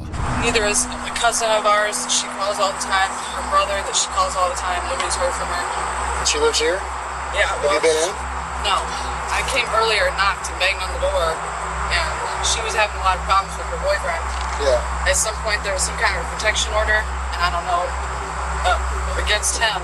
She's paranoid schizophrenic, so I went around to different hospitals. I went everywhere to see if she was like in a psychiatric unit. Yeah. I can't. Everybody says no, she's not here. But I know that there's been a lot going on between her and her boyfriend, and he has made death threats to her. So That's okay. he has made threats to her that he was going to make sure nobody ever found her. Yeah. According to Kim, Martha's boyfriend, David, was the most likely suspect in her disappearance. In addition to the death threats, police also knew David had a lengthy criminal history and outstanding warrants for drug abuse, theft, and trespassing, making him someone officers needed to question right away. But before the officers could get a full story from Kim, a sudden noise from inside the house put them instantly on high alert. You don't have a key to her place? What was that? Did you hear that? Yeah, earlier the air conditioner was on, but now it's not. Akron police! They'll never be taken shit Unbeknownst serious. to the officer, the sound wasn't just his imagination. It was David hiding in silence and waiting for the police to leave. But this is when the officers would make their first critical mistake. Despite the very real possibility that Martha was in active danger, they would give Kim the worst piece of advice. And what happens with like a missing persons report or whatever? But she is a grown woman, however, she has these, the paranoid schizophrenia issues. If for whatever reason she has gone into this state where she doesn't want anybody to contact her, even family, the hospital is legally not allowed to tell anybody anything, even her kin. I just don't think we're quite at the heightened alert level that we need to force entry or do anything like that yet. Well, the way that she calls us constantly kind of gives me a sense of foul play. She calls, I mean, she's always, every day calls her brother. When did it stop?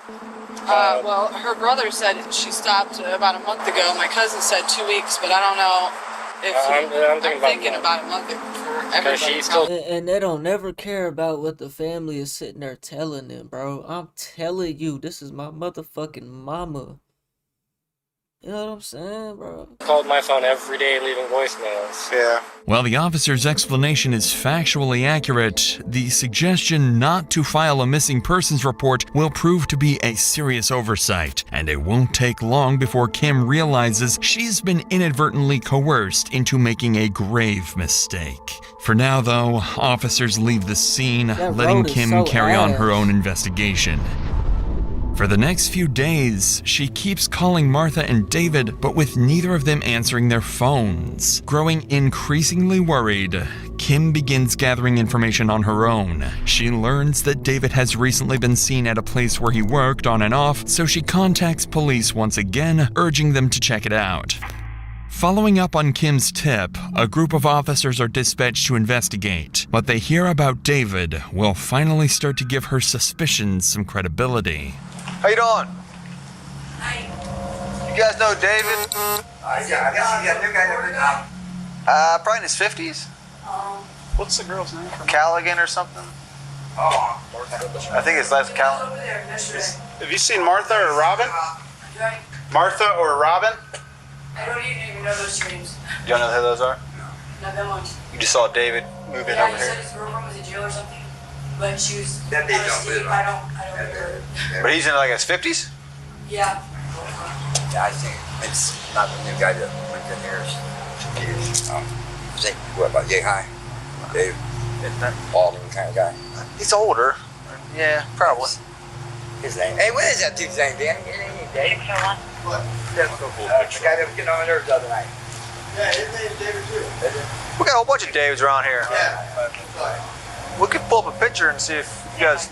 Well, I think we're gonna try to find one. That's not that David. That's how the David stays here. Does he come around here? This guy? Yeah. He's been around before. He's done work for it and stuff. But he's not the one who lives here. I ain't seen him today. When was the last time you saw him? I just need to get it out of my car. I ain't been there. This week? Last week? Something like that. Right. Cool. Good 3-4 days. 3-4 days? Processing. So. He said he saw him 3-4 days ago, maybe.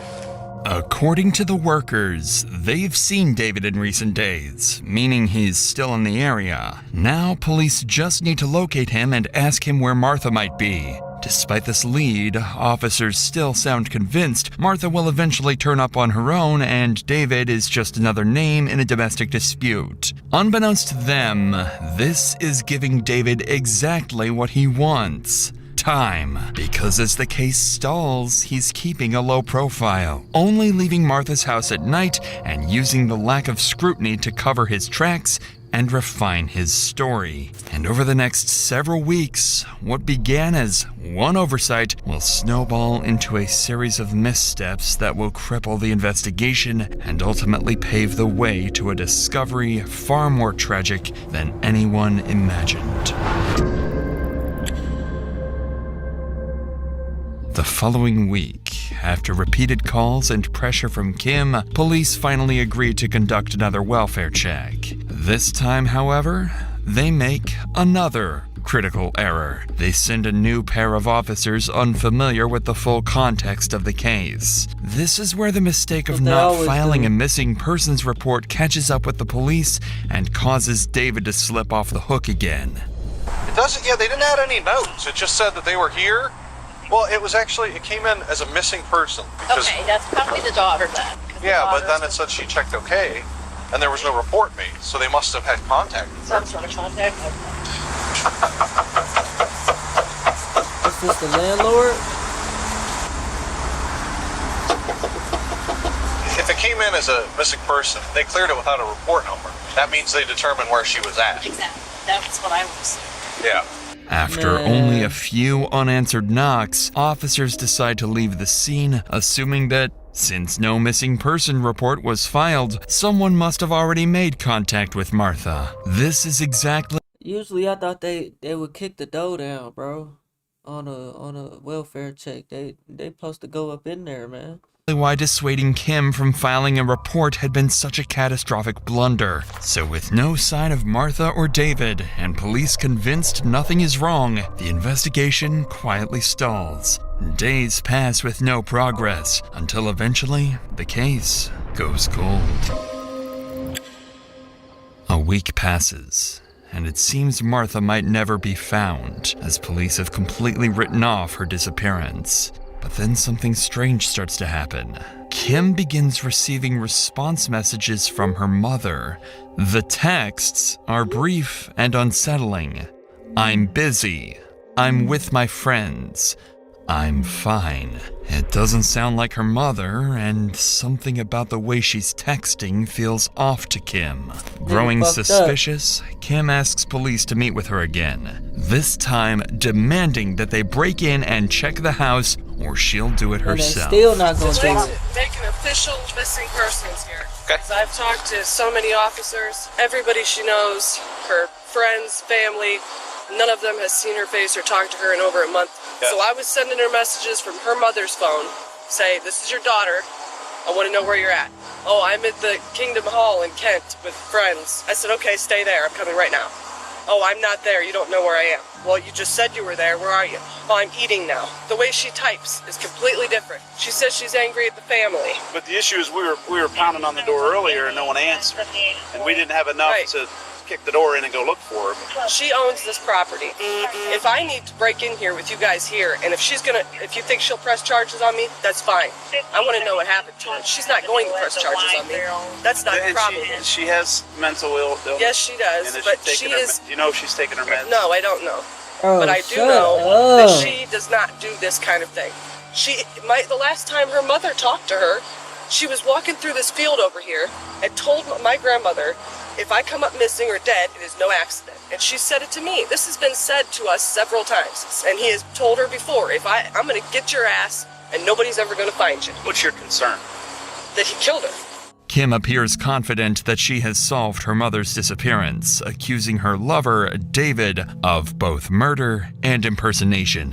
While officers still doubt Kim's story, they agree to break into the house, if only to put her mind at ease. But what awaits them inside will leave Kim even more furious with police, making her question whether they are truly on her side.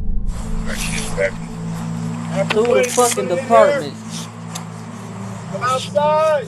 It's day 1 in this shirt. Day 2 in these pants. You're not going to get another day out of it. Day 3. Supposed to be a big black dog that might not be friendly. You ain't going to put me back on the call on the phone, or could you generate a new one for that 31? Sure. He's good. He didn't need you already. Police, anybody in here? Ask the police! He's been here because the bell's ticking in. Oh, he's been here. The question is what he did to her. Not a single pair of her shoes anywhere around here. If I were you, I'm not telling you how to feel, but this would be a relief. She's not here, but it doesn't look like there's any sign of distress or, all of her stuff's not thrown around. First sign of distress, really, is the fact that there's no Pepsi in that refrigerator. So that means she hasn't been staying here? No, she has not been here. I'm telling you, he has done something to her. I know it. Inside the house, police find no sign of Martha or her belongings, something Kim finds deeply suspicious. Still, the officer reassures her that everything is fine and there are no obvious signs of foul play. However, as police exit the house, an officer makes an offhand remark that reveals what they really think happened to Martha. Would you have been surprised at all if she's laying dead in there? No. Or shoved in a tub? Yes, I would have been surprised. You would have been? Yeah. Nothing surprises. That would have surprised me. Although officers briefly consider the worst-case scenario for Martha, their tone makes it clear they don't really believe it. Even with Kim insisting that something is wrong, their doubt remains. And when Kim insists on filing a missing person report, something that should have been done weeks ago, officers still seem convinced there is no real cause for alarm. I need to make an official report. Yeah, that can happen. That's not a problem. But it's going to be very vague. Alright, I don't know what to think about none of her stuff being in that house. Shoes. She always had shoes all over right there with his, too. Right, this is the report, and I can go get a hard copy. And what do? Just keep... If I hear any more texts... It's pretty much pointless unless it's pointless talking to him anymore at this point. I guess this is what happens. Just let us know if you think she's somewhere and we can go check for her, okay? Okay. By now, you can hear the hopelessness in Kim's voice. It seems like her investigation has hit a dead end as she watches officers leave once again, advising her to call if new information comes up.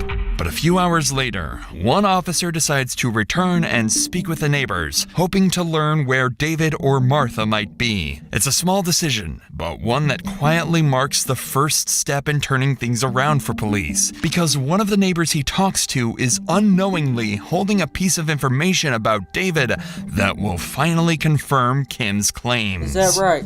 Do you know anything about this house next door? There's some woman that used to live in there. She asked me a couple of times for some money or some cigarettes. I told her I didn't smoke. Why, what's going on? Well, someone sent us out here to check on her, and she's not answering the door. Does she have a car or anything, you know?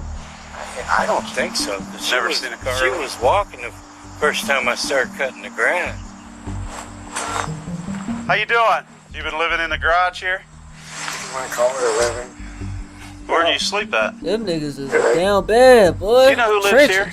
Robin Freitag, I think. This where When LeBron did you see her from. last? Oh, about 4 weeks ago. And you haven't seen her in 4 weeks. No, last Have you seen him over there? Oh, yeah. Does he drive a car? No, Is he home now?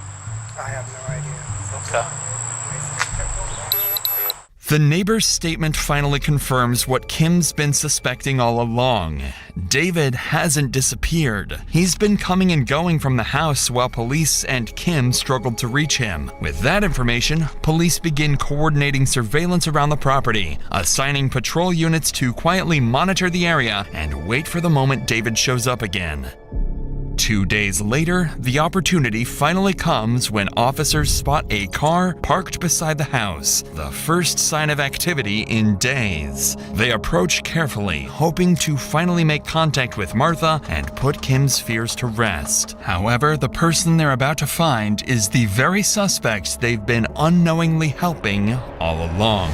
But before we get to that, you know those days where you just it's part you torn mannequin limited time discount said, let's get back to riot and feel the difference in just a few weeks.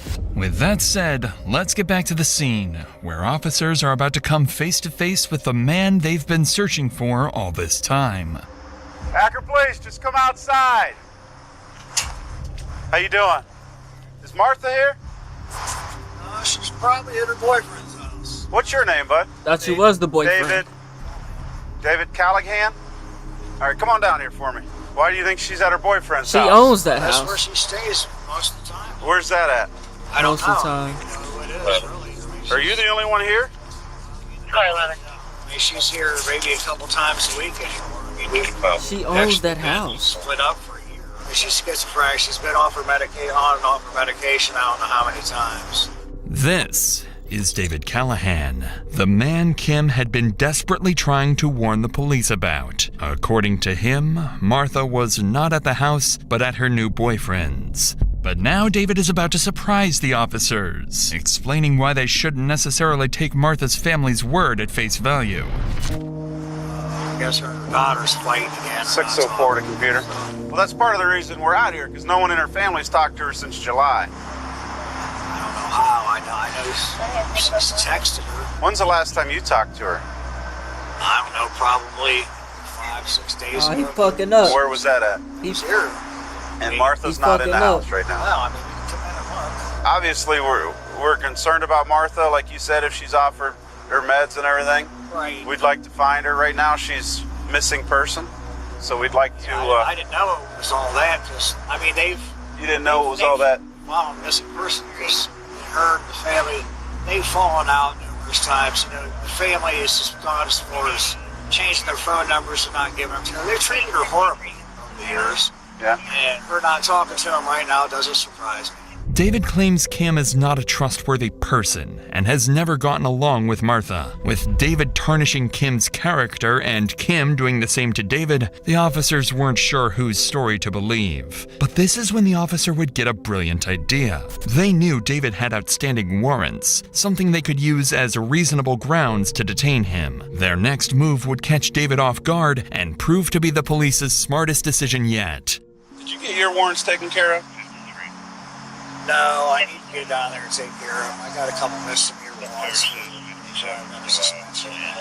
Through Akron? Yeah. All right, well, we're going to help you out with that today. Yeah. You still have those warrants, we'll send you down to court. You can get them taken care of today. All right, here's what we're going to do. We're going to, if it's all right with you, we're going to walk through. We'll let you get some clothes, and then you're going to get on court and get these warrants taken care of. Sorry, I got a big dog in here. No problem. Do you get the whole thing? Yeah, nothing but the thing. Do you do the returns, or do I do that later? Adam will do it, or whoever's up there. Okay. Following his arrest, David is transported to the station and placed in jail, but not for murder. The only thing holding him there are his unrelated warrants. For investigators, this is a temporary win that will quickly turn into a problem. Because despite finally having David in custody, they know their case against him is painfully weak. There's no body, no confession, not even physical evidence proving Martha is dead. Weeks of police inaction and hesitation have left detectives with little more than suspicion, and time is running out. So to make up for it, they decide to hold David. Had the police documented the fact that her mother, the daughter literally said, I think the first time that they met, second time, that her mom owns that house. That nigga said that she lived, or she was at her new boyfriend house living with him or whatever. But she left you in her house, nigga? Like, come on, man. That's a big red flag, but they didn't document all that shit because they didn't take it serious. As long as legally possible under the existing warrants, hoping they could buy themselves time to rebuild the case and find something concrete. Detectives don't know it yet, but the clue they so desperately need to solve the case won't come from their investigation, but from Martha's own family. Several days later, while David remains in custody, Martha's family receives a mysterious message. The anonymous note reads, if he was going to get rid of someone, he would bury them in the backyard. At first, no one knew what to make of it. It could be a cruel prank or maybe a genuine tip. Either way, Martha's cousin Angela and a few relatives contact police and ask them to meet at the property. For the first time in the investigation, the police and Martha's family finally joined forces. Who's the caller? You are? What made you come to think it was... They came and arrested him, I believe it was Thursday. On Friday, they arrested him on other charges, contempt, and they're holding for like 30 days on contempt. Okay. So they questioned him about this two times, I think. I got a text message here. I've been putting these flyers up on all the poles, and I get a text message. A sergeant and a couple other units coming here. Yeah. If he was ever to get rid of someone, we would bury them across the fence in the very backyard. I know her role. You came over with her, and what did you do? Come over to dig because she suspected some stuff going on back there. And, I hope it's not her, but there's something there. Yeah. With police now briefed on the situation, officers begin coordinating a search of the property, focusing on the backyard mentioned in the message, while others canvass the neighborhood, looking for anyone who might have seen something suspicious. As the search gets underway, word of the mysterious message quickly makes its way back to the station. Detectives realize this could be their only real lead and decide to seize the opportunity to question David again. However, David isn't stupid. He's already denied any involvement in Martha's disappearance, and he knows that acting clueless won't convince detectives he has nothing to hide. He also knows that as long as he keeps denying everything and doubles down on blaming Martha's family, there's nothing detectives can pin on him. Clearly, the stakes couldn't be higher on both sides, and if David plays his cards right, he'll walk free. Hey, sit right here, dude. So, when was the last time you actually talked to her? Beginning of last month. So, I didn't see, she had a restraining order against you? A TPO or a CPO?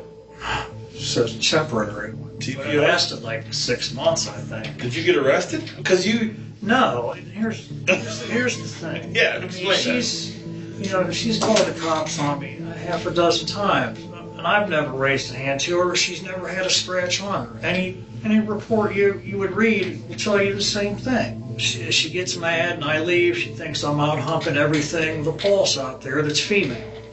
That's just what You're definitely why she not originally capable got of doing mad that, at me. pal. You know, she just want to argue all the time. And I just felt, leaving a day or two at a time, would just calm everything down. And it normally did. I mean, we've always worked things out, but I don't understand why she's not back around. I really don't. I mean, we've had problems over the years. Like I said, we've been together since 2002. Sure. Everybody has problems. Yeah, everyone's got problems. That's for damn sure. So then, I guess your theory is, Dave, that she's staying with whoever she's dating, this new person, not at the house. Is that what you're saying? As expected, David sticks to his story, insisting Martha is with her new boyfriend in Florida, but David knows exactly what he's doing. Realizing detectives have little evidence to work with, he decides to take control of the conversation and tarnish Martha's character, paint her as unstable, and dismiss her disappearance as the result of her own mental state. Detectives can't push back without proof or a body, and every minute they let him talk, he builds a stronger defense for himself, one that might just help him walk free in court. I believe she's relapsed on, back to smoke crack again. Because, I found paraphernalia at the house. Tomorrow's her birthday. I tried, 3 or 4 times over the last couple of years to get her the 3-day evaluation or whatever they call it. Yeah. The police would come out, the paramedics. She'd be standing on the porch, screaming at him, screaming at me. They told me she don't fit the criteria for the evaluation. Well, what does? Gotta be homicidal. So she have to stab me in my sleep or do something, really crazy? Yeah. And they say, well, she's an adult, we can't take her medication, so why don't you leave? Though it didn't sound like her and Kim had some problems too. Absolutely. They would go months on end without speaking to each other. It was at one point, Robin didn't even have a phone number to talk to her mom and dad or her for periods of time. Yeah, no, you're absolutely true. I sensed they had some hard times now and then, and it sounded like she communicated with her a lot through her Facebook Messenger.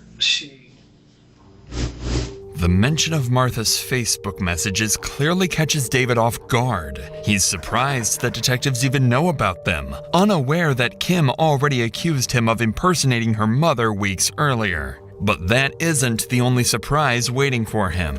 Detectives have been holding something back, evidence they saved for this exact moment. When David was first arrested, police recovered Martha's phone from inside the house, along with several of her security checks that he'd allegedly withdrawn. Damn. So with David already on edge, detectives decide to push their advantage and confront him with what they claim is hard evidence. It's a risky gamble. If they push too hard, David could demand a lawyer and shut down the interview entirely. But if the pressure works, he might finally slip, contradict himself, or even confess.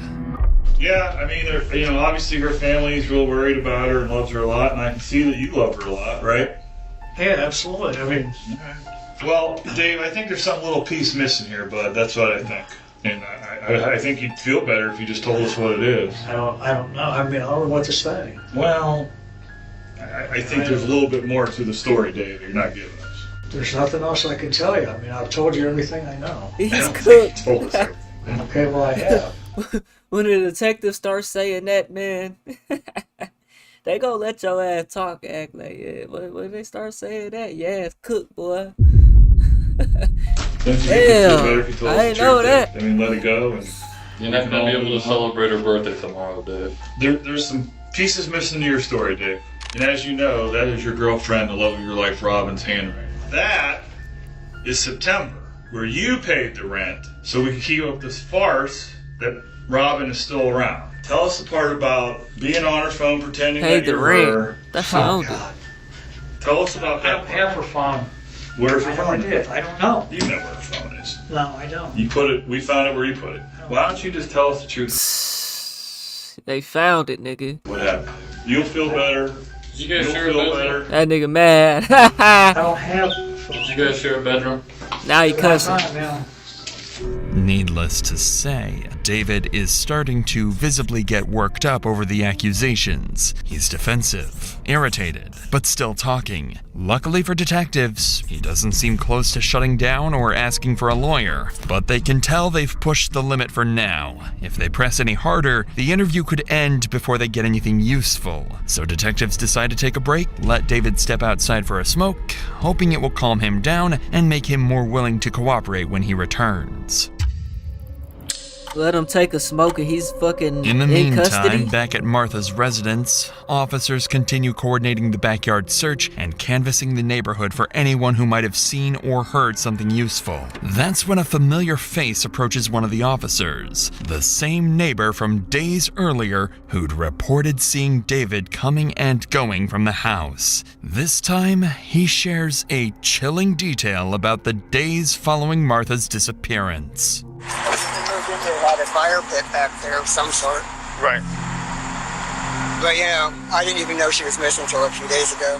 I mean, had you noticed any activity by anybody back there in the What do you say backyard? about that fire pit? Hold on. Is following Martha's disappearance. They had a fire pit back there of some sort. Right. Moved in there and had a fire pit. But, you know, I didn't even know she was missing until a few days ago.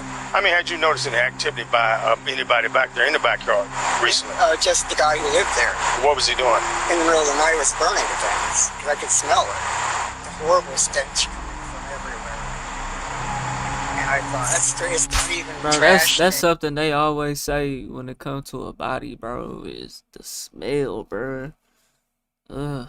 The woman there is the cousin of the woman who's missing. Okay. She's been missing about 30 days. Somebody sent her a message saying, check the backyard for your cousin. You're kidding.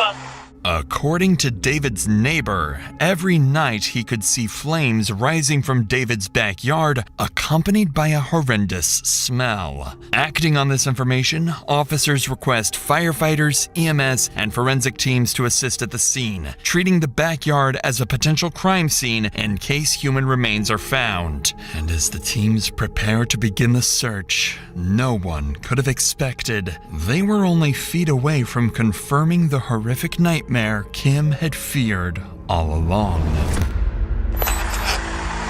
Pretty positive it's a body buried under their fire pit. They dug it up, and you can see what looks like to be about a knee or an elbow. And you touch it, you can tell it's something. We didn't really dig anymore.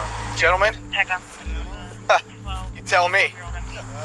Well, here's the deal. Highly suspicious. Seems like a body part, but we didn't want to dig it out anymore till you guys got here. Yeah. I think, you know, all of us would want it dug out a little bit more before you guys can say. Yeah, well, that's about it. let's check. Was it dug out when you guys got here? That guy. What made him, did he say what made him start digging? Yeah, he gave the whole story to the other officer and us. But she got an anonymous text saying if this guy who you guys have arrested recently, that if you want to get Anonymous rid of text. Who somebody, texted bury that? it back here by the fence. Oh. So she came back and saw Who this the loose fuck dirt texted and that? ash. And they say that guy to come over and help her. And they say this gentleman is already arrested. Yeah, that's what both of those two people are telling. All right. This is the wife. Missing person that they think it is. And that guy's arrested was a suspect in this. Was this her husband? Did they say? I don't know if they were husband wife. Because I know she had a protection order against her. Okay, copy. But he was staying here. Yeah. She went missing. He was staying here. They've been on and off. I've been out here a couple times where she had a protection order, but it goes back and forth because then she invites him back over and stuff like that. So let me go talk to these guys real quick, and then we'll let you know what. Yeah, just let's go. Following their initial observations of what appear to be human remains, one of the officers steps away from the dig site to speak with the family. Because they arrived without a search warrant, they must explain what's been found so far and request formal consent to continue the excavation. At the same time, Martha's daughter Kim and her husband finally arrive at the scene, anxious. It isn't what they think it is. Though officers avoid making any premature statements, Kim can already sense the truth. This would be the worst day of her life. She doesn't know. Did you find a person? Well, we don't know yet. Okay, so we're not saying yes and we're not saying no. Okay, we don't know. Okay. Have you been on scenes like this before? How do you not know? I can't wait to know. They don't want to tell you. Well, we don't want to. What we're saying is, we don't want to contaminate anything. Will I be told They as don't soon wanna as tell you. they know whether or not there's a body back there of a person? Well, they have a whole process they have to go through. To tell me if they found a person back there? Yeah. They would know, I mean, wouldn't they? Not necessarily. Kimmy, look, there's about a piece this big that was uncovered. I'm just saying a piece of some plastic or something. That's what we saw first. Hello, honey.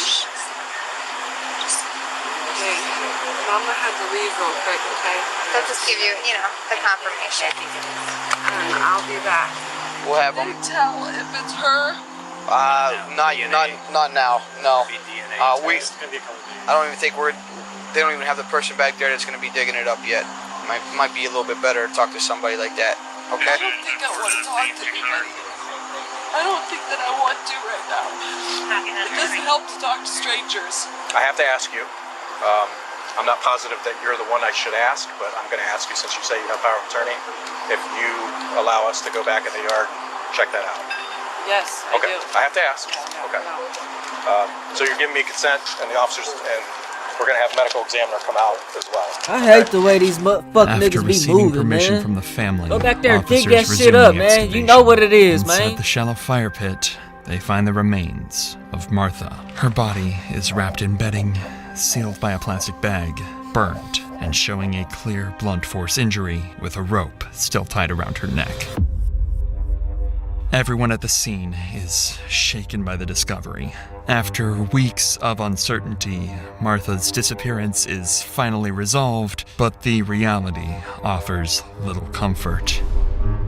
On the other side of town, news of the gruesome discovery quickly travels to the detectives at the station. So with this new information at hand, they bring David back into the room and cut straight to the point, directly accusing him of murder. Dave, let me ask you a question. Are you a heartless bastard? A heartless, cold bastard? No. People who would look at this event and say that you, Dave, are a heartless, no-good bastard who put the love of your life in the ground. And that has to be an evil, bad person who has to go away for every last day of their life. Every last day. So, Dave, are you that person? Or are you the person that has struggled with someone who's, as you said, for 16 years you love her, but she's schizophrenic, and she goes here and she goes there? Because there's no reasonable person, Dave, in the world that wouldn't believe that you harmed Robin. We all know that, three of us sitting in this room. You should just get it off your chest, man. I've told you everything I know. No, you haven't told us Was it the everything. heat of the moment? Yeah. Did you plan it out? Tomorrow is her fucking birthday. Tomorrow was her birthday, for them to sit there and reflect. The agony they've been going through for the last month. Heartlessly killed the woman you love more than anything in the world. It's mind-boggling to think about it. Something that you said you were going to do. Yeah, and if you said you were going to kill anybody, you'd bury him in the fire pit. I mean, it seems kind of convenient. So I never told anybody. You never told anybody that? Dave, we're not fucking stupid, dude. You think we're going to make that up? I'm not making anything up. You think I No, made he this the one up? sent that We know text. How do you everything. do that? We know I the thought he answers was to in the jail. questions we asked, man. I'm trying to get you to say I thought that he you're was in not jail an when they evil, no said good that. bastard, and that there were some Someone was taken out of extenuating context. circumstances that you killed the woman you love, pretended that she was alive for over a month. If you look at it, you're like, that has to be a heartless, cold bastard that wrapped this woman up like that and put her in this fire pit. See, his response should be, if he really wants to plead his innocence and act like he's innocent, bro. What do you mean fire pit? I don't know. What? She's dead? I thought she was in Florida with her boyfriend. Like I said, she's living at her boyfriend. Nigga ain't even playing it like that. Nigga just know he cooked. So, go ahead, tell it. Despite a few half-hearted denials as detectives describe what Go they ahead, believe tell it. happened to Martha, David sits in silence, staring blankly as if the weight of his actions has finally hit him. Clearly, the interrogation has reached its breaking point, and David seems on the verge of something. Judging by his earlier denials and the way he now sits, he's either about to ask for a lawyer and end the interview altogether, or finally confess. Do you want to see a picture, Don't do Dave? that. You know what you did. All right, go ahead, Dave. You want me to go ahead? I need a cigarette. Tell us what you're going to tell us, then you can have a cigarette. I'll give you a cigarette. You tell us what's going on, Dave, so we know you're not a heartless bastard, and I promise you can smoke all you want, all right? Not all you want. Not all you want. Well, there's a couple reasonable explanations. Now he crying. Get it off your chest, Dave. You feel better. I mean, you guys feel a little bit better already, just knowing that you're going to make that decision. I didn't mean to do it. Yeah, you did. It's not a very respectful way for a person to end I up. know it's not. I got fucking scared, man. I just snapped, man. Just fucking snapped. I didn't mean to do this. Yeah, you dumbass. Let's see if you snap on a nigga behind them bars, though. I dug it out.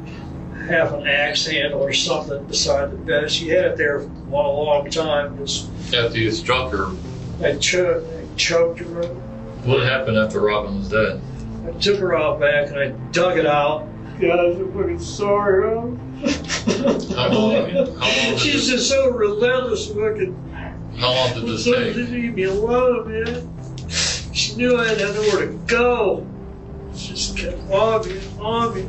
I give her every dollar I had for whatever she wanted. I never had nothing in my pocket, man. Nothing. It's never good enough. I didn't plan on this to happen. I tried to work it out so bad with her. I really did, man. Is that right? After hours of questioning, David finally breaks and admits to murdering Martha.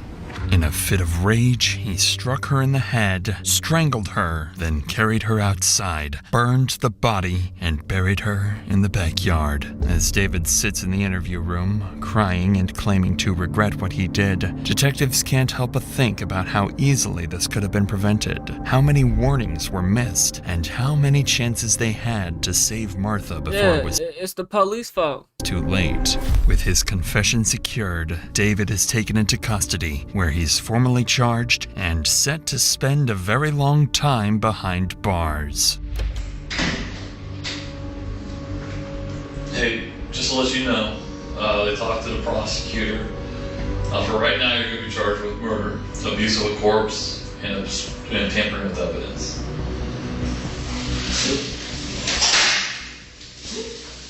Yep. Dumbass. Life is over. Ain't like your life was any good in that shithole, nigga. You fucking bum. Cry about it, bitch ass nigga. Hey man. That's fucking crazy, bro. Man. Y'all let me know what y'all think about that, man. I'm just gonna have to clip that from the stream, bro. Let me know if y'all fuck with the with them type of videos, bro. With these body cam, these crime type of videos. That shit long as hell. I can only do them like in a rare occasion, like right now. I really should have been asleep right now, but I could really keep going too. But I'm gonna go ahead and get off of here, man, cause I'm gonna fuck around, be up all night, all morning. I don't even really feel that tired, which is crazy. I don't know. I'm probably just running off exhaustion. I don't know, man. I need to get some melatonins, man. And the winter storm did hit. I have to pray if I can get out tomorrow. I said probably not though, man. Man, y'all let me know what y'all think about this, man. That's crazy, man. RP to that woman, man. Fuck that bitch ass nigga. You made it to the end of this video. If you bored, check out this video to the left. Or check out my music to the right. Just drop some new shit. platform, Spotify, Apple Music. We on the road to 100K. Okay, if you don't hit that like button, subscribe button, and turn on all notifications, slap that dog shit about yourself, because that's the first thing you should have did when you clicked on this live stream. I'm gonna get at y'all on the next one, man. I'll probably be live again tomorrow night, man, so y'all be on the lookout. Y'all be on the lookout, man.